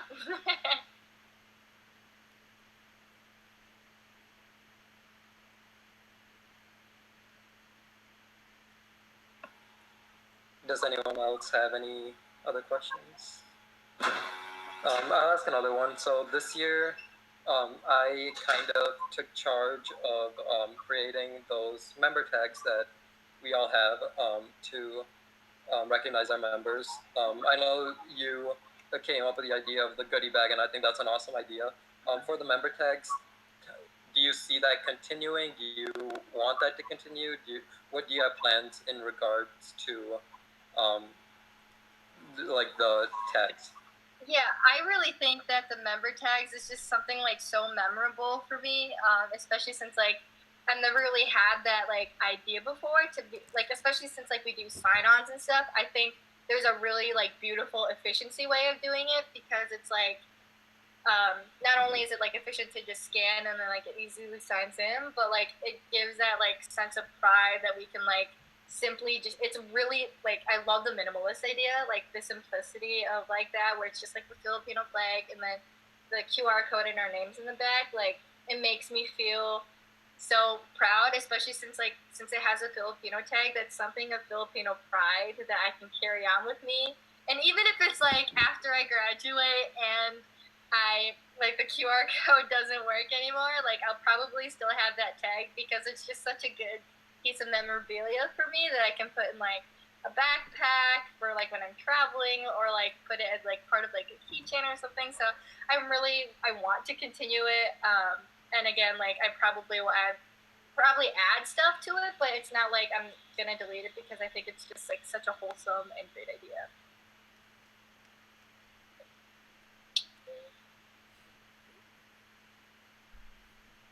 Okay, I have a question. So we try our best to have events where our members don't have to pay as much. So like for fact, we try to keep it as free as possible. Retreat also free as possible. In the event where we can't make things free for our members and we are low on budget, where would you get extra money from? Yeah, so honestly, I would probably just, with like the members and stuff, I would honestly just like push the fundraiser idea. I know a couple years ago when Cedric was treasurer, I know that we came with like a whole like plan B of like doing a couple things to like ensure that you can have like your spot per se. I know that we should like try to have as many people come to like FACT and MFAS, but I know we're so limited to like rooms already that we kind of have like a set goal. So like kind of having the idea to like help out with the Lumpia fundraiser and like make a bunch of batches so that like if we have people like actually helping out instead of like a couple people like we normally do, I think like by producing more of the product, which is for example Lumpia, that would like sell more because I know people love our Lumpia anyways. So like pushing that fundraiser idea for like a couple weeks in advance, because I know FACT is like usually like Nalisha's mentioned like the beginning weekend of October or like even in the middle of October. So really pushing like having people help out, like volunteering their time to like make more of the products, or even like if they're willing to like donate a little bit of money to buy more ingredients so we could sell more of the product, would be like a huge step already. Because like I know for like me, like if someone like just donated a little bit of money, if I was treasurer, that can be put towards more of like getting more ingredients. So like if there's not a lot of meat, because I know meat is really expensive, we can make more veggie lumpia and like still have those sell just as well as our meat lumpia. So like I would push people to like volunteer to help with the fundraisers, whether it's like making stuff or selling stuff, or even like really just like being a part of it and tabling with us, just like is what I would do to help create those extra funds for those. Hi, CJ. Hi, Cedric. This is a technical question. How familiar are you with SAC Grant? I'm actually very familiar because of experience with actually Hype, because I know I had to sit through the SAC Grant meetings, and then also with just like looking as like outside of campus in collaboration with housing as well. So you filled those applications out before? I personally haven't filled them, but I've seen people fill them out. So.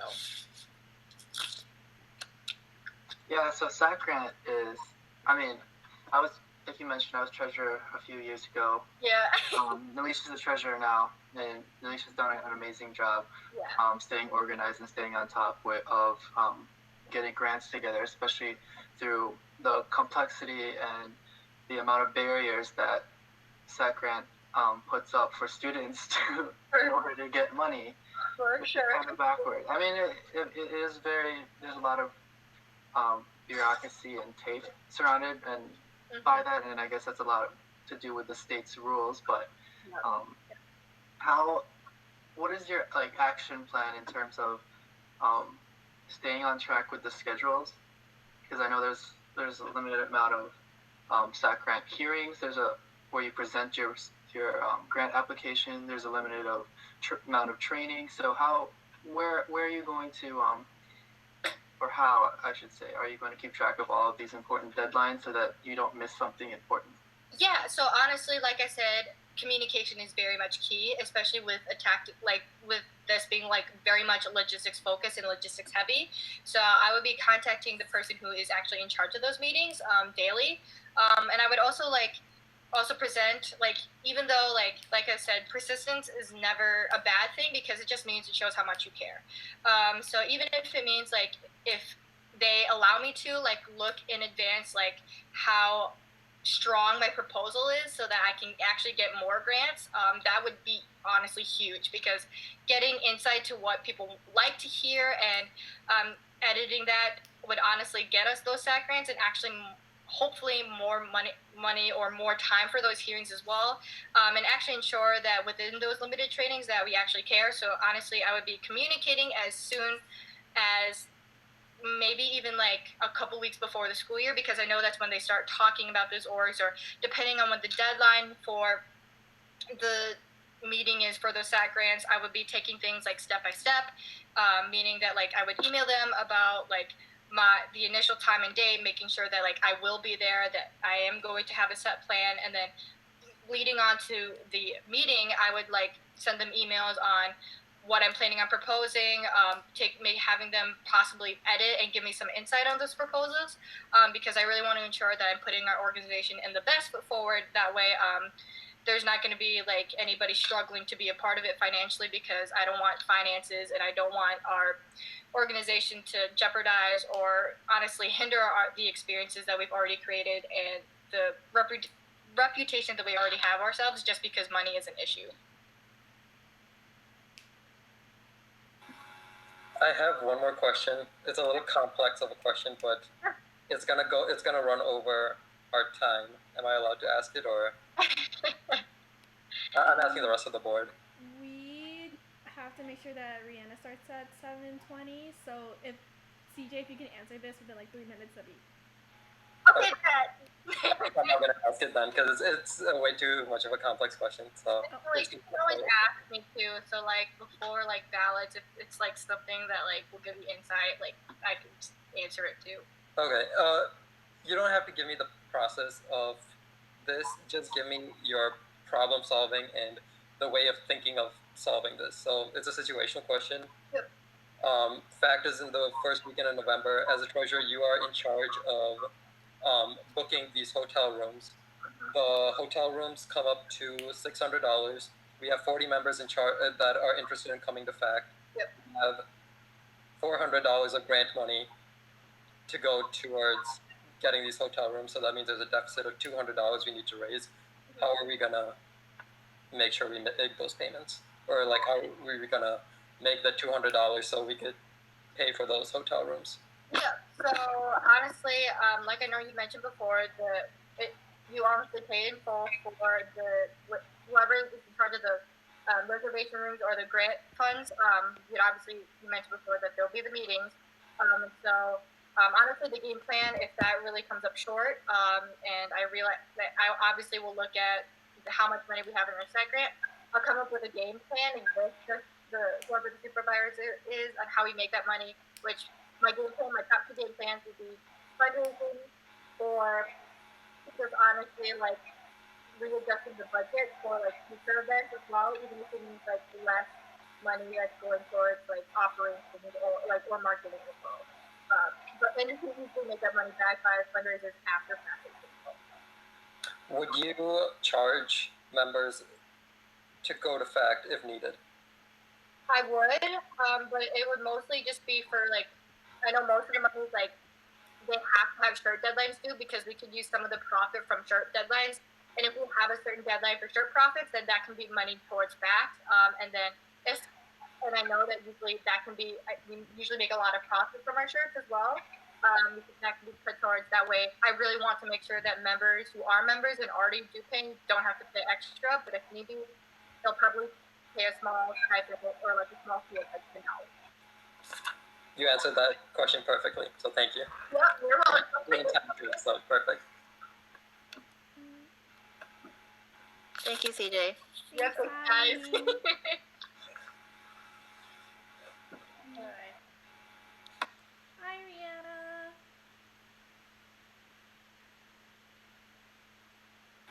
You're muted. I can't hear you. You can't hear us? Yeah. Hold on. Maybe I'll go out and come back in. Okay. Okay.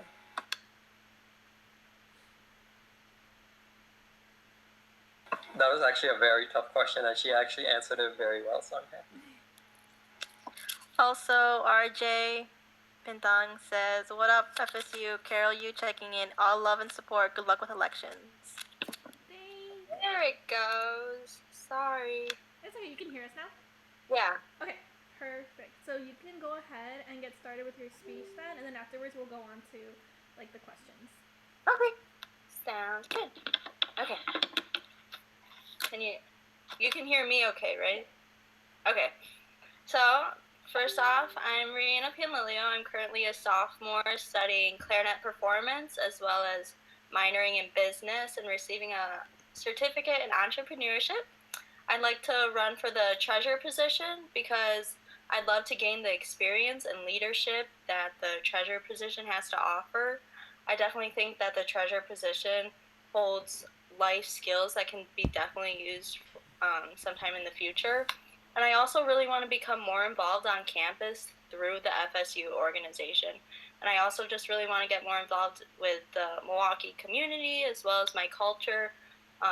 Growing up with a Filipino dad definitely has its pros and cons, but I wouldn't trade it for anything in the world. I love learning more about the Philippines and more about my Filipino culture. So I think the reasons why I think I'm qualified for this position is because I've definitely gone through the FSU internship, obviously, and I've done the treasurer as well as the secretary position.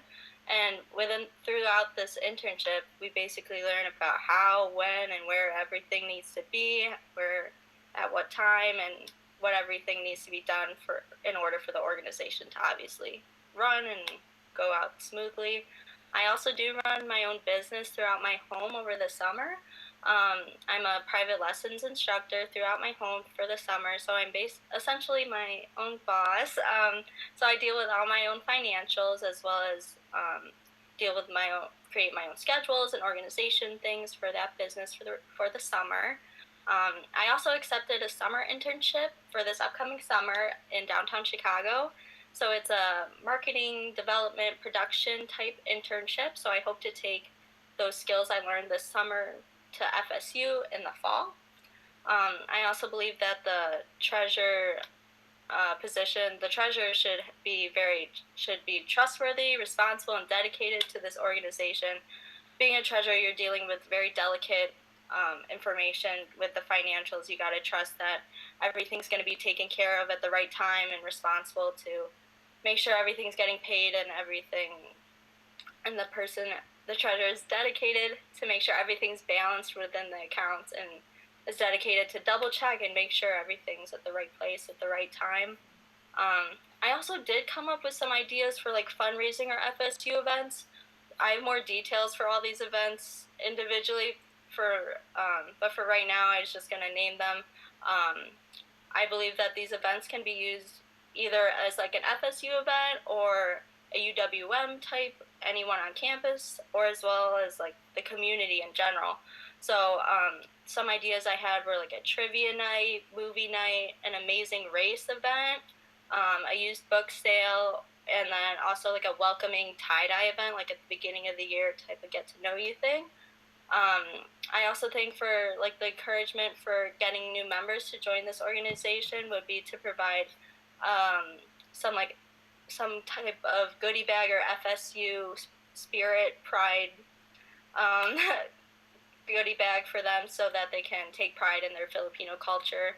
I also want to push for more get to know you events as well as get to know Milwaukee events in the upcoming fall at the beginning of the year, because the beginning of the year is obviously a crucial time for everyone to establish those bonds with the new members, as well if they're freshmen, if they're not from the area, obviously showing them what we know about UWM as well as Milwaukee as a city, because I know for me, Milwaukee was completely new to me, so it's like trying to get to know people who know more about Milwaukee and find my way around. I'd also like to say that FSU has provided me with like a new friends and community and family. This being the first year I'm a part of the organization, I really didn't know what to expect at the beginning of the year. So being 2 hours away from home, it's nice to have FSU to fall back on to go to events with or hang out or study with.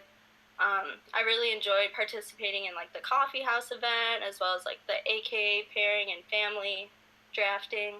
So I'd like to just give back to FSU as an organization for all the opportunities and friendships that they've bestowed upon me. And I've just loved being a part of this organization, learning more about my Filipino culture through all this. So thank you for your time and this opportunity. Salamat. Yay, congrats. Great job on the speech. And like I said about CJ to the rest of the board, I assigned you in the intern program, a very complex project, and I want to tell the board you guys did amazing. Your ideas were new. I really loved your ideas for the Amazing Race, the movie night, trivia night.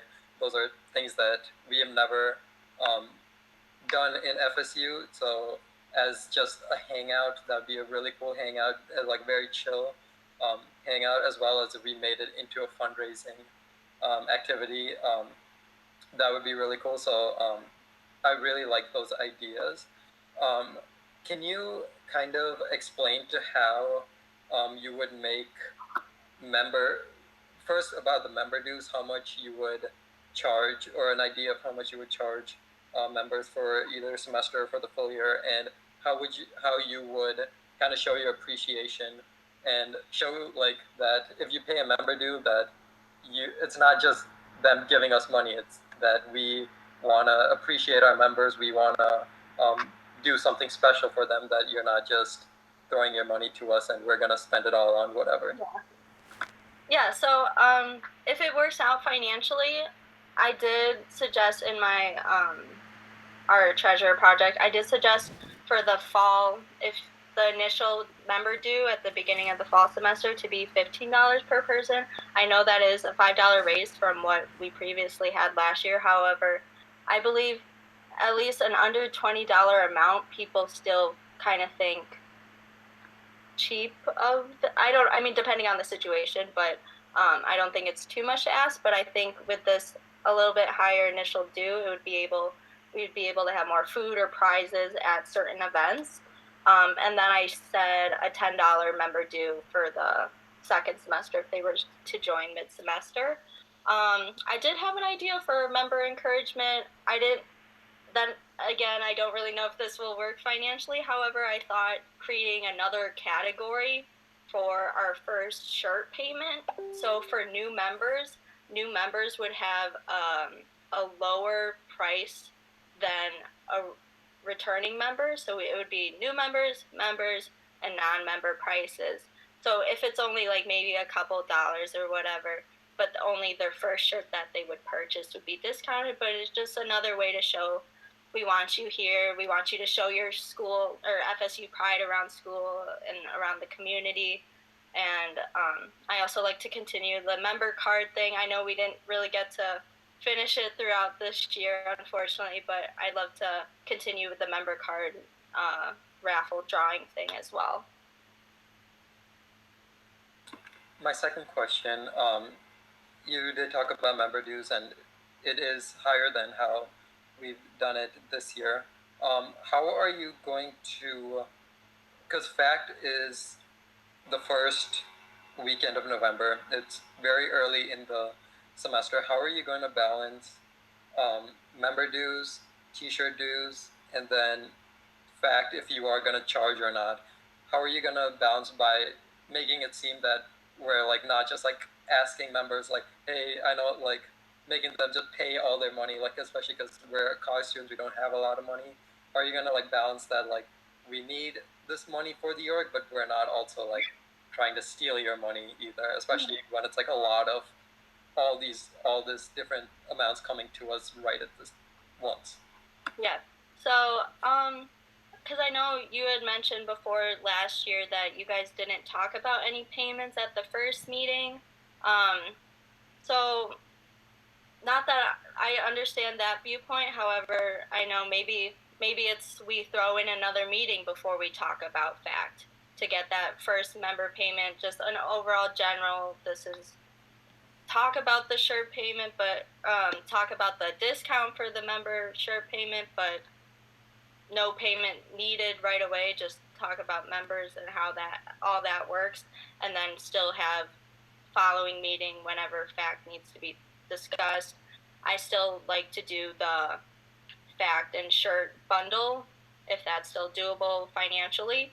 I don't know if it's going to be the same prices, obviously. However, I think a lot of people, we benefited from that bundle because it's a deal. Like, let's, a lot of people like for the deal. So I think continuing with that, so either adding another meeting before we talk about FACT, or if we absolutely need to mention member payments at the first meeting, maybe slightly but just so it's not all thrown at them at the following meeting. Awesome.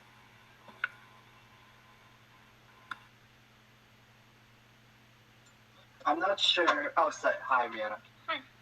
So, I'm not sure what other organizations you might be a part of, but I'm asking what your familiarity is with the STAC grant. So, for the grant, I did step in to listen to Nalisha's grant proposal to that meeting that we had for FACT for the upcoming fall. We talked a lot about that during our internship, about where and who we need to talk to fill out those, as well as the form that's needed and what type of information you need to get that to pass. So we did set up a mock trial thing for steps that you would need to take in place for FACT. So getting all those estimates of hotels as well as travel and how much we're allowed to get from the school to pay for this. And then obviously after that grant proposal going through, how much we need from the members to make our donation or funds to attend the conference as well. It's great to hear that you have a little bit of experience from your internship with Lilly, learning about the process of planning, especially for planning for FACT, which is one of our biggest events, not biggest events, I guess, but one of the biggest field trips that we take, and it's really fun. Pertaining to that event, though, that event has a lot of deadlines and things like that, especially with SAC grant and with hotel reservations, like you mentioned.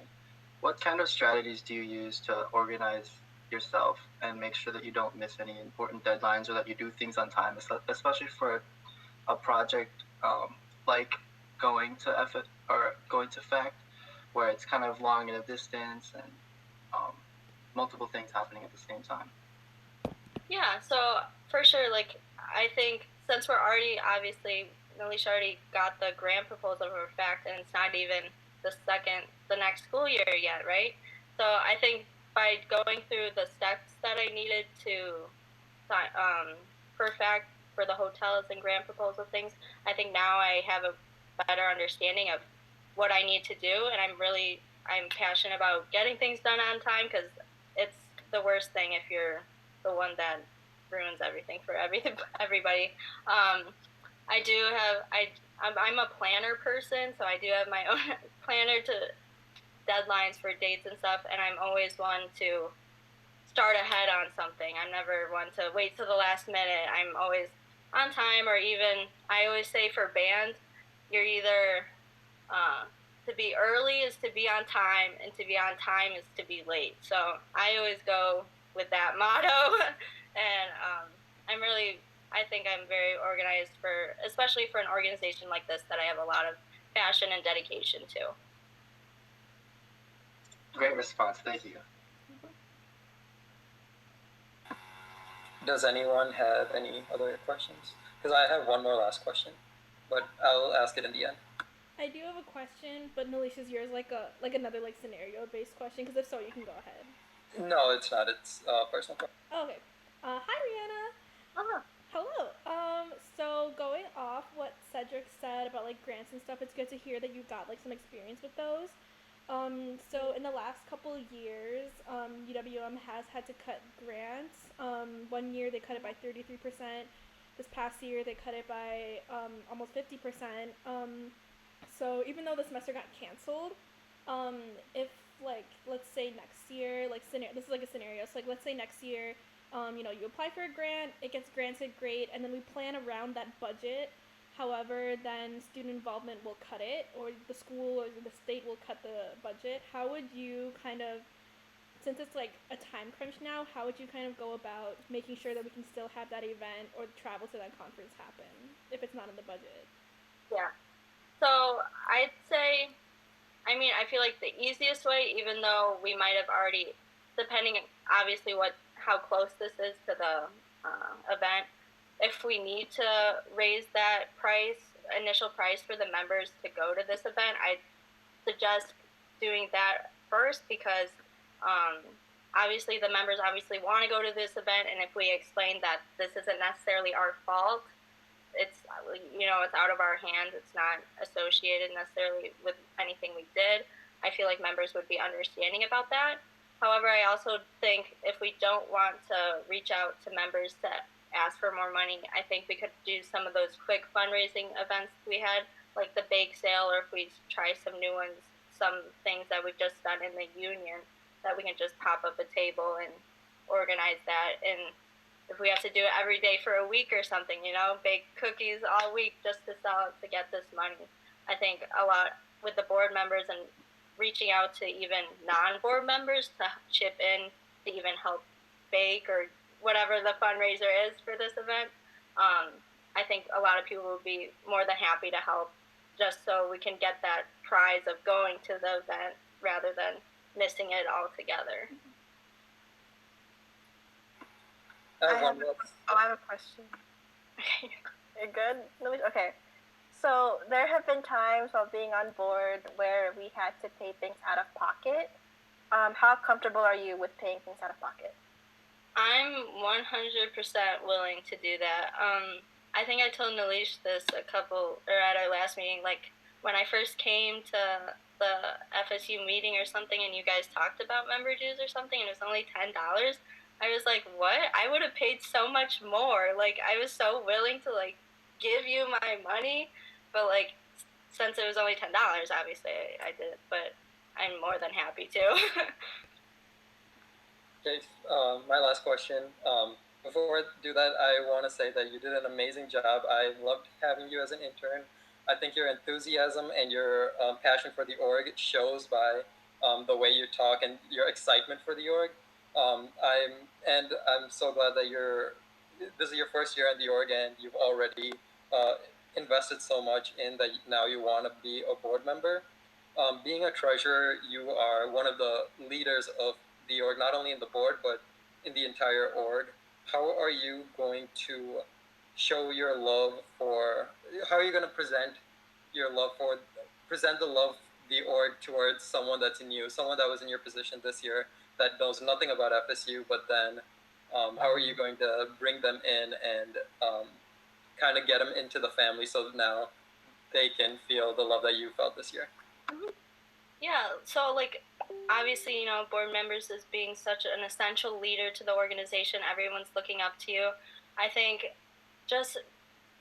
the crucial part is that the beginning of the semester in the fall, reaching out to those new people, even, I guess, for me, essentially, since I'm still a first-year member, reaching out to people that I still don't know or still just occasionally talk to, just getting more personal with them, talking about what, where they're from, what they like to do, kind of reaching out of the organization as well, just to hang out or simple things to study, kind of just trying to get used to people. Like in high school, I was still in band, and everyone, it's just nice having someone to say hi to when you walk by in school, like a familiar face. So just trying to get familiar with everyone, getting them familiar with me familiar with them, just so they know I'm here for them, they're here for me, whichever, I'm always around to do anything for them. So, yeah.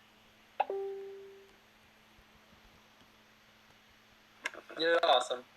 Thank you. I was nervous. No, you did well. You did well. Good job. Thank you. Thanks, Reanna. Thanks. Have a good weekend, you guys. Good luck. Thanks.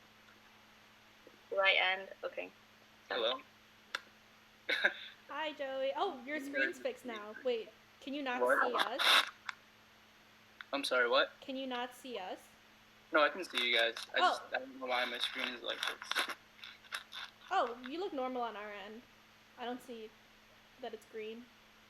Oh, Yeah, so that's kind of annoying. Anyways, would you like me to start? Yeah, you can go ahead and then start with your speech, and then same thing, we'll do questions afterwards. Okay, sounds good. I just want to say that I admire all the board members for all their hard work, planning, and their dedication to each and every member. Each individual of this board has their own responsibility and are able to cooperate with one another with serene fluidity. I can see you all function very well, individually, which adds up to the whole organization doing wonderfully. Without one part of the board not functioning properly, the whole organization may not do well. But I never see that happening because you all do so well working together. This brings me to the point of this role, Vice President Internal. But when I learned under Cedric, this position is very important in assisting all of the other positions in making critical decisions. Decision making and adaptability is very important in this role as well. Thinking ahead and learning that there are always more than one solution is very important in this position. One word that I can think of involving this position is assistance. Being able to help the other board members will help the organization as a whole. Adapting to situations and overcoming them is also crucial to helping making the organization better. It'll be a large set of shoes to fill because of how well Cedric has done with this organization and the preparation he had to do for this organization to keep going. Hanging out with Cedric and learning from him inside and outside of FSU, I've learned what it takes to be a successful VPI for this organization. Cedric knows how to overcome a troubled situation and is able to adapt. With my experience in working within baseball teams, internships, work, and school projects, I've learned that assisting one another is very important to make a team strong and what makes them successful. With my skills in organization, structuralization, communication, planning, and critical thinking, I've learned throughout college and work that I believe that we'll be able to assist each member of the board with the best of my ability. I don't know much of this position, but I will work as hard as I can to try and assist everyone and answer questions and ask questions whenever I can. Thank you. Great speech, Joey. I'm glad that you're running for this position. One thing that I would say about this position is that you definitely don't have to know everything, and you're not expected to know everything. I mean, as a leader, people do turn to you for decisive reactions or decisions. But I think one of the most important aspects of being a leader is when you don't know the answer, knowing where or who to find the answer from. So, what kind of when you're approaching a problem, I guess this might be a situational question, but when you're approaching a problem and you don't quite know where to start, what are the first resources that you would turn to approach the situation or problem? Depending on what the problem is, and what specific subject, or I don't know, but I think I would ask, I would look it up on the internet, and then ask as many people as I can that know of the subject at hand, so I can get as many answers as I can. And then I will just mix all the answers together and then make up my own answer and see what I can get. That makes sense? Yeah, that makes sense. Maybe I can help you a little bit, because maybe that was a little bit too vague, and I'm sorry about that. But imagine you're in this is, I don't know if this is supposed to be like some sort of test. I'm not trying to like test you. I'm not, I swear. This is more of a question to I want to see how you would react in a situation. So one of our events that we hold now every year is FSU Cup, and unfortunately we were not able to host that event this year due to the pandemic. But one historical issue that came up with that event is the following, and I want to hear what your thought process on this. So to host the event, right, we had to rent out a gym center, a gymnasium. That's what it's called, and when you rent out a gym from an organization, you have to fill out a lot of forms. And you fill out all the forms, right? And then 1 week prior to the event happening, the manager reached out from the organization, and he said that you guys didn't turn in your insurance forms, or you didn't pay your insurance, or you don't have an insurance policy to run this event. Please send it in before the beginning of the event next week. And you've never done this before. You don't know exactly what kind of insurance you need. Where do you start? Well, I would start by asking each of the members if they know anything about it, and then I would call as many people as I can right after I ask each member, so they can also think of it and find their own answers themselves. Maybe give me an answer while I'm searching for an answer while calling someone else. Like, for example, I don't know who I would call, but I would guess maybe another organization to see if they had the same problem, or maybe like whoever FSU is connected with their treasurer, like, or with their finance. Do you guys connect with people like professionally to keep your organization running?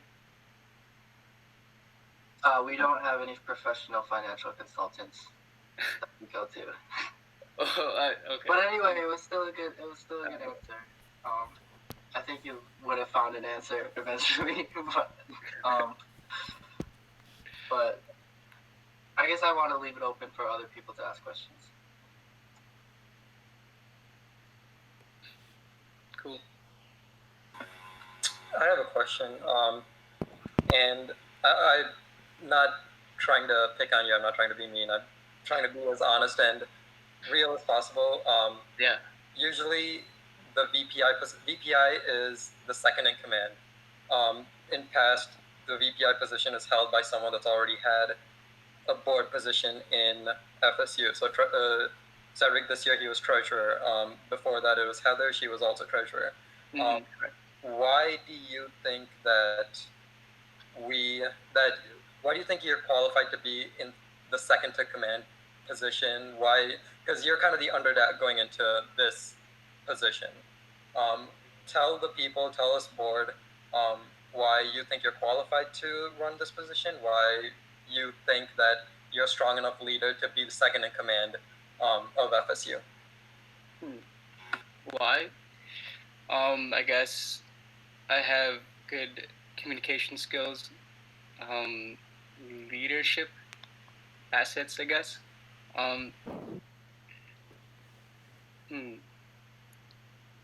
Let's see. I know when to be professional when a situation comes. I'm not sure. It's a really, really good question. Hard to answer. Do you think,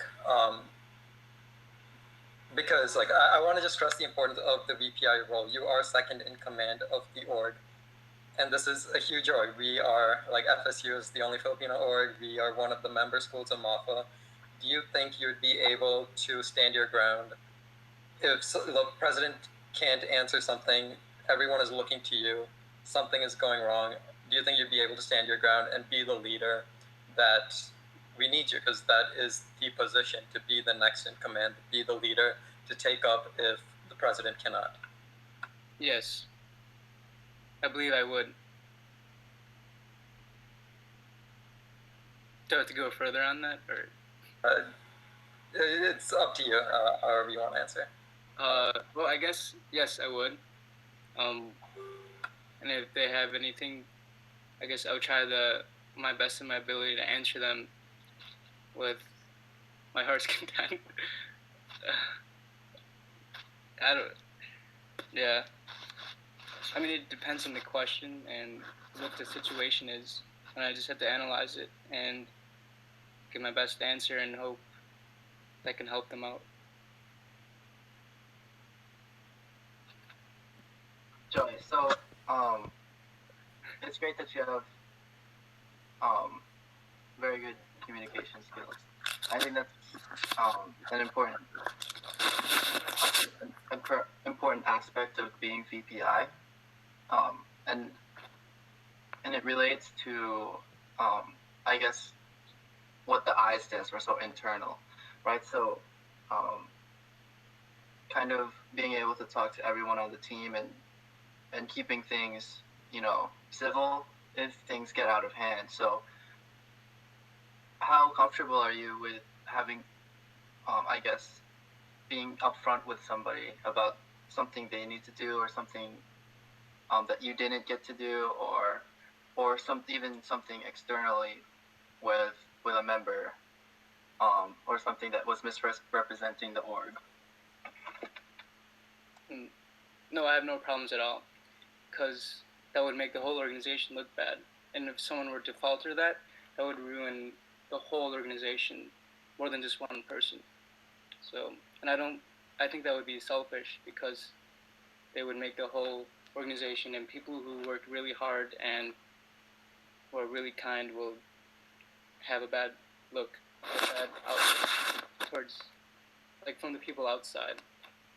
And it just represents the FSU organization not too well. I don't think that's right.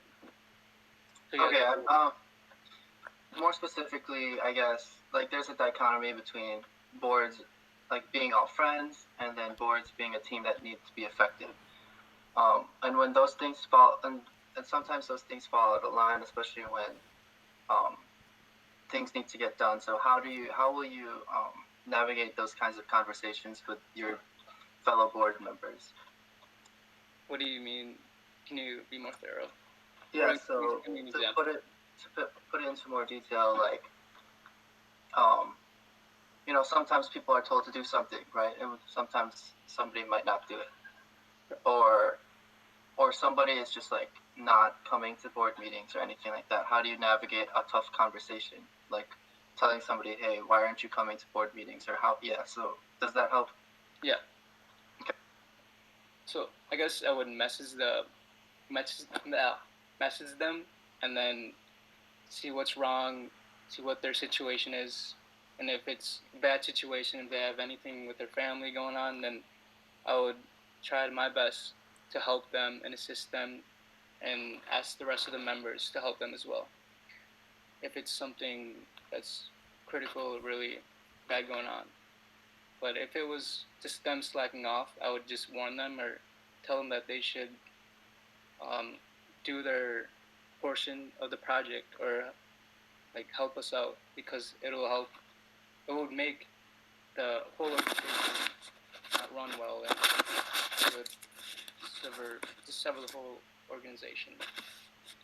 You know what I mean? Does that make sense?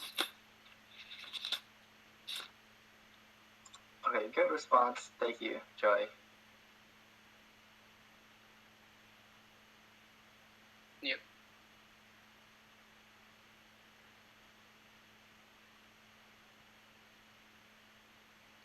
Does anyone else have any questions for him?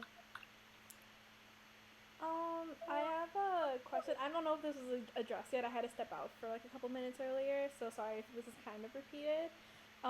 But I feel like this was asked already, but just stop me if it was. So, in the Constitution, the first role listed under Vice President Internal states that the Vice President Internal will assist the the second one says they will assume the powers and responsibilities of the president should the president be unable to do so.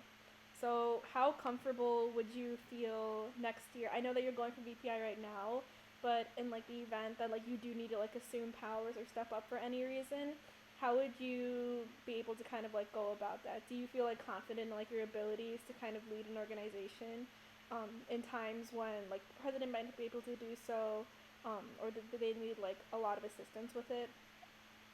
And can you give us, like, an example of, like, maybe, like, experiences that you've had where you've had to step up to the plate like that?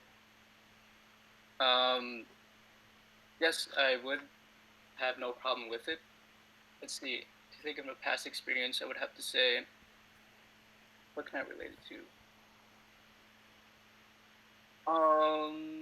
I guess a group project team that we had, I think it was last year I was in.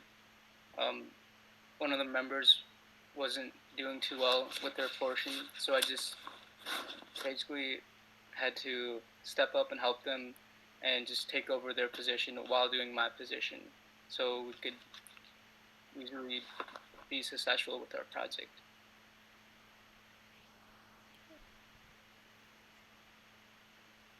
I have a question. What is your schedule like for the next year? Like, are you working again, or you have a packed schedule? Like, just like how busy do you think you'll be? I think I'll be pretty busy. I think I'm taking 15 credits, also working at university housing. So, yeah, I'll be pretty busy, but nothing to worry about.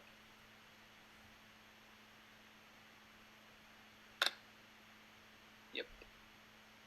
If no one else has any questions, is there any closing remarks you want to give Joey before we let you go? Good luck. And thank you. Thank you. Have a nice night. Thanks, you too. The good luck was so ominous. Okay, so I'm next. you're next. So you have the time from 8 to 8:40. So do you want to do internal or external first? Are you like combining them? I don't know. I just made two separate, like, my VPI one is pretty short, but I don't know. Maybe I'll start with VPI. Alright. Because Joey did VPI, so I'll just make my way to external. Okay. But yeah. Okay. Do you want to start right now, or do you want to wait until like right at 8? I think everyone could use like a 2-minute break. I'm pooped.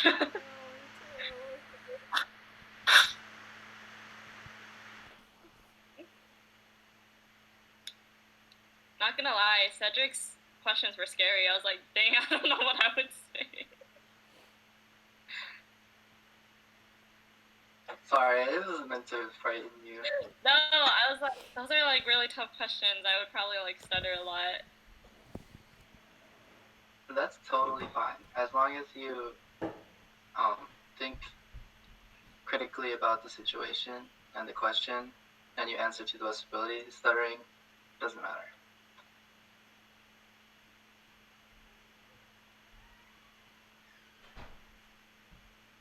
But be ready, there's more.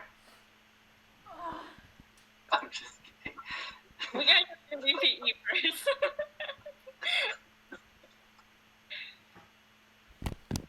So Cedric, what did you end up having for dinner?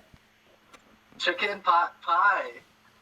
This is one of my favorites. So they sell them in like bulk at Costco in like boxes. So like they're small, like one serving size per box of the Marie. Is it Marie Kondo? Marie Chicken Calendar? pot pie. Yeah, Marie Calendar. Chicken pot pies. 5 minutes, 30 seconds in the microwave. Boom. Breakfast, lunch, or dinner. Or pre-breakfast, post-breakfast, pre-lunch, post-lunch, pre-dinner, or late night snack. It's perfect. That's true. I like that one. Also, Maddie said Cedric asking the tough questions.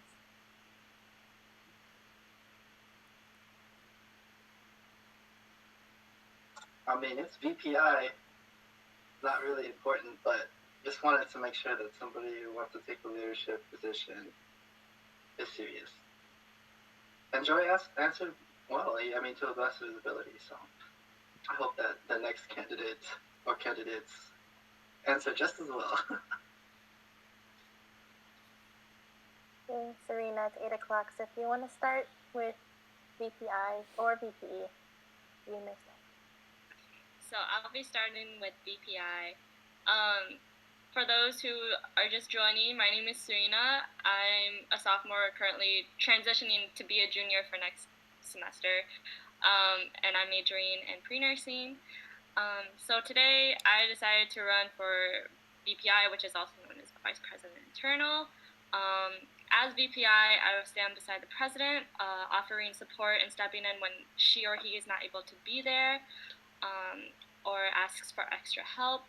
and I hope to be someone who not only micromanages, but someone who's always able to listen to members' concerns and keep board members as well. In order to scrape up my courage and be someone who has the potential of being VPI, and why I decided to run is because I've taken up leadership positions within UWM. So I've participated in leadership programs such as Ignite and Sophomore Springboard, where I learned aspects on how to be more assertive and to be someone who has the potential of being a leader. So I kind of know the ins and outs of the campus and how to be someone that someone can look up to through these leadership opportunities. And I've been taking notes on what we as members of FSU can do to improve things and how we can work with administration better in order to meet the needs of the org. And as I said, I wasn't always confident with being assertive and telling people what needs to be done, but through those leadership positions, I believe I've had the courage and have the abilities now to be that sort of person.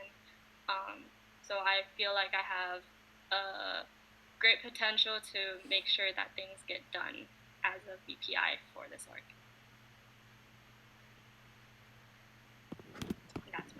Great speech, Serena. It was a pleasure working with you on board and seeing you grow as a person and as a leader.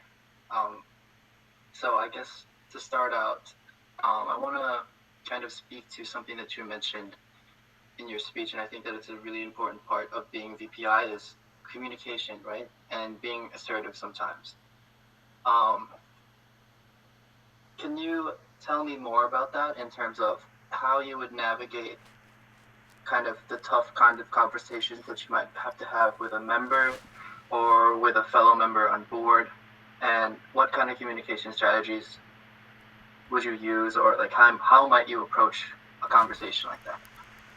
So I wouldn't be assertive like at first to a board member who might not be getting their stuff done, and if I did have to come to a tough conversation, I would kind of approach it as like a general conversation at first, because I think being like too assertive in the beginning is not a good way to like say, hey, get this done, because everybody has their own problems and everybody has like their own stuff that they need to do. But if like it comes to a point where they aren't doing their work, I will probably approach it as, hey, like, is there a reason why you aren't getting these things done? Or like, hey, like, how are you?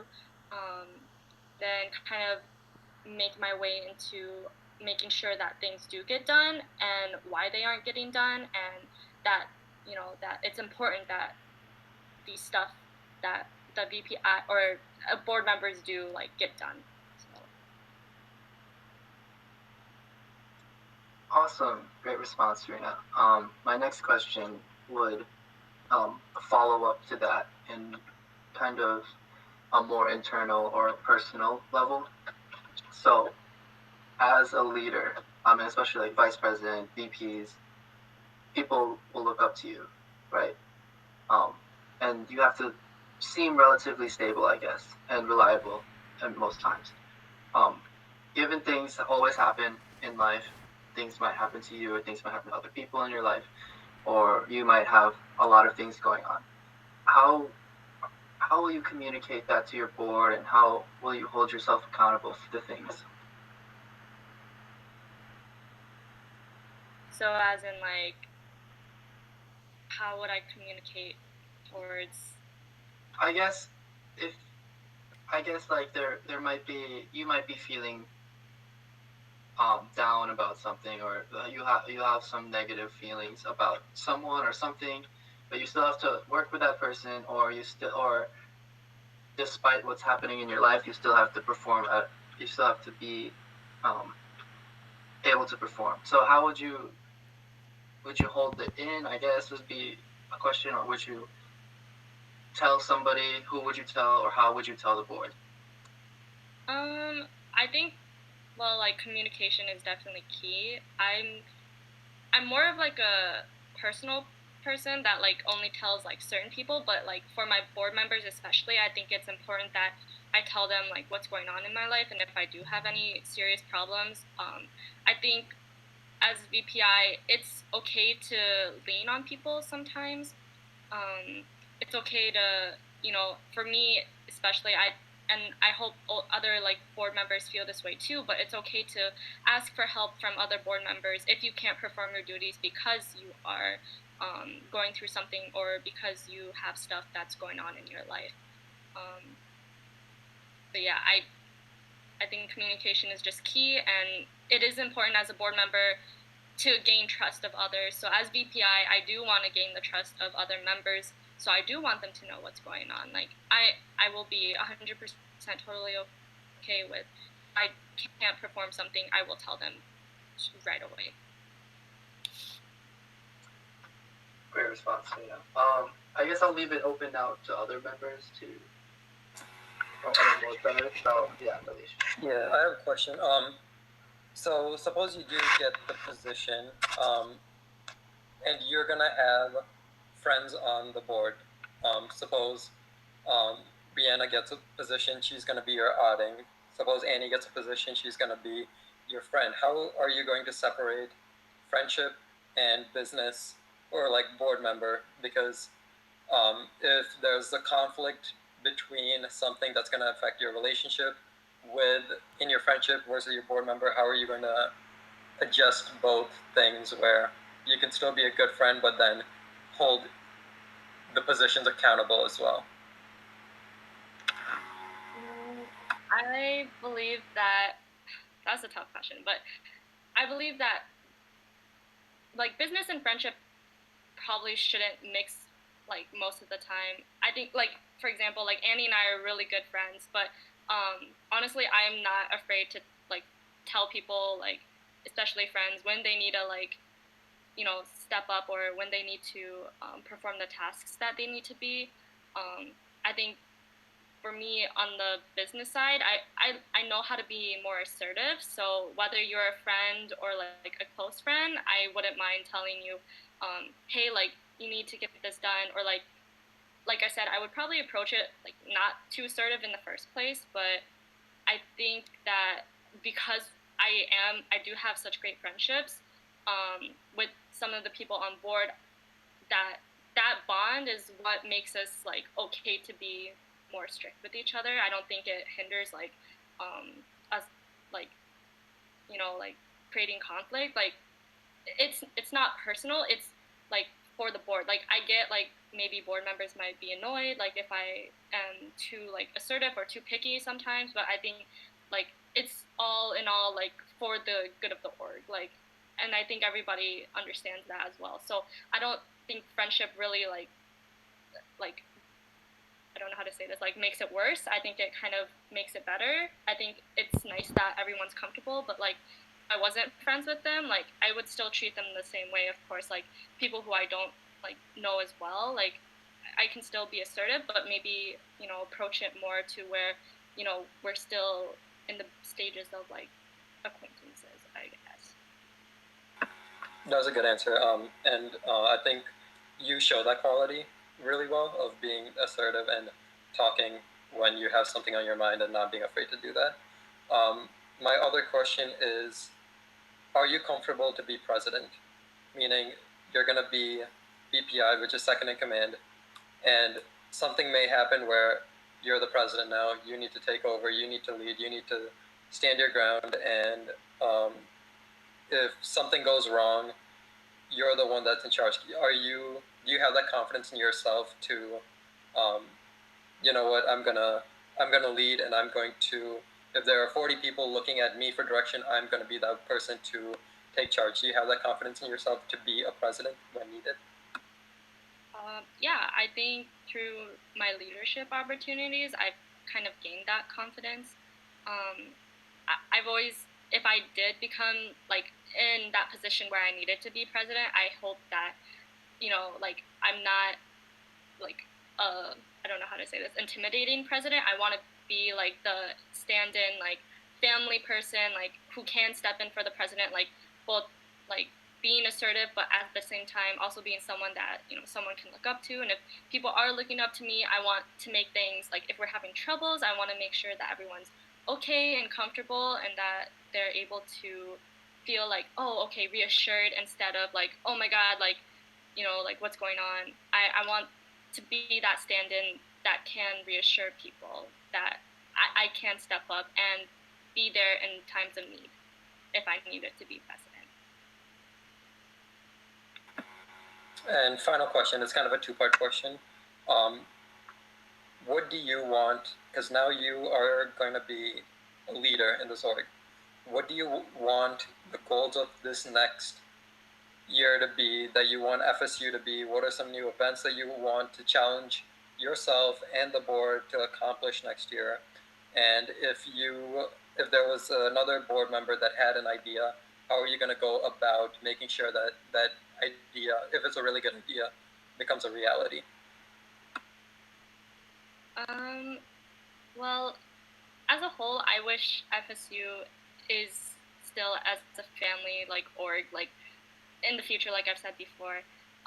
For people that do have great ideas, I hope to have them gain the courage to discuss it with board members, and then once everyone's on board, like, I hope that we can, like, work with every other board member to make sure that this vision is created, because everybody's ideas should be considered and, you know, should be put into action if everyone, like, agrees to it and everyone thinks it's, like, a good idea.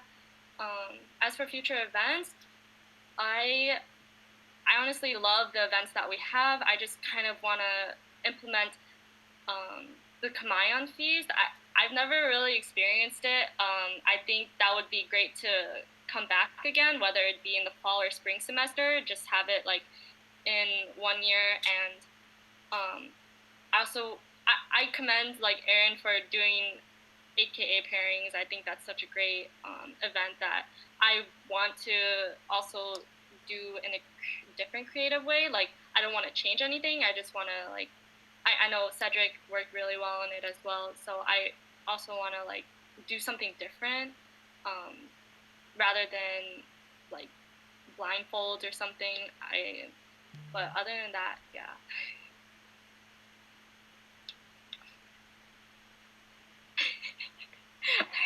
Do you guys see Heather's question?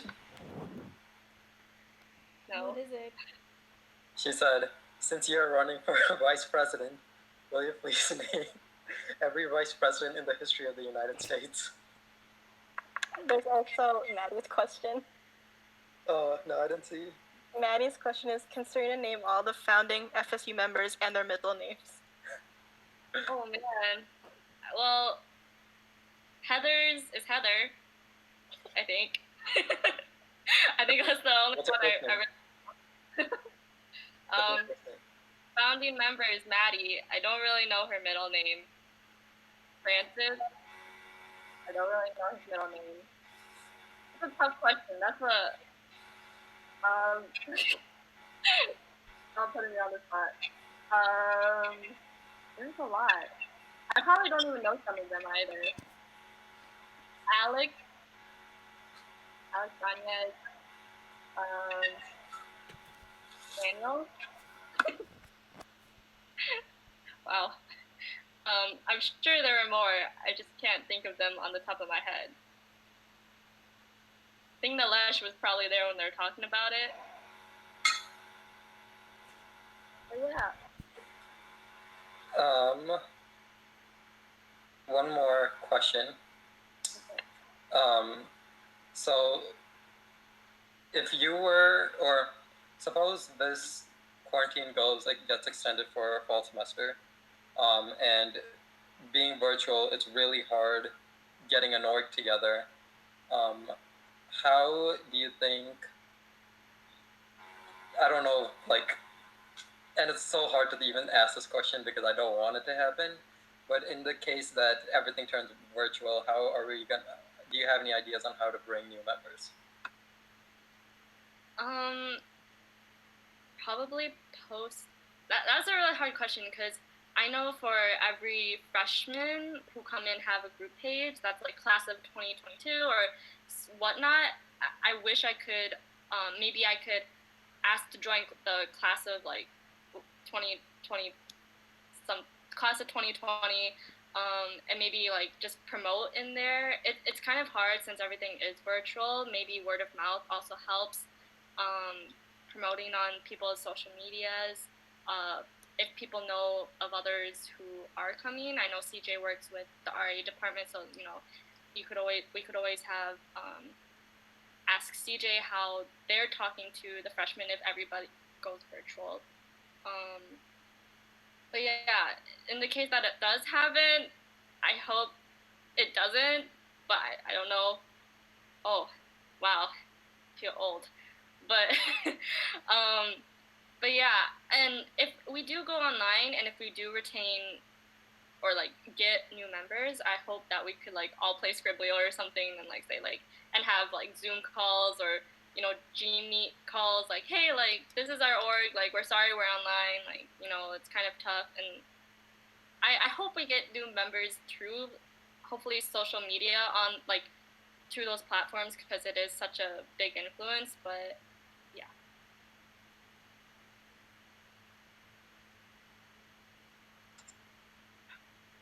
Sad. Oh, were you gonna say something, Sad?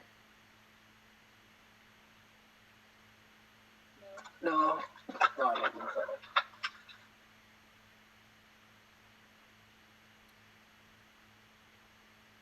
Yeah. Yeah, you did an awesome job, Serena. I'm nervous. If there's any other questions, or should we take a 2-minute break before next? We can take a 2-minute break. If anyone in the live stream has any questions they want to ask us board, feel free to ask us.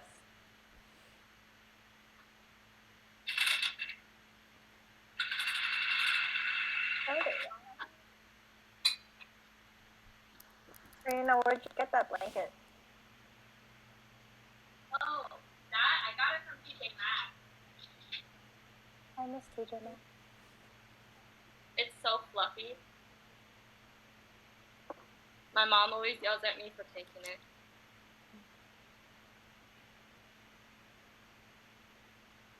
How are you, Trisha? I'm good. I'm hungry, so that's about it.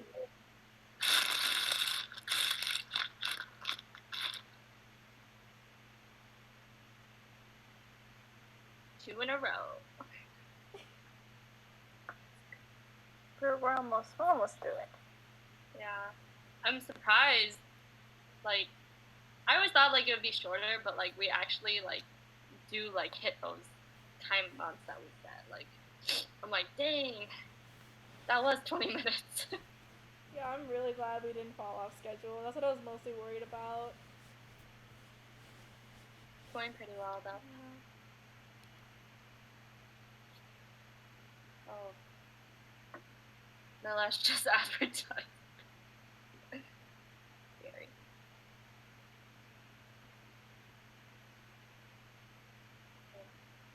Well, it's 8:20. So I will start again. So hello, my name is Serena for those who are just coming in. Right now I decided to run for the role of VPE, which is also Vice President Internal. One of the main reasons why I'm running for VPE is because I want to make sure that every person coming into FSU feels as welcomed as I when I join this organization. Being Hmong American and coming into the culture, I've realized how unique and exciting Filipino culture is. And to be honest, I didn't really know like anything about the culture, but I feel like I've grown so much within this org as a person and as someone who has the opportunity to know like what mahal kita means and what the traditional Tunicaling dance is. So as being not Filipino, I want to use my knowledge of being both someone who is learning about the culture, but not from the culture, to showcase what FSU is all about and the whole MAFA sphere. So sometimes when we've gone to external events, I felt distant from some of the community when we go to external events because I'm not Filipino. And I hope to change this perspective through this position, that someone who isn't Filipino can still be immersed into the culture, and hopefully there will be more people accepting those who are part of orgs such as FSU. And I want to be able to communicate with not only people on campus, but those outside of the greater Milwaukee area, that learning about this culture is something so special, and that being a part of the whole Mafasphere as a whole is really life-changing. And I hope to make connections to further FSU's connections and to ensure that everyone feels welcomed, whether they're Filipino or non-Filipino.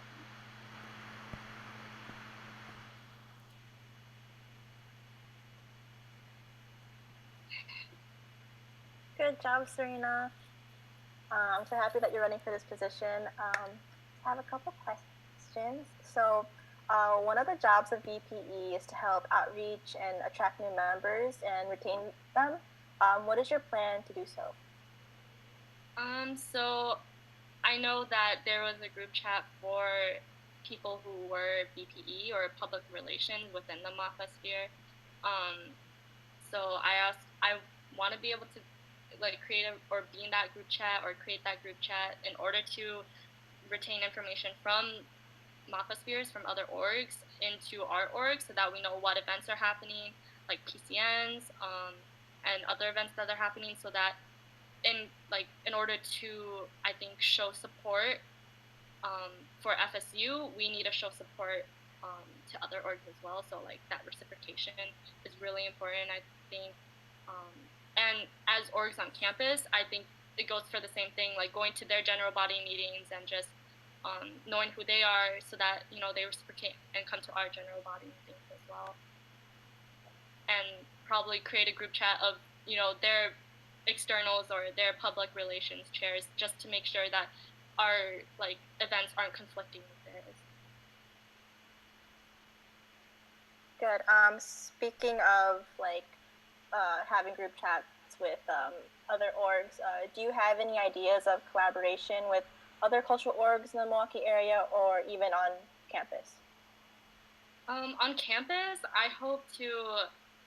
I know this is kind of probably way in the future, but I do want something like a PCN for us, and I know ASU is that kind of PCN for us, but I hope that one day we can come, we can ask people from other orgs in order to participate in our PCN, so that it's that we learn Filipino culture dances, but also implement other orgs dances as well.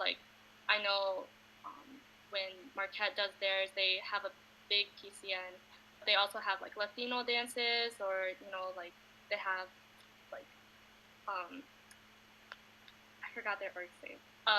But the ISA, I think something like that, the Indian Student Association that they have.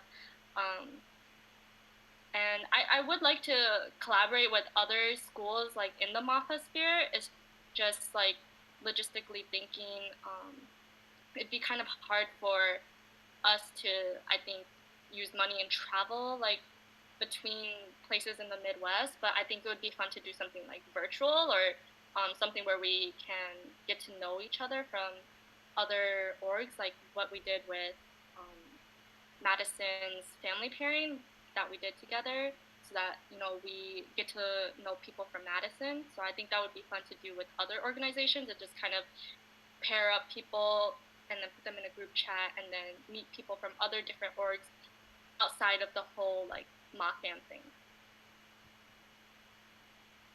All right, Maddie asked you a question, and she's asking, what is the definition of external?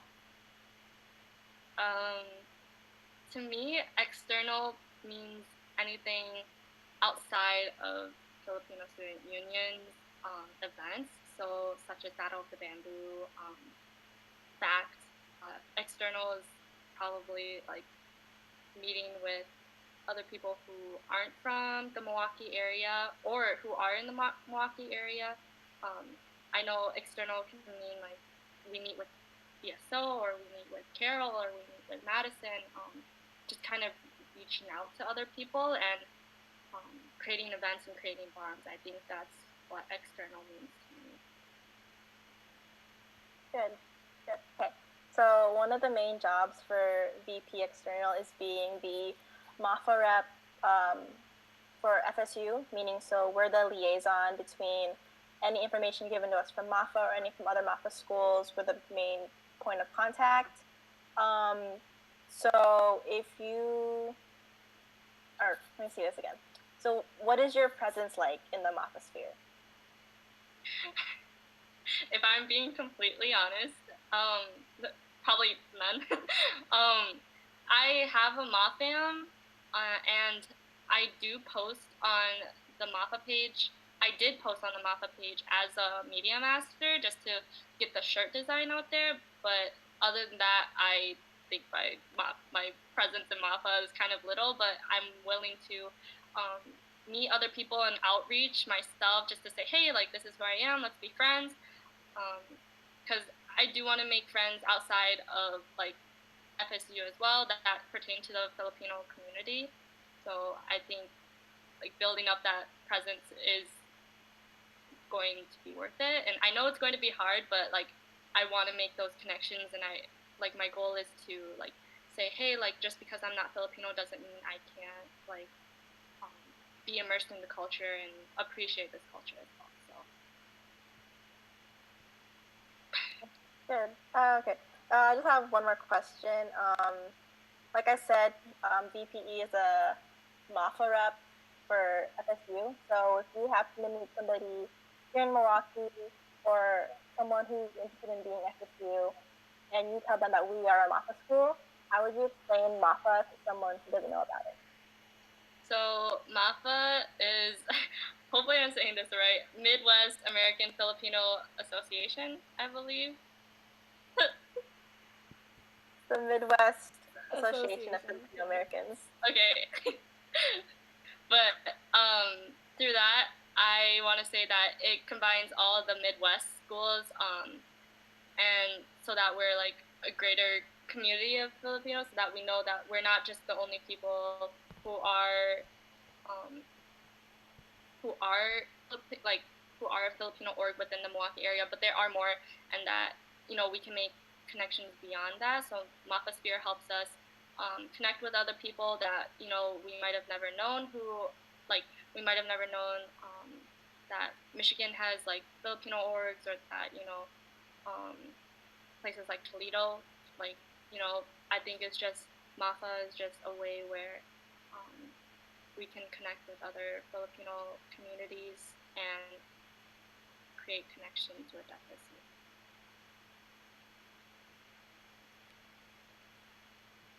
I have a question. Oh, do you have any more questions, Trisha? Okay. So in addition to, like, being, like, the MAFA rep, one of the main jobs for the vice president external is, you know, like, outreaching to new members and, like, being, like, one of, like, the first people that they see, like, you know, like, at involvement fair and stuff like that, first GBMs. They're kind of like that, like, friendly face and, like, the very, like, external. They have to be, like, you know, like, very external to them. So pretend that I'm, like, a new freshman and that you've never seen me before. How would you, like, approach me if I came up to the FSU table at involvement fair, or if I came to, like, the GBM and you hadn't seen me before? Like, how would you kind of introduce FSU to me?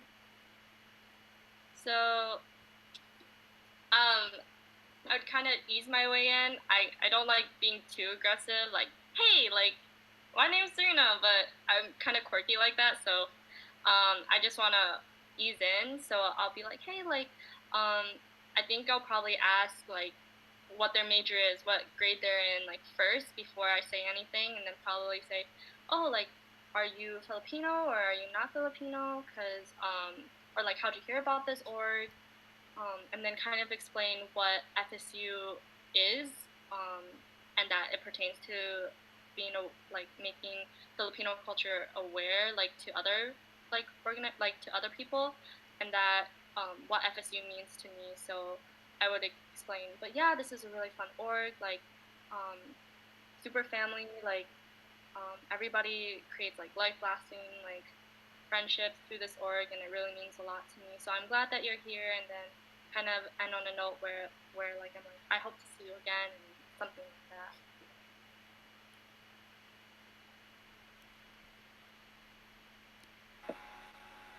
I have two questions. So, first question is, beginning of this year, we had some new students and freshmen that were Filipino, and they came for our meetings. But then throughout the year, they kind of stopped going. I don't know if it was lack of interest or they were too busy.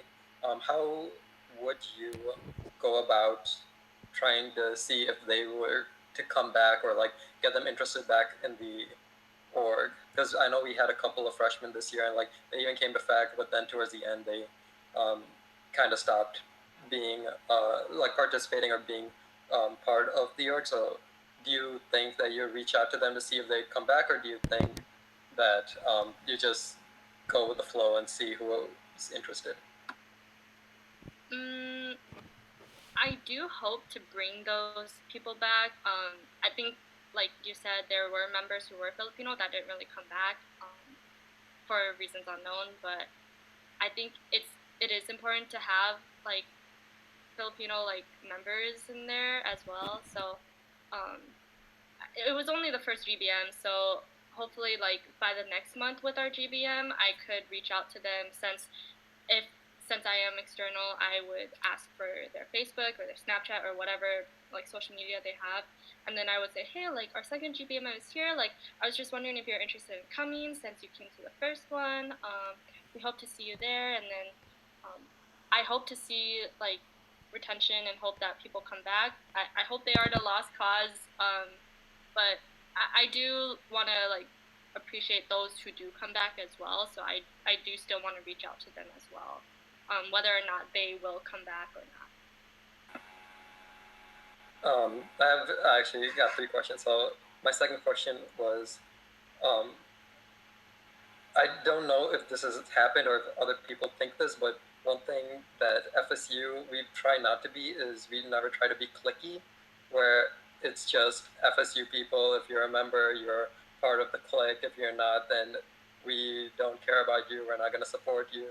How are you going to maintain that FSU never turns into a cliquey organization where it's only us as an org, no one else is really invited, and then how are you going to try to make our org support other orgs on campus? So HSA, the Latino student union, the Indian student org, how are you going to try to balance that FSU is going to be part of the whole multicultural organization as well, and not turn into a cliquey org? So I just want to stress that although it may seem like there are people who are cliquey, it's only because people have known each other longer, and I think I stressed this in like why I didn't feel like I couldn't be a part of this org or that org.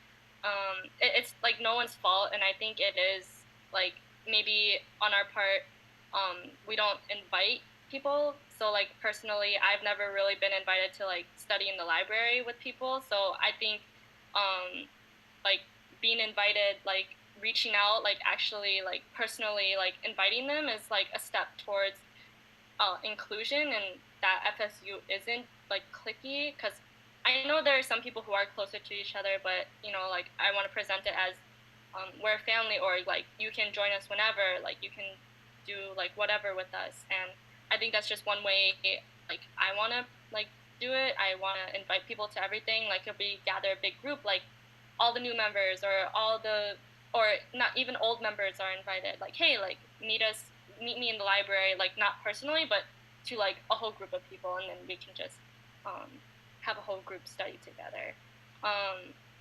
As for HSA, ASU, LSU, I think, like I said before, it's really important that, you know, we go to their meetings, and that in order for them to come to our meetings, we show that we support them, so that, you know, they come and support us. And I think that's something I wish I stressed more on.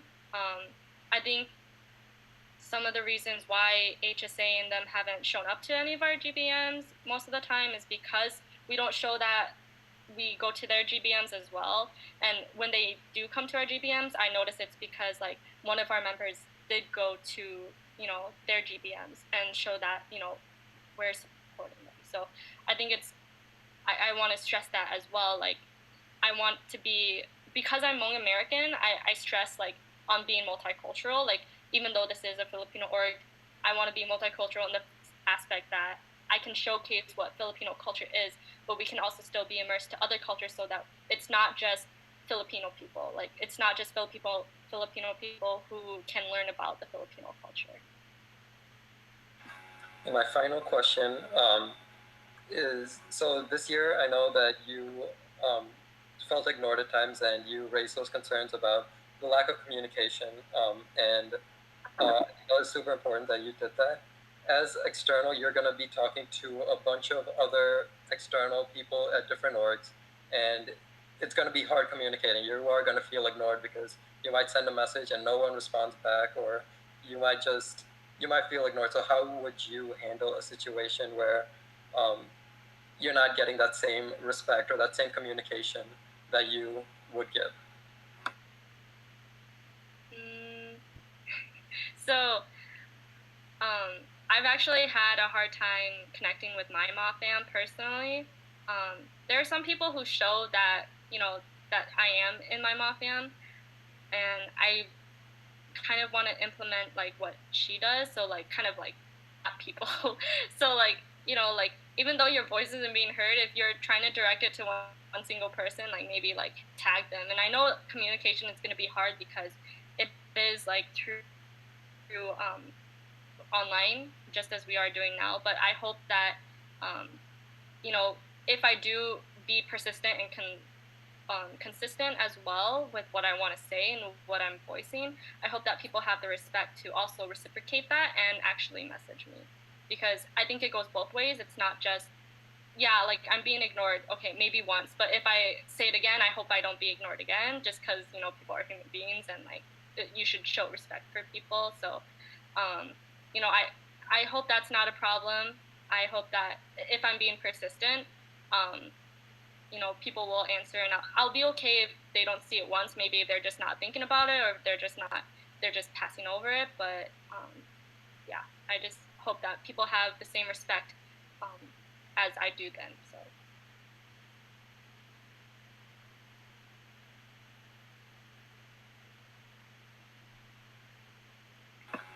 I have no more questions, but Serena, you did an amazing job. I'm so excited for you. Just this entire year as a board member, you've shown leadership, you've shown your strength as a person, you've shown that you're not afraid to say anything that's in your mind, and you've shown confidence in yourself. So I think that is the biggest step in leadership, in being someone that can take control in any situation. So congrats to you. I'm so excited to see all that you're going to accomplish next year. I'm going to be cheering from you wherever I am, but I know you're going to do amazing. Thank you, Nilesh. I said I wouldn't cry, but I can feel the tears rolling down my cheeks already. But yeah. Wow. We got done with questions real early. But I just want to say thank you, and for whatever position you guys consider me for, that I hope it's the best fit for you and that I can support you as a person on board, if I am to be on board, and whatever position that you think I'm most suitable for, like, I will serve you, like, in that position best I can. Again, I want to thank you to my board members, Trisha, since we have, like, 20 minutes. Trisha, like, you've been such a good mentor, and I love you so much. Like, at first, like, I thought you didn't, like, want to talk to me just because, like, I didn't know you that well, but then after getting to know you, you were really open, and you were really fun to talk to. Nilesh, like, I see you as an older brother figure, so I really appreciate you. And that night, like, we talked over boba, like, it really helped me come through with some stuff and come to terms with stuff, so I want to appreciate you for that. Millie, thank you for being such a good president.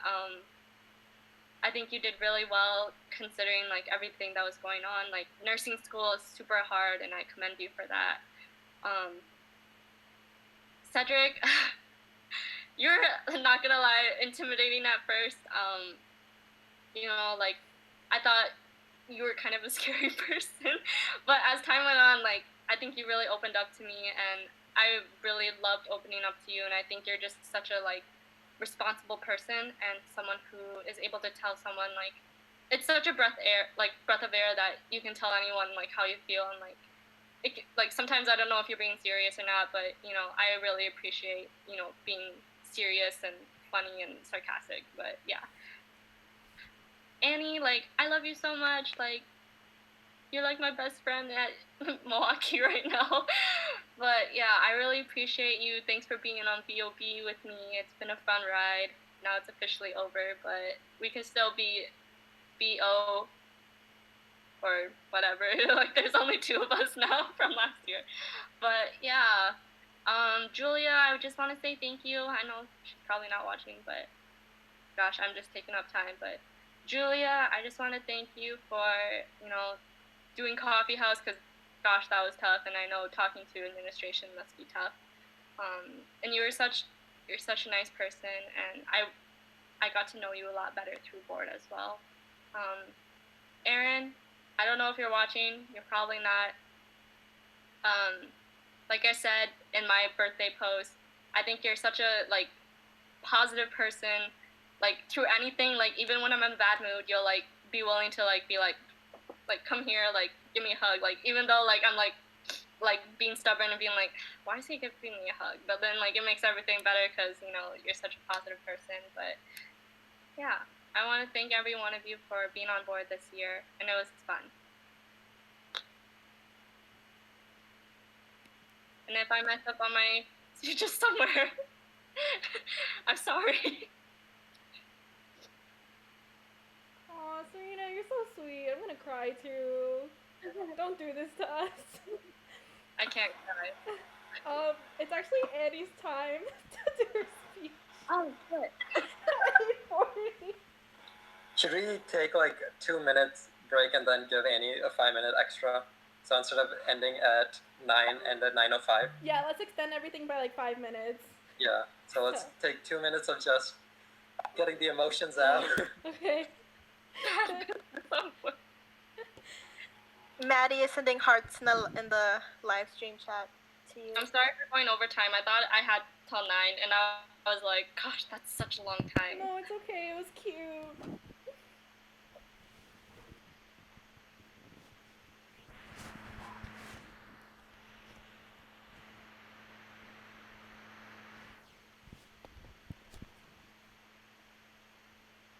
Thanks for letting me go overtime, guys. I'm sorry. That's actually super good, though. This is our first time we're actually extending. So it's like... Yeah. It's only 5 minutes too, so... Right before the 2 presidential candidates. About again. I will be right back.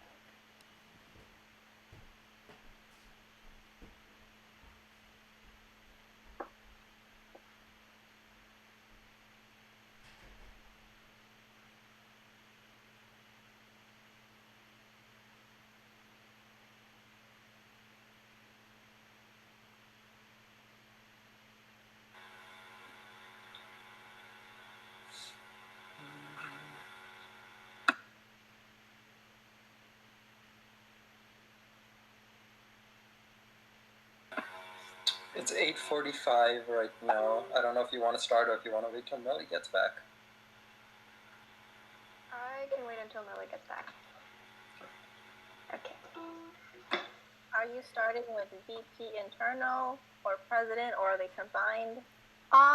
So my speeches, they work better if I say the presidential speech first and then the VPI speech. Okay. So you want to do president first? Yes. Okay. Okay. So, hi, my name is Annie from Bustos, and tonight I will be running for president and VPI. Okay, so this first part of the speech is about running for president. As FSU's current secretary and one of the past choreographers for Step Crew, I gained a lot of insight on what it means to have a good leadership in FSU. The experience has taught me the importance of being proactive and outspoken about my ideas during meetings and difficult situations, especially if I were to be president. And with the guidance of all board members, I will strengthen my ability to lead and guide us in achieving our collective goals. I want to use the role of being president to further improve on FSU by implementing more hangouts, reorienting FSU to being more cultural and maintaining our external connections, as well as being more connected with our Milwaukee community in a way that we are giving back. But first, I want to start off on emphasizing how impactful FSU has been in shaping my college experience. As a freshman, I struggled a lot to make friends while also balancing work and school. But FSU provided me with not only the structure and knowledge to excel as a college student, but also a supportive community that I can confidently call my second family.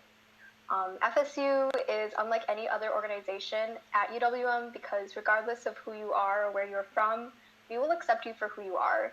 And I want to continue that tradition of encouragement and livelihood that I felt as a member of this org by growing and diversifying the student body. And we can accomplish these values by implementing more hangouts. So this year we really only had a few hangouts. So next year my goal is to plan to have a hangout at least once every other month to help with member retention and keeping new members engaged. So rather than being just at somebody's house, I'd like to go beyond the perimeters of our campus, like biking and flying kites at McKinley Park or exploring the Third Ward. And these are inexpensive hangouts that give our members who may not even be from Milwaukee the opportunity to explore our vibrant city and to establish these stronger and lasting friendships. Another vision I have next year is stressing our attention back to the cultural aspect of our organization by bringing back the Kamayan Feast. So from my time as Tinikling choreographer, I learned that a commonality shared across all cultures is family and celebrating together. And what better way to celebrate than through a feast? So with Kamayan Feast, we could do so much with it. In prepping the food, it would be a good bonding moment with the members, and we could have food eating contests between FSU members or FSU families and AKA groups. And we could also extend the invite to other organizations like HSA and ASU and Marquette's like BSO. And this brings me to my third point. We, as an organization, do not collaborate with clubs like Marquette BSOs nearly enough. The past few years, they invited us to compete with them in Battle of the Bamboo, and it has been an unforgettable experience. Yet, the greatest reward was meeting Serena and Justin, which honestly I don't think I would have met if I didn't take this opportunity. And I also got to know Lilly better through Battle of the Bamboo, who ended up being my current auditing. And with Justin's assistant, BSO's new treasurer, I want to strengthen our relationship through collaborative events, like co-hosting Simbanga Bee or starting off small with a collaborative picnic. And my final point is making FSU give back to our city by introducing more volunteering opportunities. So the 4 years that FSU has existed, we have only participated in a couple of volunteering or opportunities. And Milwaukee has offered us so much, and I think that it's time for us to give back as an organization. Also, many of us are in majors or extracurriculars that require volunteering opportunities, and I want to continue helping our members excel as college students by providing more opportunities, like working with Siebler office at UWM or volunteering at local places through Volunteer Wisconsin to help, especially right now with the pandemic, to help people with just dealing with the pandemic. We could volunteer at food pantries. I know that's an option. And I'm also thinking about how in the event that the quarantine doesn't lift by the time the fall semester exists or fall semester comes, this new project will serve as an alternative for FSU members to stay connected with each other while also simultaneously helping the community. And as president, I will try my best to uphold our traditions, and I believe that with my experience and exposure to these various perspectives, I can guide FSU to reach a broader and more diverse student body while maintaining its core values of family, inclusivity, and culture.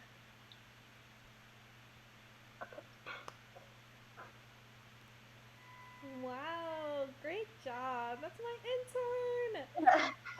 I'm really glad you left the ukulele part. That was very cute. Yeah. So you did a really great job. First of all, like interning under the presidential position, and you show a lot of like really great potential. And I've seen one of the main projects that I assigned for my interns was creating that month-to-month itinerary that I had in the beginning of the year. And I've seen that you have a lot of like really really great ideas for FSU. So now that FSU is going into its fourth year, yeah, so it's fourth year next year as an official org at UWM. We just continue growing. Our alumni is growing. The amount of people that are in it are growing. Like we're spreading on campus and everything like that throughout the Mophosphere. So just with all this growth and all these ideas that you have for next year, as president, you're not going to be, you already know this through our internship, but you're not going to be doing things as hands-on. You're going to be doing more of the delegating and the overseeing. So can you just kind of like walk us through how you plan to like delegate these different events and how you would reinforce making sure that everything runs smoothly next year? So I like the way that you run things right now, how you kind of, instead of micromanaging things, you kind of like take a step back and like make it a point to like give each member like a task. So I kind of want to continue with that. And cause like, I think we operate better as a board if like we each have like separate tasks that will like obviously end up to like help a bigger project in the end. I don't want to be that president that like takes over everything because I don't think that's really beneficial, and I don't want that stress to be put all on me. I want to make sure that everybody knows that what we're doing on board and is up to date with that. So I think I'm just going to continue like delegating those like actionable items that we're doing right now and carrying on for next board. Yeah. So along with like how you're going to delegate that, can you kind of like give us examples of how you plan to kind of like do that next year? Like will you continue like the actionable items working with the VPI and just like overseeing everybody on board, or you can also give us examples of like past leadership experiences, even this past year as secretary and everything like that, just following up with board members? So in high school, I was drum major of my marching band, and what we did basically is we split up into sections, so that we split up into sections to work on like certain parts of of our performance, and then we come back together to see like what we all did. And I think I'm gonna try to like incorporate that next year by, I guess, like I said, just like giving people action, like their task, and like telling them what they need to do. I do want to continue with the actionable items, but also, like earlier on, Serena mentioned about having like a master list of the actionable items. I think that's like a lot more it's a lot more organized, and I think it'd be easier for each member, because I know probably not all of you guys like having to go through like the list of like what you have to do. So I think having a master list is a good idea. We could try that next year.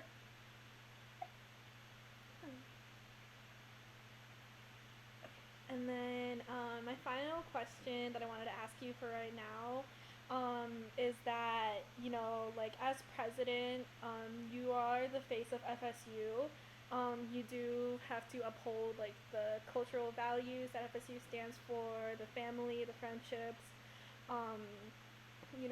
like kind of just like reaching out to everybody. So you basically have to kind of touch each and every part of the org. Like while, every board position focuses on like one thing, you kind of have to spread yourself out to just make sure everything's running smoothly. So with nursing school next semester, how would you kind of be able to exert that without, like exhausting yourself between school and work and doing org stuff? So, I mean, starting nursing school next year and like potentially being president for FSU, I don't think I'll have, well, yes, it'll be a challenge, but I don't think I won't be able to do it. I definitely think I'm capable of doing it because in high school I was like I was captain of my tennis team. At the same time, I was also drum major of my marching band, and I was secretary for like my art honor society. So I think I can definitely handle being in nursing school and being president of FSU. And a way, I guess, that I could uphold like our old traditions and like the values that we carry right now, I will make an effort next year if I am president to make sure that I talk to everyone, to introduce myself and what FSU has done for me, and hopefully they can learn from what I tell them and do what they may with my story, I guess. Yeah.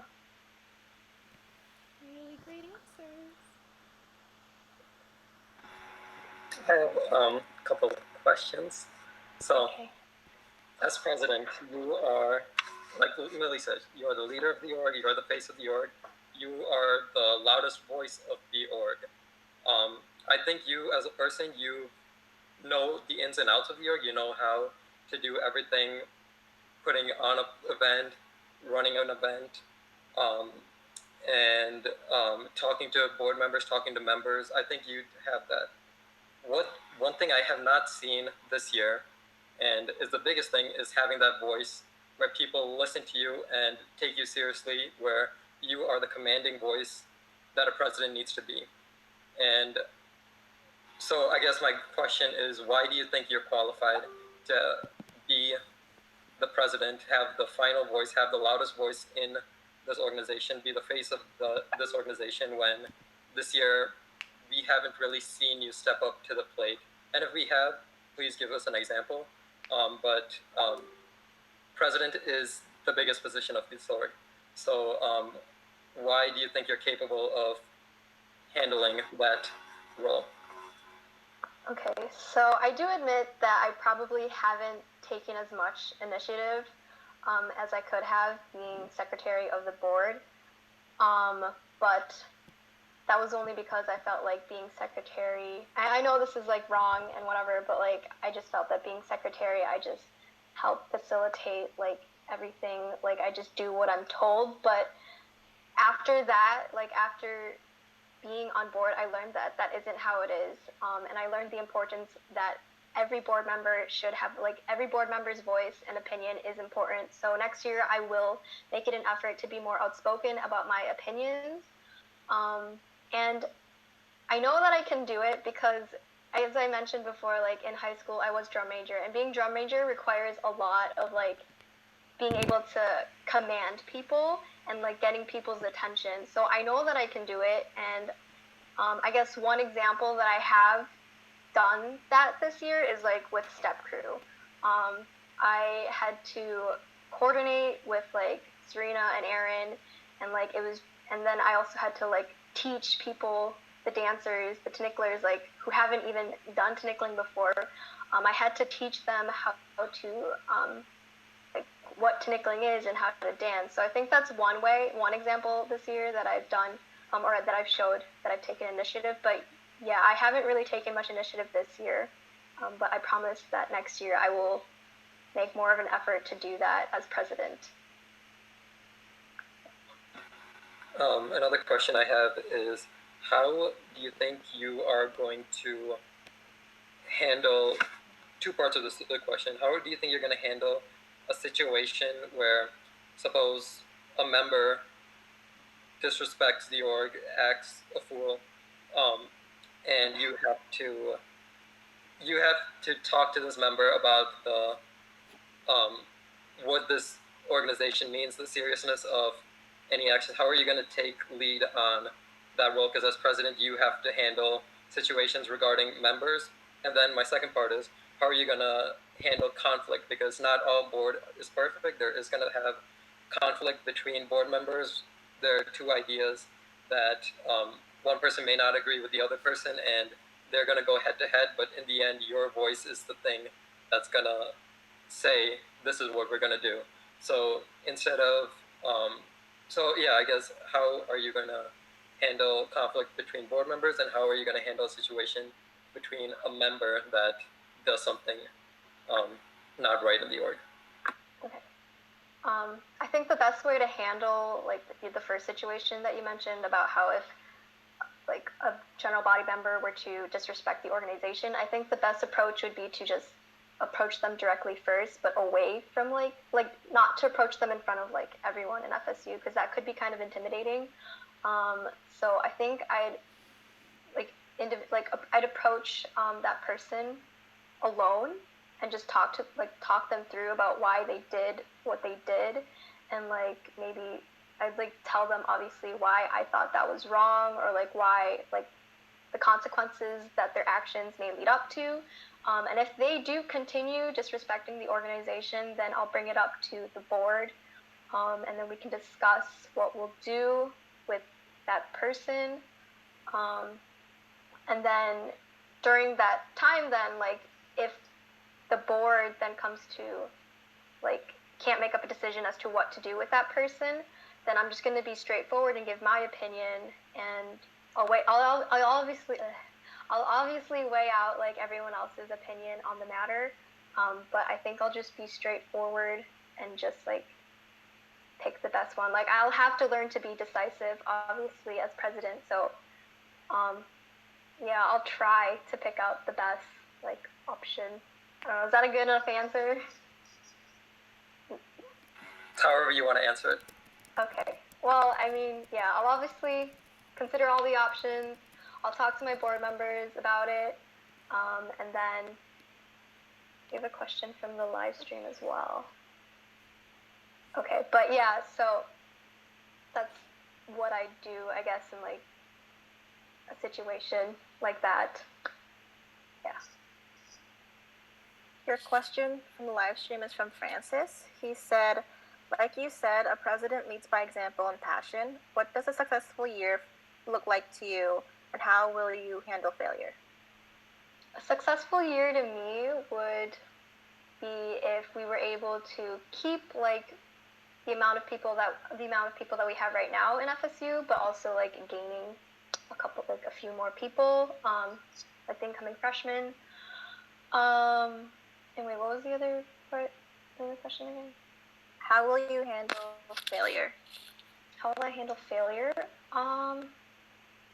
I don't think we'll fail next year as an organization, but in the event that we do, I'll try to keep the morale up and just remind people of the accomplishments that we've done in the past and how far we've gotten, and how like we shouldn't let this failure stop us from like continuing on as an organization. I'll still try to keep people motivated and like remind them of the bigger picture of how like what we are as an organization. Like I don't exactly know how we'll fail as an organization. The only way I can think of is if we stop like continuing on with this organization. But yeah, if we do fail, I'll just remind the like members how important FSU is and how much it has impacted like their college experience.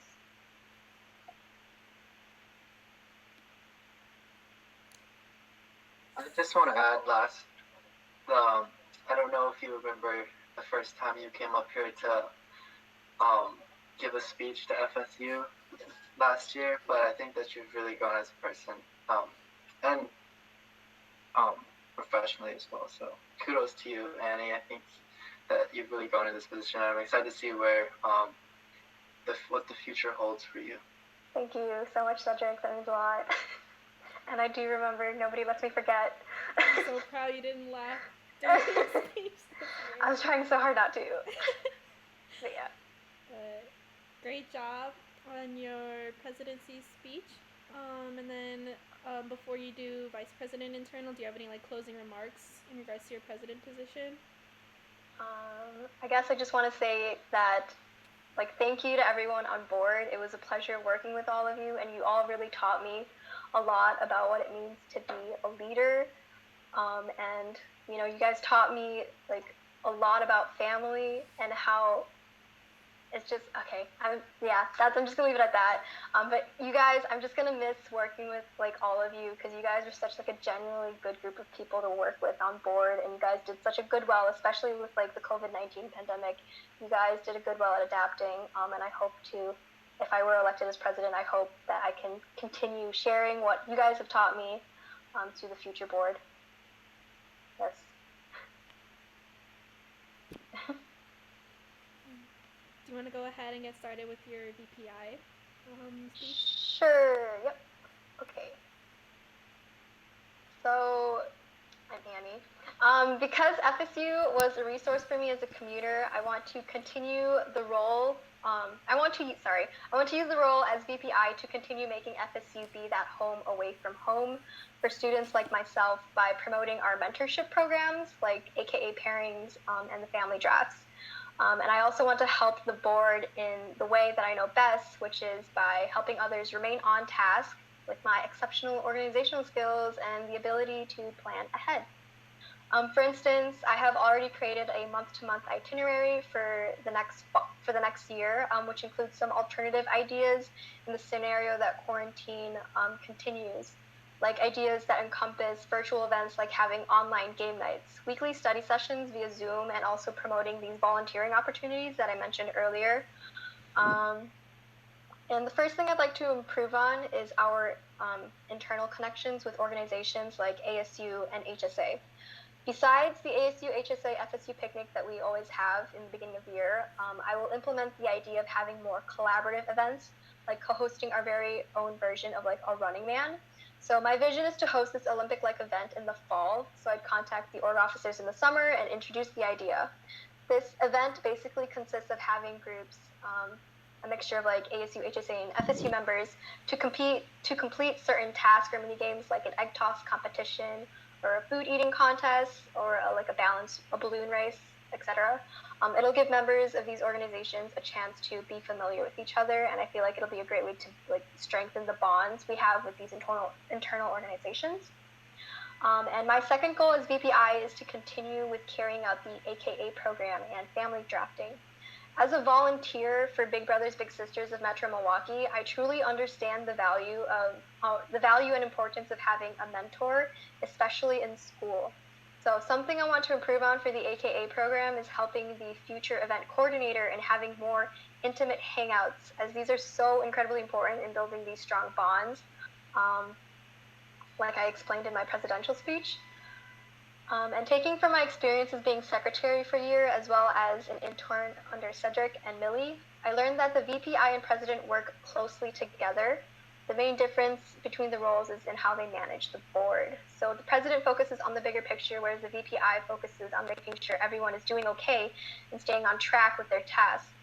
A couple of important things I learned from my fellow board members is to be mindful and always make time to show our appreciation of each other's hard work, because each assigned task, no matter how little or how big, is significant in ensuring that FSU operates and functions properly as an organization. And most importantly, you guys enhance my understanding of family, like I said before. As members of FSU, we welcome everyone with open arms because FSU is inclusive. We are a family that accepts and supports everyone despite where they came from, and I promise if I am elected as VPI, I will continue upholding these values with the future executive board and to whoever comes across the Filipino student union. Great speech, Annie. Thank you.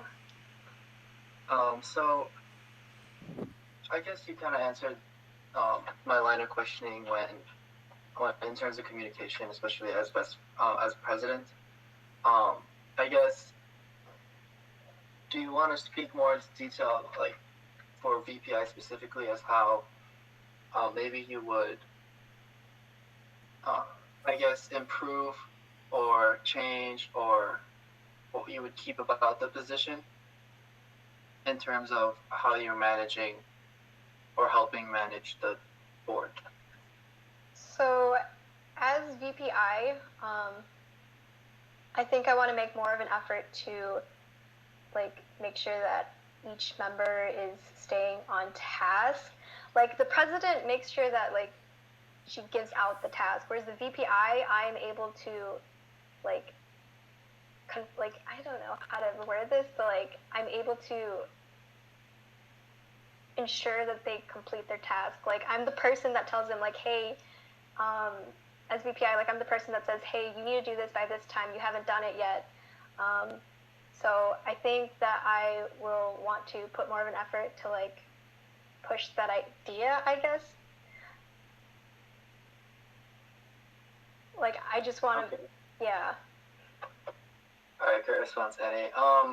So, I guess I want to give you, another, I guess one of those scenario questions, right? I think you heard the one that I gave Joey. But actually, let me walk it back. I don't want to give you the same scenario. Okay. It's a little bit too advantageous. Actually, I'll open up the question to the board while I think of how I want to ask this question.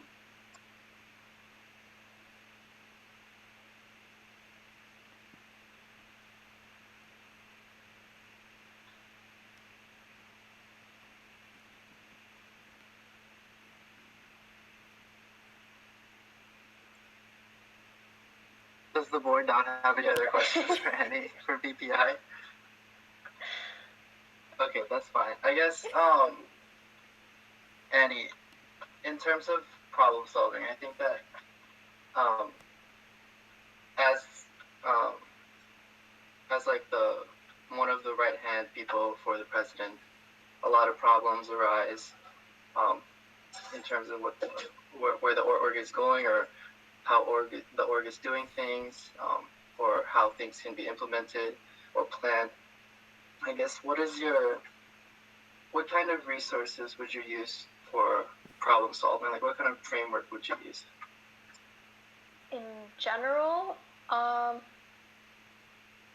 would try to, I guess, like, okay, so if a general problem, I guess, if I were to have a general issue, I guess, I'd try to solve it on my own first, but if I don't know the answer, then I'd go and ask the board members for their opinions.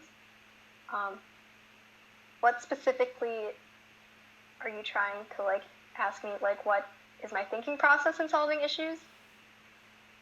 Yes, exactly.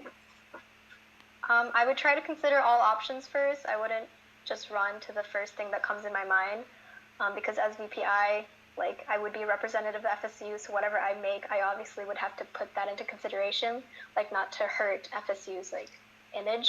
So I definitely think through my options first, and then whatever is best, I'd go with that.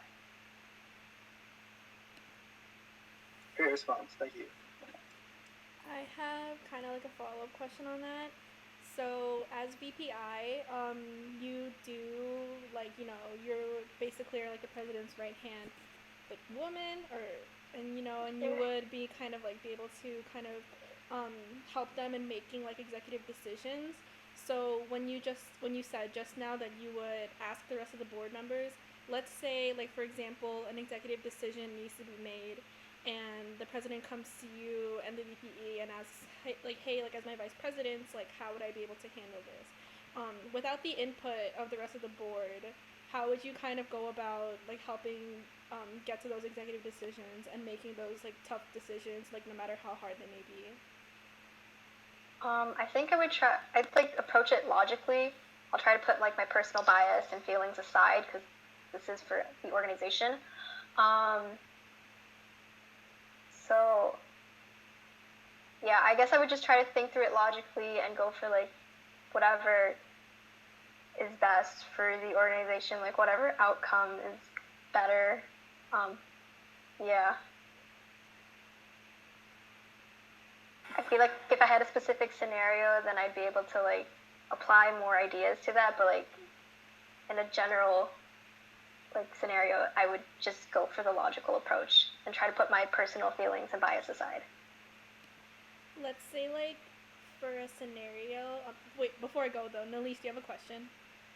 I'll ask you later. Okay, let's say for, like, a scenario about this, let's say that next year, like, God forbid, school is online for the fall semester, and you guys have to make executive decisions on how you're going to be running the org and stuff like that. How would you assist in, like, kind of making the decisions on, like, if we're going to have, like, monthly general body meetings, or if we're going to, like, meet online and stuff like that? Kind of just, like, how your thought process through that. So my thought process would still be like, obviously, like thinking of it practically and realistically. I would still push for having monthly general body meetings. We could do it virtually. It may be hard, but I think we should still make an effort to have these general body meetings. I don't think we should not do it just because we're not, not in school physically.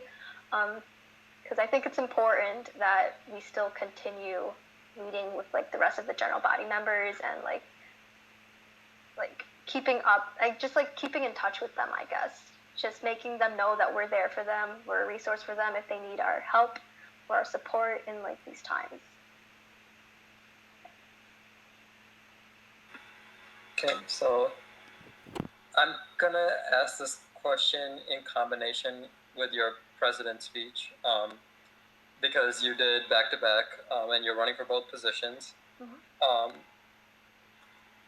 To the person, example me, that think that you are better equipped to be a VPI.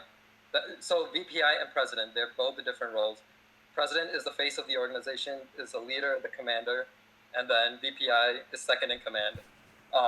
And it is two different because president is going to be the commander the whole entire year, whereas VPI, you're not really going to be the face of the org. You're going to be an integral board member, but it's a difference, and it's a big difference.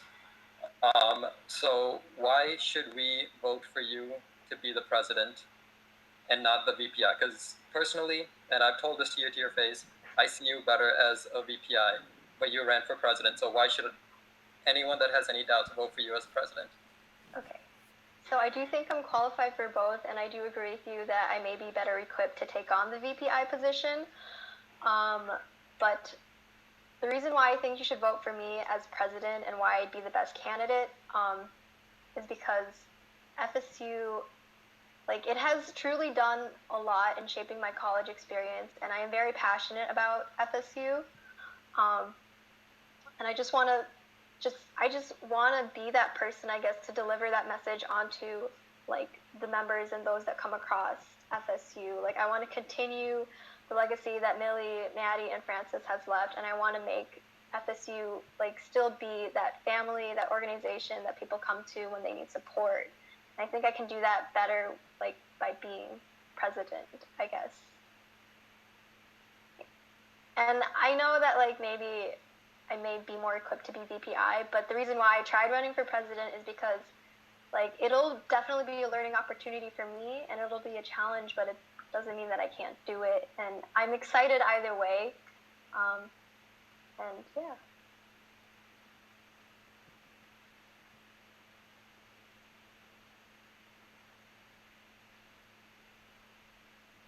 Does anyone have any questions? If not, I want to just say, Annie, you did an amazing job. If the board doesn't know, I talked to Annie a couple days ago, and I kind of, to be honest, and I'm gonna be completely real, I kind of shitted on her, saying it hurt. Are capable, I don't think, and you honestly proved me wrong. You, with your speech, with your answers, you showed me confidence. You showed me that you can, whatever question I give you, and I tried to give you hard questions. You did not stutter, you did not laugh, you answered them like a true leader. You answered them as confident as possible, and that's why I'm proud. Whatever position you get, whether it be president or VPI, I know that you can be a strong leader just by you showing your confidence, by knowing that you can take on this org and you can put it on your shoulders and you can handle whatever comes to you. I have that full faith, and I think a lot of people that are watching have that faith as well. So congrats, you did it amazing. You proved me wrong, and that's what I asked you to do. I wanted you to prove me wrong. So congrats, and good luck on whatever happens. Thank you. I tried very hard to prove you wrong. Luis, I don't know what you said to her when you guys met, but when she came back and we met again, I don't know what you did to her, but yeah, you did a great job, Annie. Thank you. I have one last question for Annie. I don't know if it was already answered because I kind of took a break So I know you ran for both positions, and I wanted to ask you this during presidency, like your president's speech, but like you as yourself, like do you see yourself as a president who is like a mother figure where people can come to you like family, or do you see yourself as someone who's more like a leader where you're more assertive and you're more kind of, I don't know how to describe it, but like I think you get my gist. But yeah. I think I definitely can be both. But naturally, I think more logically, that's just how I am as a person. I like to think that I'm also a very approachable person and friendly, so I think I can do both. But yeah, like you and Alish said, like naturally, my instinct is just to think logically. Not saying that I'm not a friendly person, but I think that's just, yeah.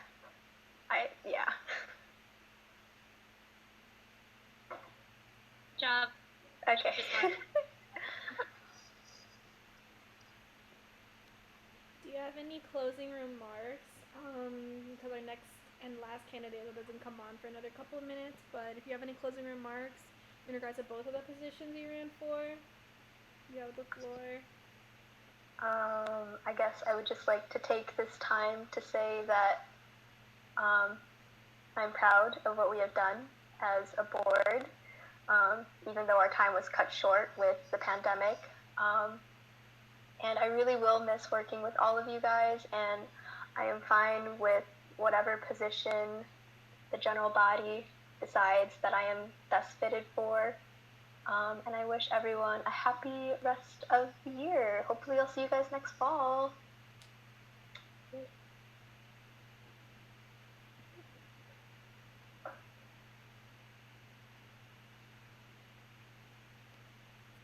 Alright, we're down to the last candidate. So we have 2 minutes until he hops on to the call, so.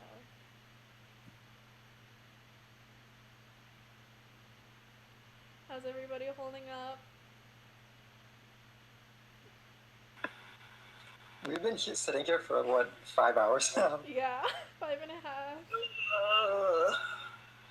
I'm legit thinking about how long is this live stream actually. Yeah, it's 6 hours. Jeez. Oh, goodness. Oh, good. That's awesome. All good.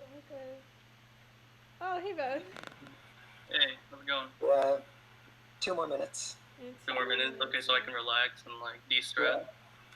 De-stress, relax. Yeah. I'll go to the bathroom. Wow, I'm really proud of you, Annie. Ben, you have my vote. Oh, no, don't say that. No, don't say that, please. Are you in Milwaukee or are you in Gumi? I'm in Milwaukee right now. Okay. Yeah. It's kind of funny because, like, Yuju's watching the election upstairs, and I'm downstairs in my room, like, cooped up, trying to make it, like, a little bit more quiet and serene for the speech, so that way I won't lose my mind. Hello, Yujun, if you're watching.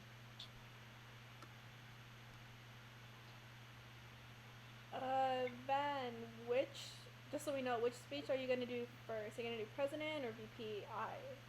VPI. So I was actually wondering if I could possibly do my speech first, because it does talk about, like, presidency and vice presidency, and then after my speech, it can be up to you or Seth to, like, ask the question first. Oh, so you're combining both of your speeches into one? Yeah. Okay, so then if you're combining both your speeches into one, then you can have like 10 minutes to speak since you're combining it, and then me and Seth will kick off the questions then together. Yep, that sounds good. Okay. Before we start, some comments in the live stream for Annie. Jules said, "You did amazing." Christina said, "Good job, Annie." And then Jules said, "Aven, that's my VP, rooting for y'all." And Eugene said hi. Yeah. Nice.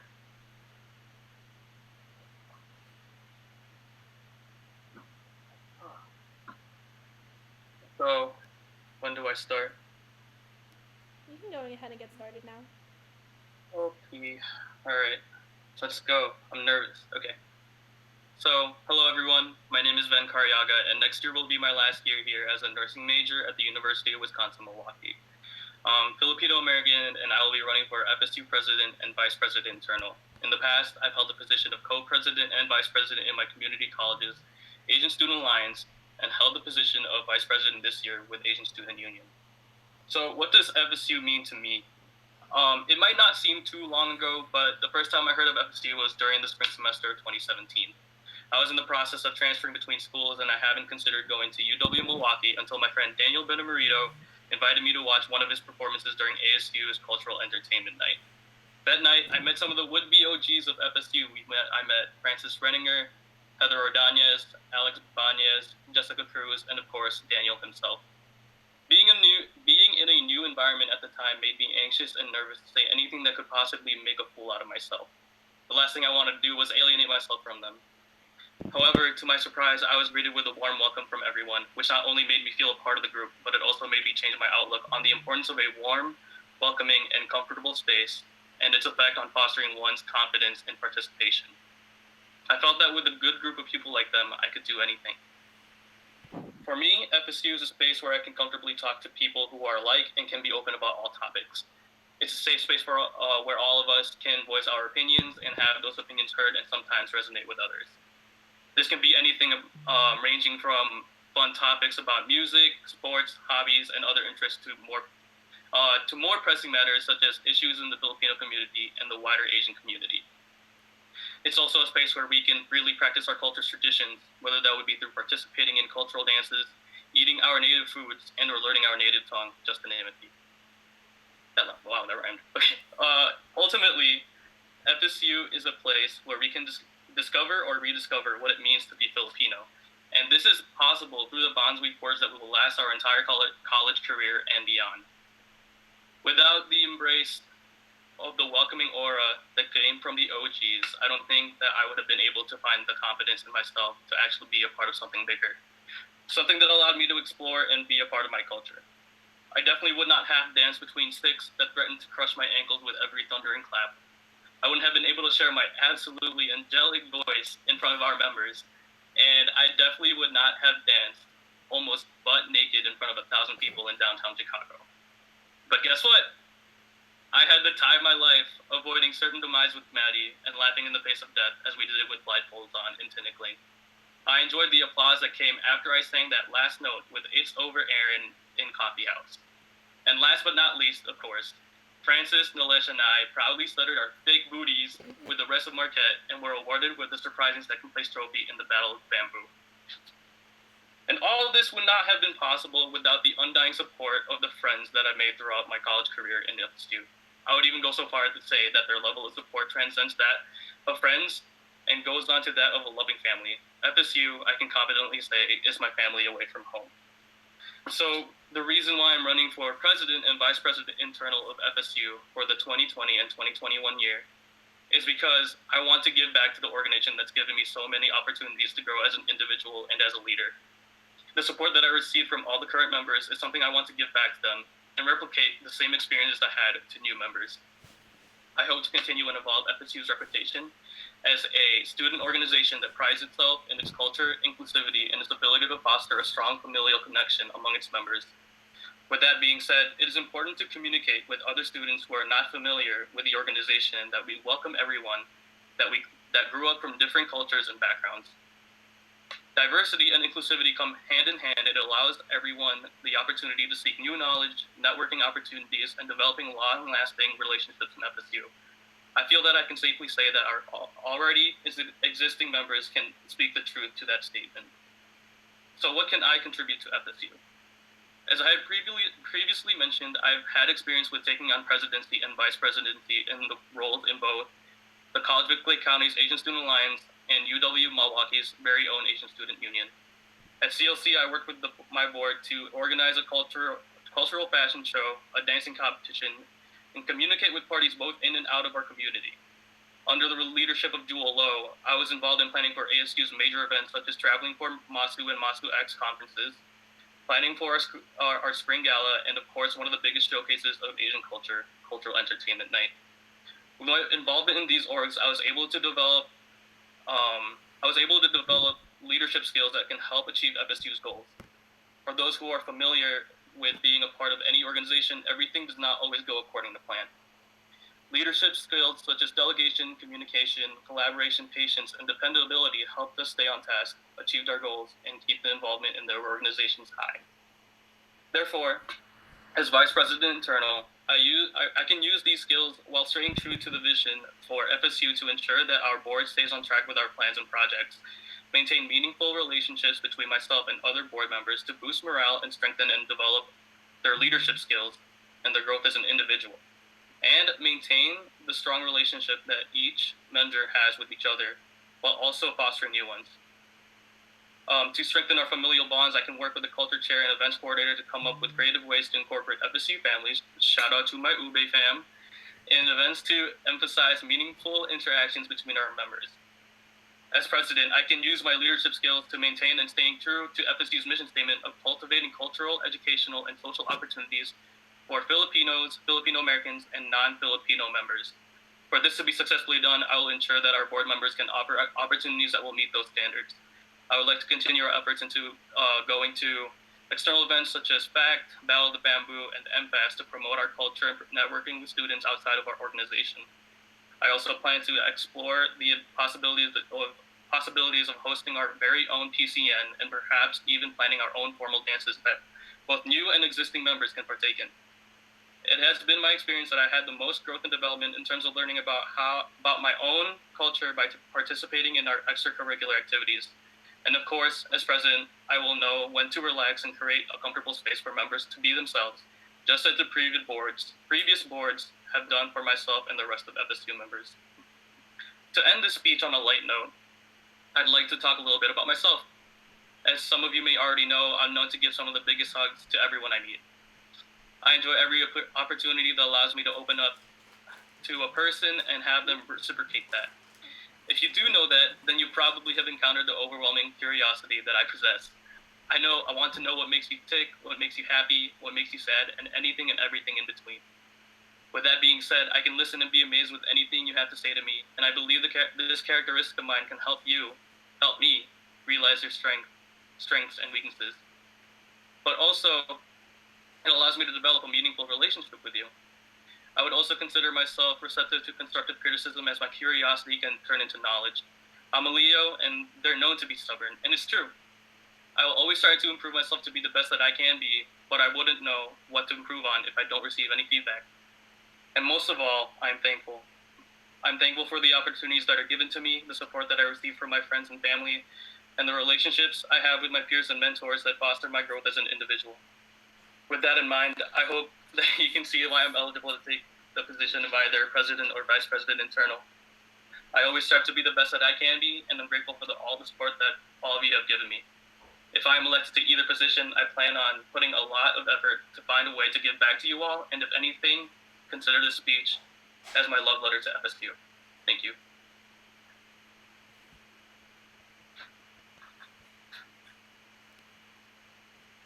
Wow, thank you. You did great, Ben. Your speech is very touching, very passionate. I feel like it really, I'm sorry, my brain's broken. It really calls towards the dedication that you have for FSU, and it was really well spoken, and kind of the dedication that you show towards the org.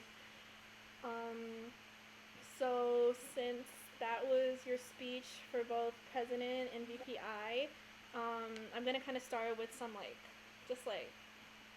questions for my position first, Okay. and then Cedric, if you want to jump in with questions for yours too.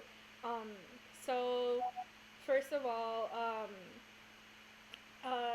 so as president, you have definitely a long history with FSU. You were you're best friends with Daniel, who was one of the OG founders.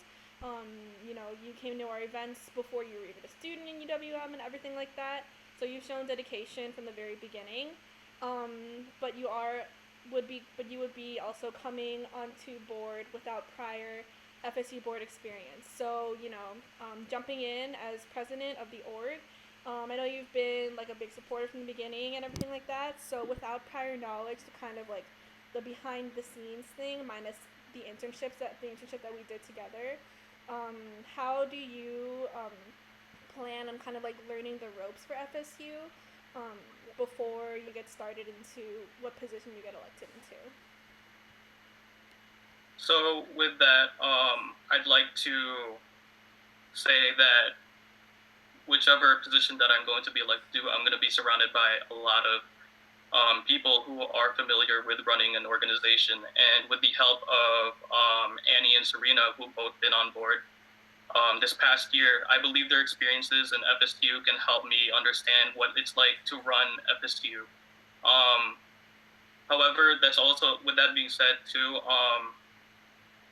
my experiences in ASU have also fostered my leadership skills. And as a president, I feel like I can, with those aforementioned skills that I talked about earlier in my speech, that I can successfully lead an org, despite the fact that I might not have experience running as a president in FSU.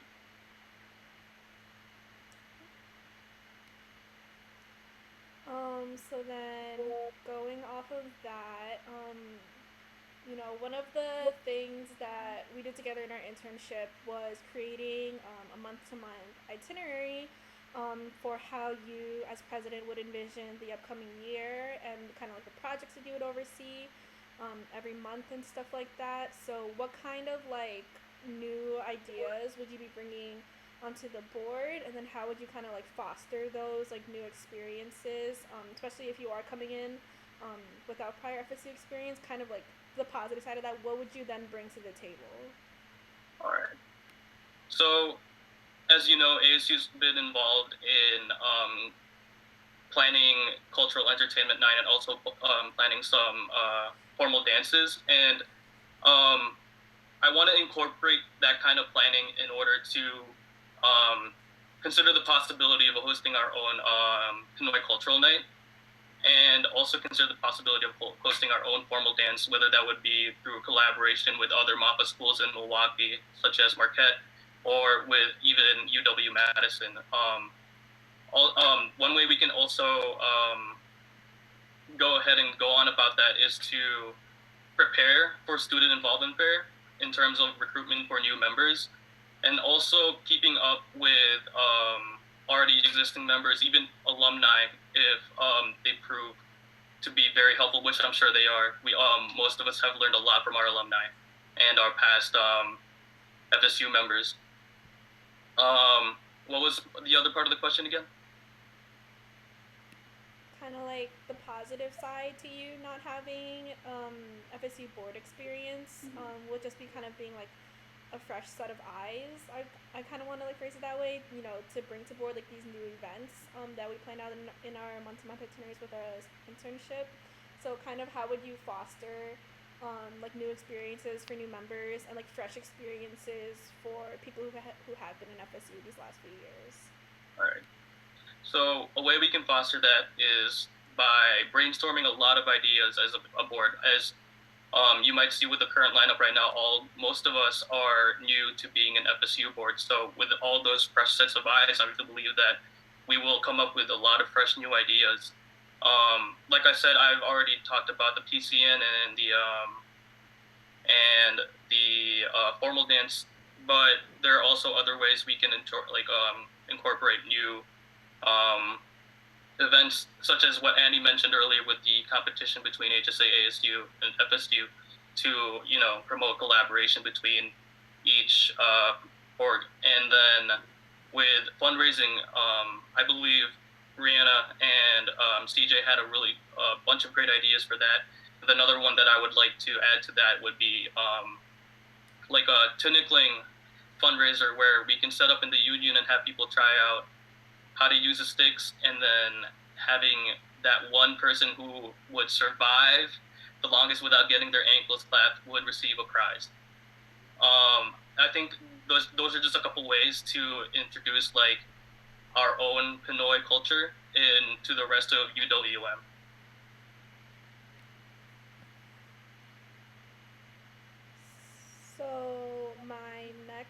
question is, as president, you are the face of the org, you oversee everybody, you constantly check in, you would be kind of like the go-to person making executive decisions. It's a lot of responsibility and it does take up a lot of time. So, we all know you're a nursing student. You're going into CP3 and CP4 next year, and you'll be studying for the NCLEX. Not sure if you're working next year, but pretty much, we know you're going to have a packed schedule. So, how would you kind of convey your dedication to FSU time-wise, so that you can ensure, people who are watching, people who are going to be voting, that you wouldn't kind of leave FSU in the wayside and kind of still, obviously school comes first, but how would you still prioritize FSU as president and to ensure that everything gets done the way that it needs to? And I just want to add on to that question because I was going to ask something similar. We kind of joke about it, and it was last year your superlative of like procrastinating and how doing things like kind of last minute. As a leader, VPI or pres, everything needs to be done at a specific time. You're going to have a lot on your shoulders. And so kind of what Millie said, how are you going to balance all of it, make sure you're organized, and make sure everything is done at appropriate time? Yeah, absolutely. So, as you know, this year that I have been focusing on my studies as well as being a part of ASU as their vice president. And I thought this was a really good way to gauge my time management skills this semester. And so far, I believe that I've been doing quite all right. And personally myself, I think it's all about what I can do is I can determine my prioritization and my time management skills. When it comes down to it, it's true. Education is key, and I want to put education first before the org. But I don't want to say that I would completely disregard one over the other, whereas I'd like to prioritize finishing a task first and then move on to the other with my full effort into finishing both tasks. For example, if I were to have an exam tomorrow and I still have some things that I need to do for FSU, you can bet your butt that I'm going to be studying for that exam. And that's why I think it's such a valuable thing to have when you're working with teammates, that their strengths and can complement your weaknesses. And if my weakness is time management, then I can rely on the board to pick up my slack, and then I can delegate tasks to them, which hopefully might not be too much, in order to help me achieve the goals for our organization.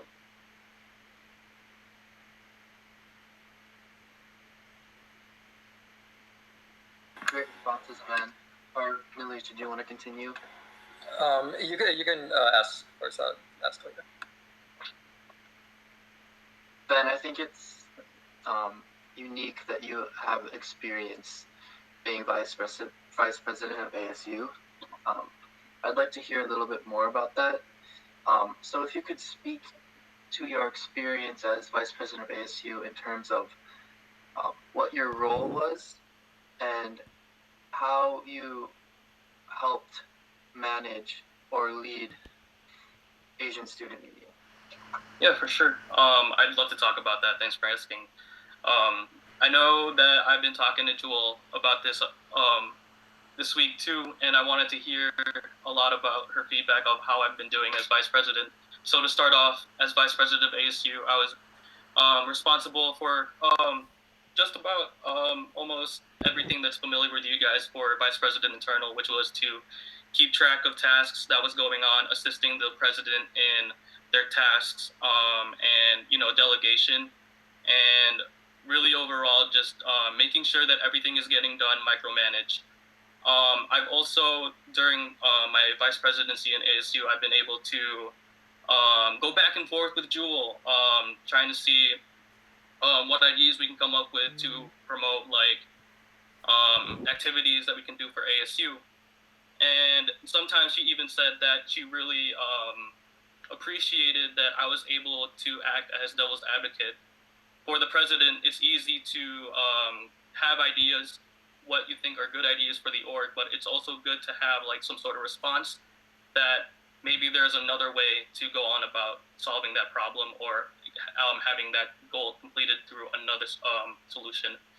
So with that being said, that's what I did, and I see that and it was also like a time where ASU was rebuilding itself as an org, and I believe we did a really good job in terms of doing that, because if you were present in any ASU general board body meetings, there was always a high turnout, whether that would be with regular ASU members, HSA members, and FSU members, which meant that we were doing something right with the way that we were planning our events.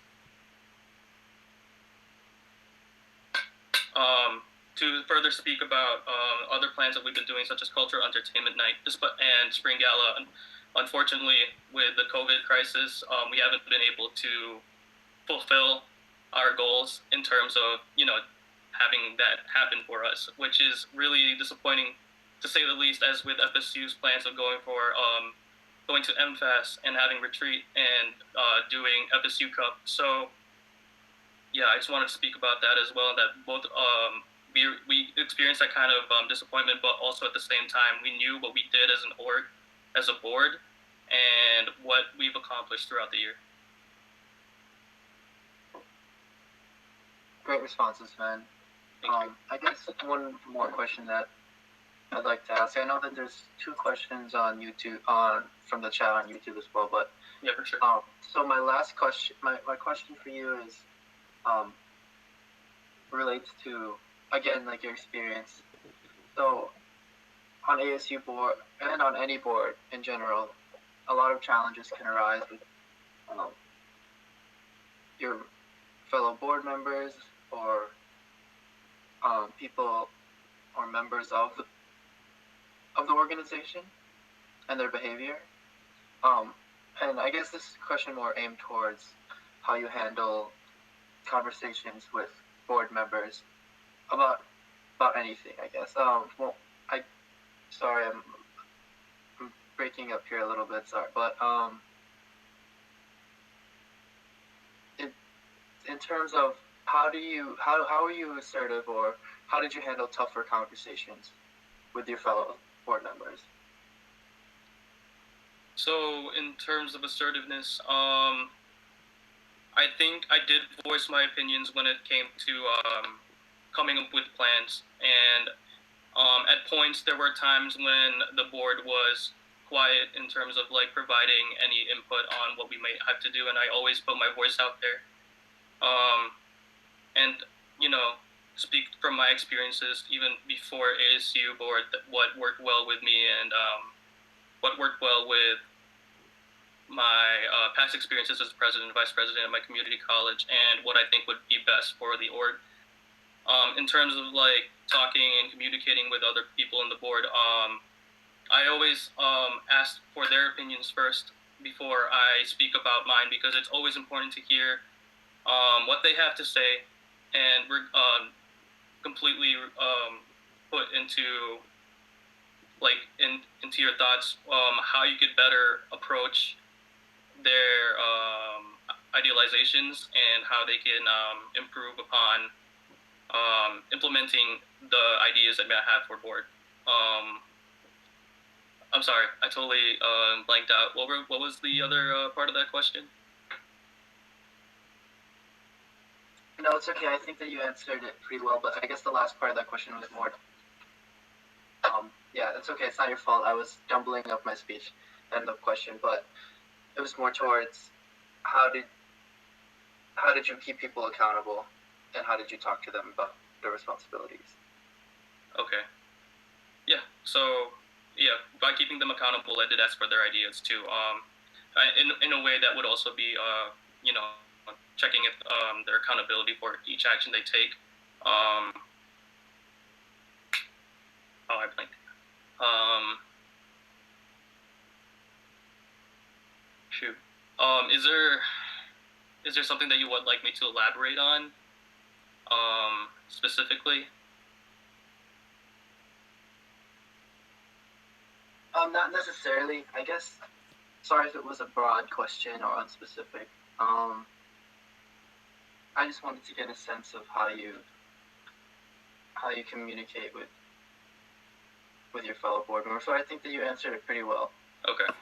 I'm kind of going to piggyback off of that because I think maybe my question kind of goes along with Cedric's last question. So if you were president,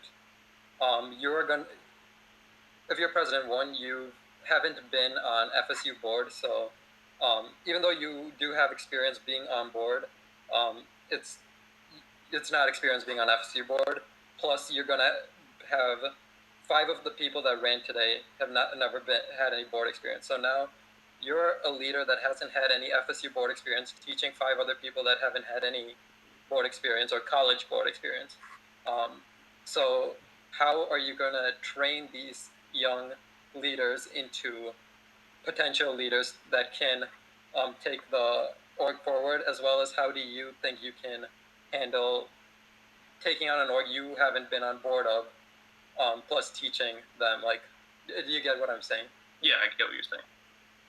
So in terms of that lack of experience running an FSU board, I believe that, I do have resources like you guys to teach me if I have any difficulties running the board on how to do so. And with that being said, I think that for me it's valuable to also teach them ways to develop and grow as an individual and as a leader by talking to them individually and fostering my relationships with each board member. I know I've established really strong relationships with Luke, Annie, and Serena, but there are still people like Reanna, CJ, and Lilly that I still really want to get in touch with. And by talking with them and exploring what their strengths and weaknesses are, I can gauge what kinds of tasks that I can delegate to them to further enhance their abilities as a leader. And explain to them that not everything has to be done a certain way, and they can be just as creative as solving solutions as they were with creating solutions, I guess, if that makes sense. Because the last thing I want to do is prohibit anybody's growth by not letting them to be creating their own solutions and finding new ways to tackle situations, because part of the experience of being a leader is being outside your comfort zone. And so I want to try and get them out of their comfort zone as much as possible, just like how I've been in the past years trying to get out of my comfort zone. And like I said, with the leadership of previous board members and current board members now, I believe that I'll be able to take on that responsibility as FSU president. Okay, so you have... Oh, Alicia, say something? Wait, so yeah, you have 2 questions from Francis from the live stream. His first question is, what is your current connection to other MAFA schools, and how do you plan on working with the VPE plus board to introduce new internal members to the external world? So I have a couple connections at Marquette since I've had the opportunity to join them in a couple of their events, such as Battle of the Bamboo, and even attending a couple of their general board meetings in the past. I believe that one way we can plan on working with my VP and my board to introduce internal members to the external world is to, which is what one of the things that I wanted to plan over summer was to communicate and maintain our relationships with other MAFA schools, especially starting off with Wisconsin, since we already have a very strong relationship with them. And as we've been mentioning over and over again, this board is very new. None of them are part of the members that were in the OG, the first year of FSU. So one way to maintain that communication is to meet over the summer and see what we can do as an org. Let me see my notes here. Sorry. So one way we can do that is to getting our name out there, and then determine whether some orgs are willing to have a meeting with our entire board to kind of have a mini summer leadership retreat if it allows for it, and if the situation allows for it. And then just having a general discussion of what we're doing throughout the year, what our plans are, and how we can promote each other's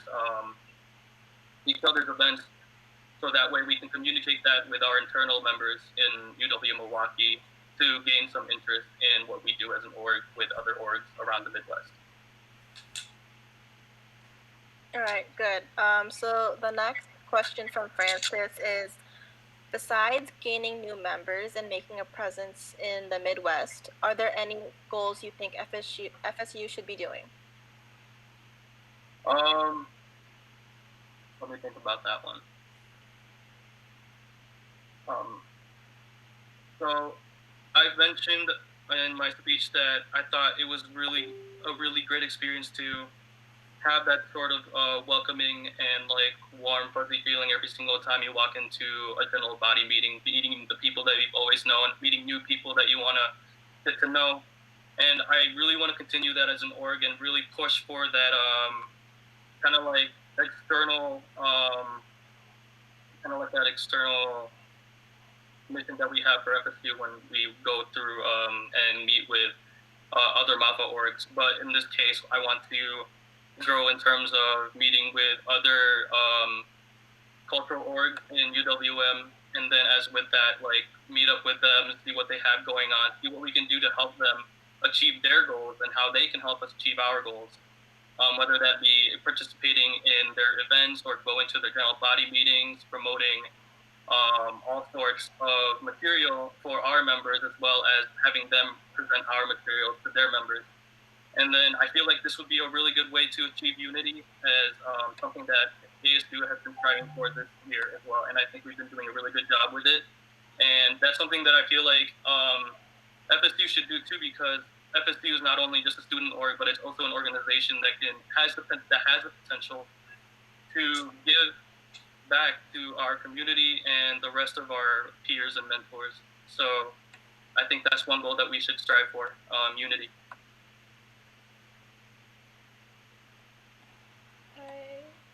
Do you have another question, Lilly? You can go. I feel like, I believe this was touched on prior, but I just kind of wanted to circle back. And so a lot of people in FSU, I feel like when they think of Venn, they think, oh, friendly face, social guy, super nice, very happy and stuff like that. And that's all very important, obviously, when it comes to being on board, especially if you're in a position like president of a social and cultural organization. But as president, you do also need a sense or a degree of sternness and getting things done on time, having a plan, and sticking to it and everything like that. So that might also, maybe involve, coming down with the, hey, you need to get this done. So, how would you kind of go about handling conflict within the board, or kind of, showing that side of yourself, just kind of, it comes from obviously a place of love when it comes to, getting things done on the board, but sometimes there does need to be a degree of, hey, this was supposed to be done at this time, do you need help with it, or kind of how would you go about showing that stern side of yourself when it comes to getting things accomplished on board? Yeah. So I've been thinking about this as well. Not that it's happened too often with my experiences as a leader, but it does happen. And one way that I can try and solve these kinds of conflicts is to, already know, therapeutically communicate with everybody. We want to ask them if, first of all, if there's something that's hindering them from completing their tasks. And because we all know that we all lead busy lives. We all know that there are things outside of our control that can impact the way we live. Really great example of that right now is, what's going on in the world. So, first I'd like to approach them individually and see if they need any help or if there's something in particular that I can do for them in order for them to exceed in what they need to do. But in the end, there is a constitution that explains what our responsibilities are.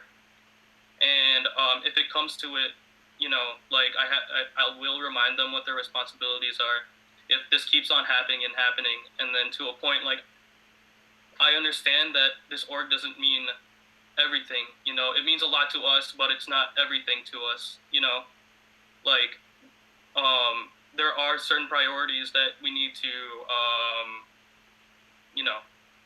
keep in mind, in order to, live a healthy life, like, both socially, psychologically, and, physically. So, if it comes to it, like, I want to understand, I understand that they might be going through some hardships, and that if it's necessary, like, give them the option that they can leave the board, and it's not going to be a problem if they do, because, you have to take care of yourself first. Hopefully it doesn't come to them leaving the board, because, we have such a diverse group of people that have certain strengths and weaknesses that can help them. But in the end of the day, like, you need to take care of yourself, and if it does come to it, like, feel free to take a break from your responsibilities, so that way you can get reorganized and refreshed and come back whenever you'd like, just so that, we don't want to burden you in any kind of way. My final question, and I asked this to Annie, so it's only fair that I have to ask this to you too. You're running for two positions, VPI and president. President is the leader of the org. You are the head face of the org. And the VPI, you're second in command. We all believe that you have the experience because you were vice president for ASU. But if you were to be elected president, you have not had any position on FSU board. So I'm not saying you wouldn't know what to do, but because you have a lack of experience on FSU board, plus we don't know if you've ever been the face or led an event for either ASU or your past experience where you were the head person of that event, where people went to you as like, Ben is in charge. Because for ASU it was always Jewel. I don't know about at the community college, but in the end, why should we vote for you as president over VPI? Because you seem like you have more experience for VPI than president. What makes like you the person to be the face of the organization, the leader to lead this organization? I agree with you that it does seem like I have more experiences as a VPI, and in the end, if I do become elected for VPI, like, I would say that, I could excel. Yes, I would be comfortable in the position of VPI. However, I believe that stepping into a role as a president will really give me the opportunity to grow my skills as a leader, and that although that I haven't shown that I've been the head of a certain event or a certain organization, I believe I have the potential to do so. Like, with all the experiences that I've had in the past, I don't think that one should disregard that I have taken a part in most of the events for both ASU and FSU, and I've shown a lot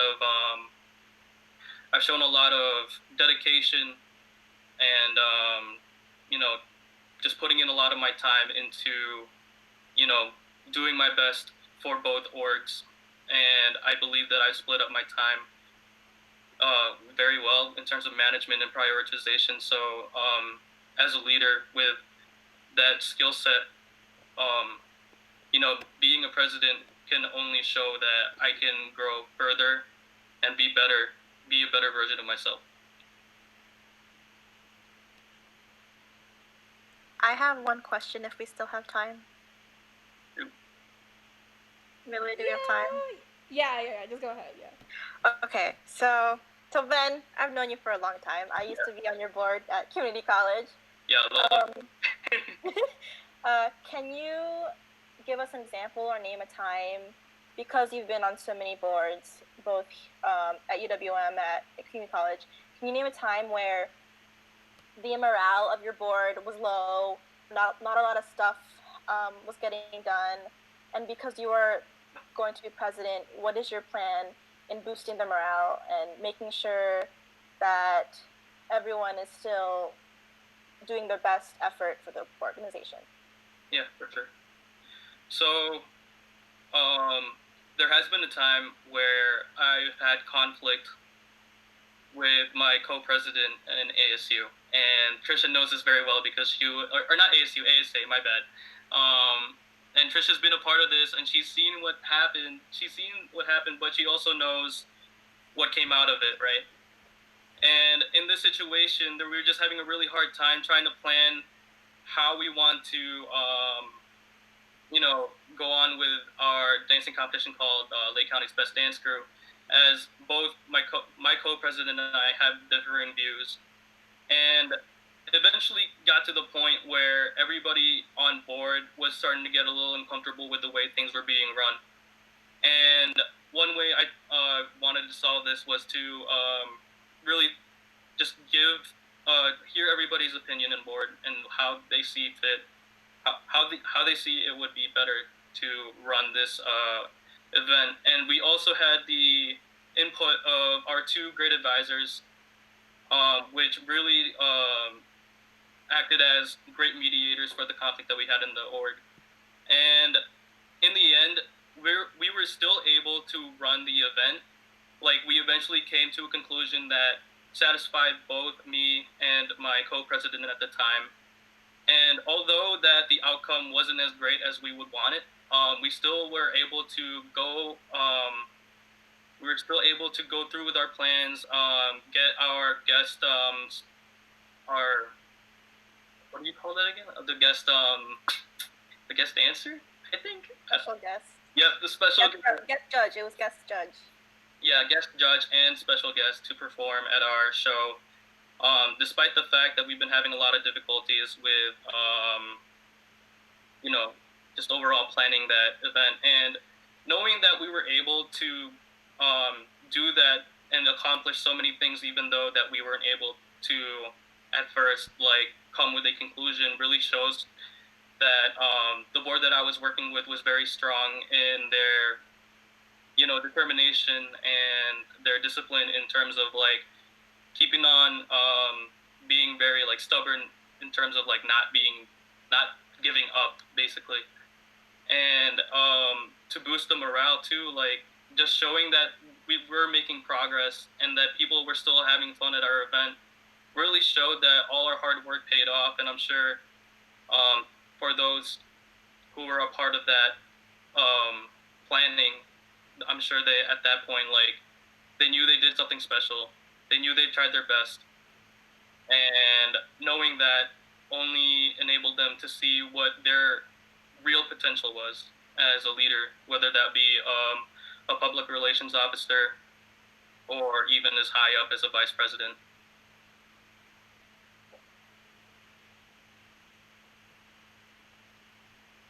All right. So, thank you, Ben. You did great. And this concludes our last presentation for this year's FSU election. So, thank you to everybody watching in the live stream and for staring at our faces for 6 hours. Can I say something real quick? Oh, yeah. If you have closing remarks, go ahead. Yeah, sure. So, I'm not gonna lie, I was watching since the beginning of this whole election process. I saw what everybody was capable of, and I saw that everybody was, eligible for each position that they ran for, and I hope for current board, and especially alumni, that they're proud of what we're achieving as a group, and and that we're still, achieving the goals of what FSU wanted to do. And specifically speaking to Francis, he's been planting a lot of seeds. That's the one thing that I always heard him say, you gotta plant a seed in everybody. And it just goes to show that that seed really went far. Like, all these people on board right now are doing such a great job, and they were able to influence others to run for board as well, and they also have their own qualifications.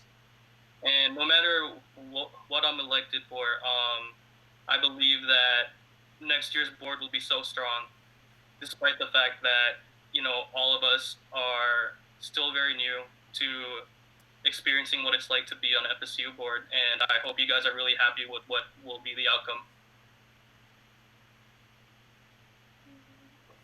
Thank you, Van. Alright, thanks guys. I really appreciate it. So this then concludes the elections for this year. The live stream is very long, but the replay will be available on our YouTube channel.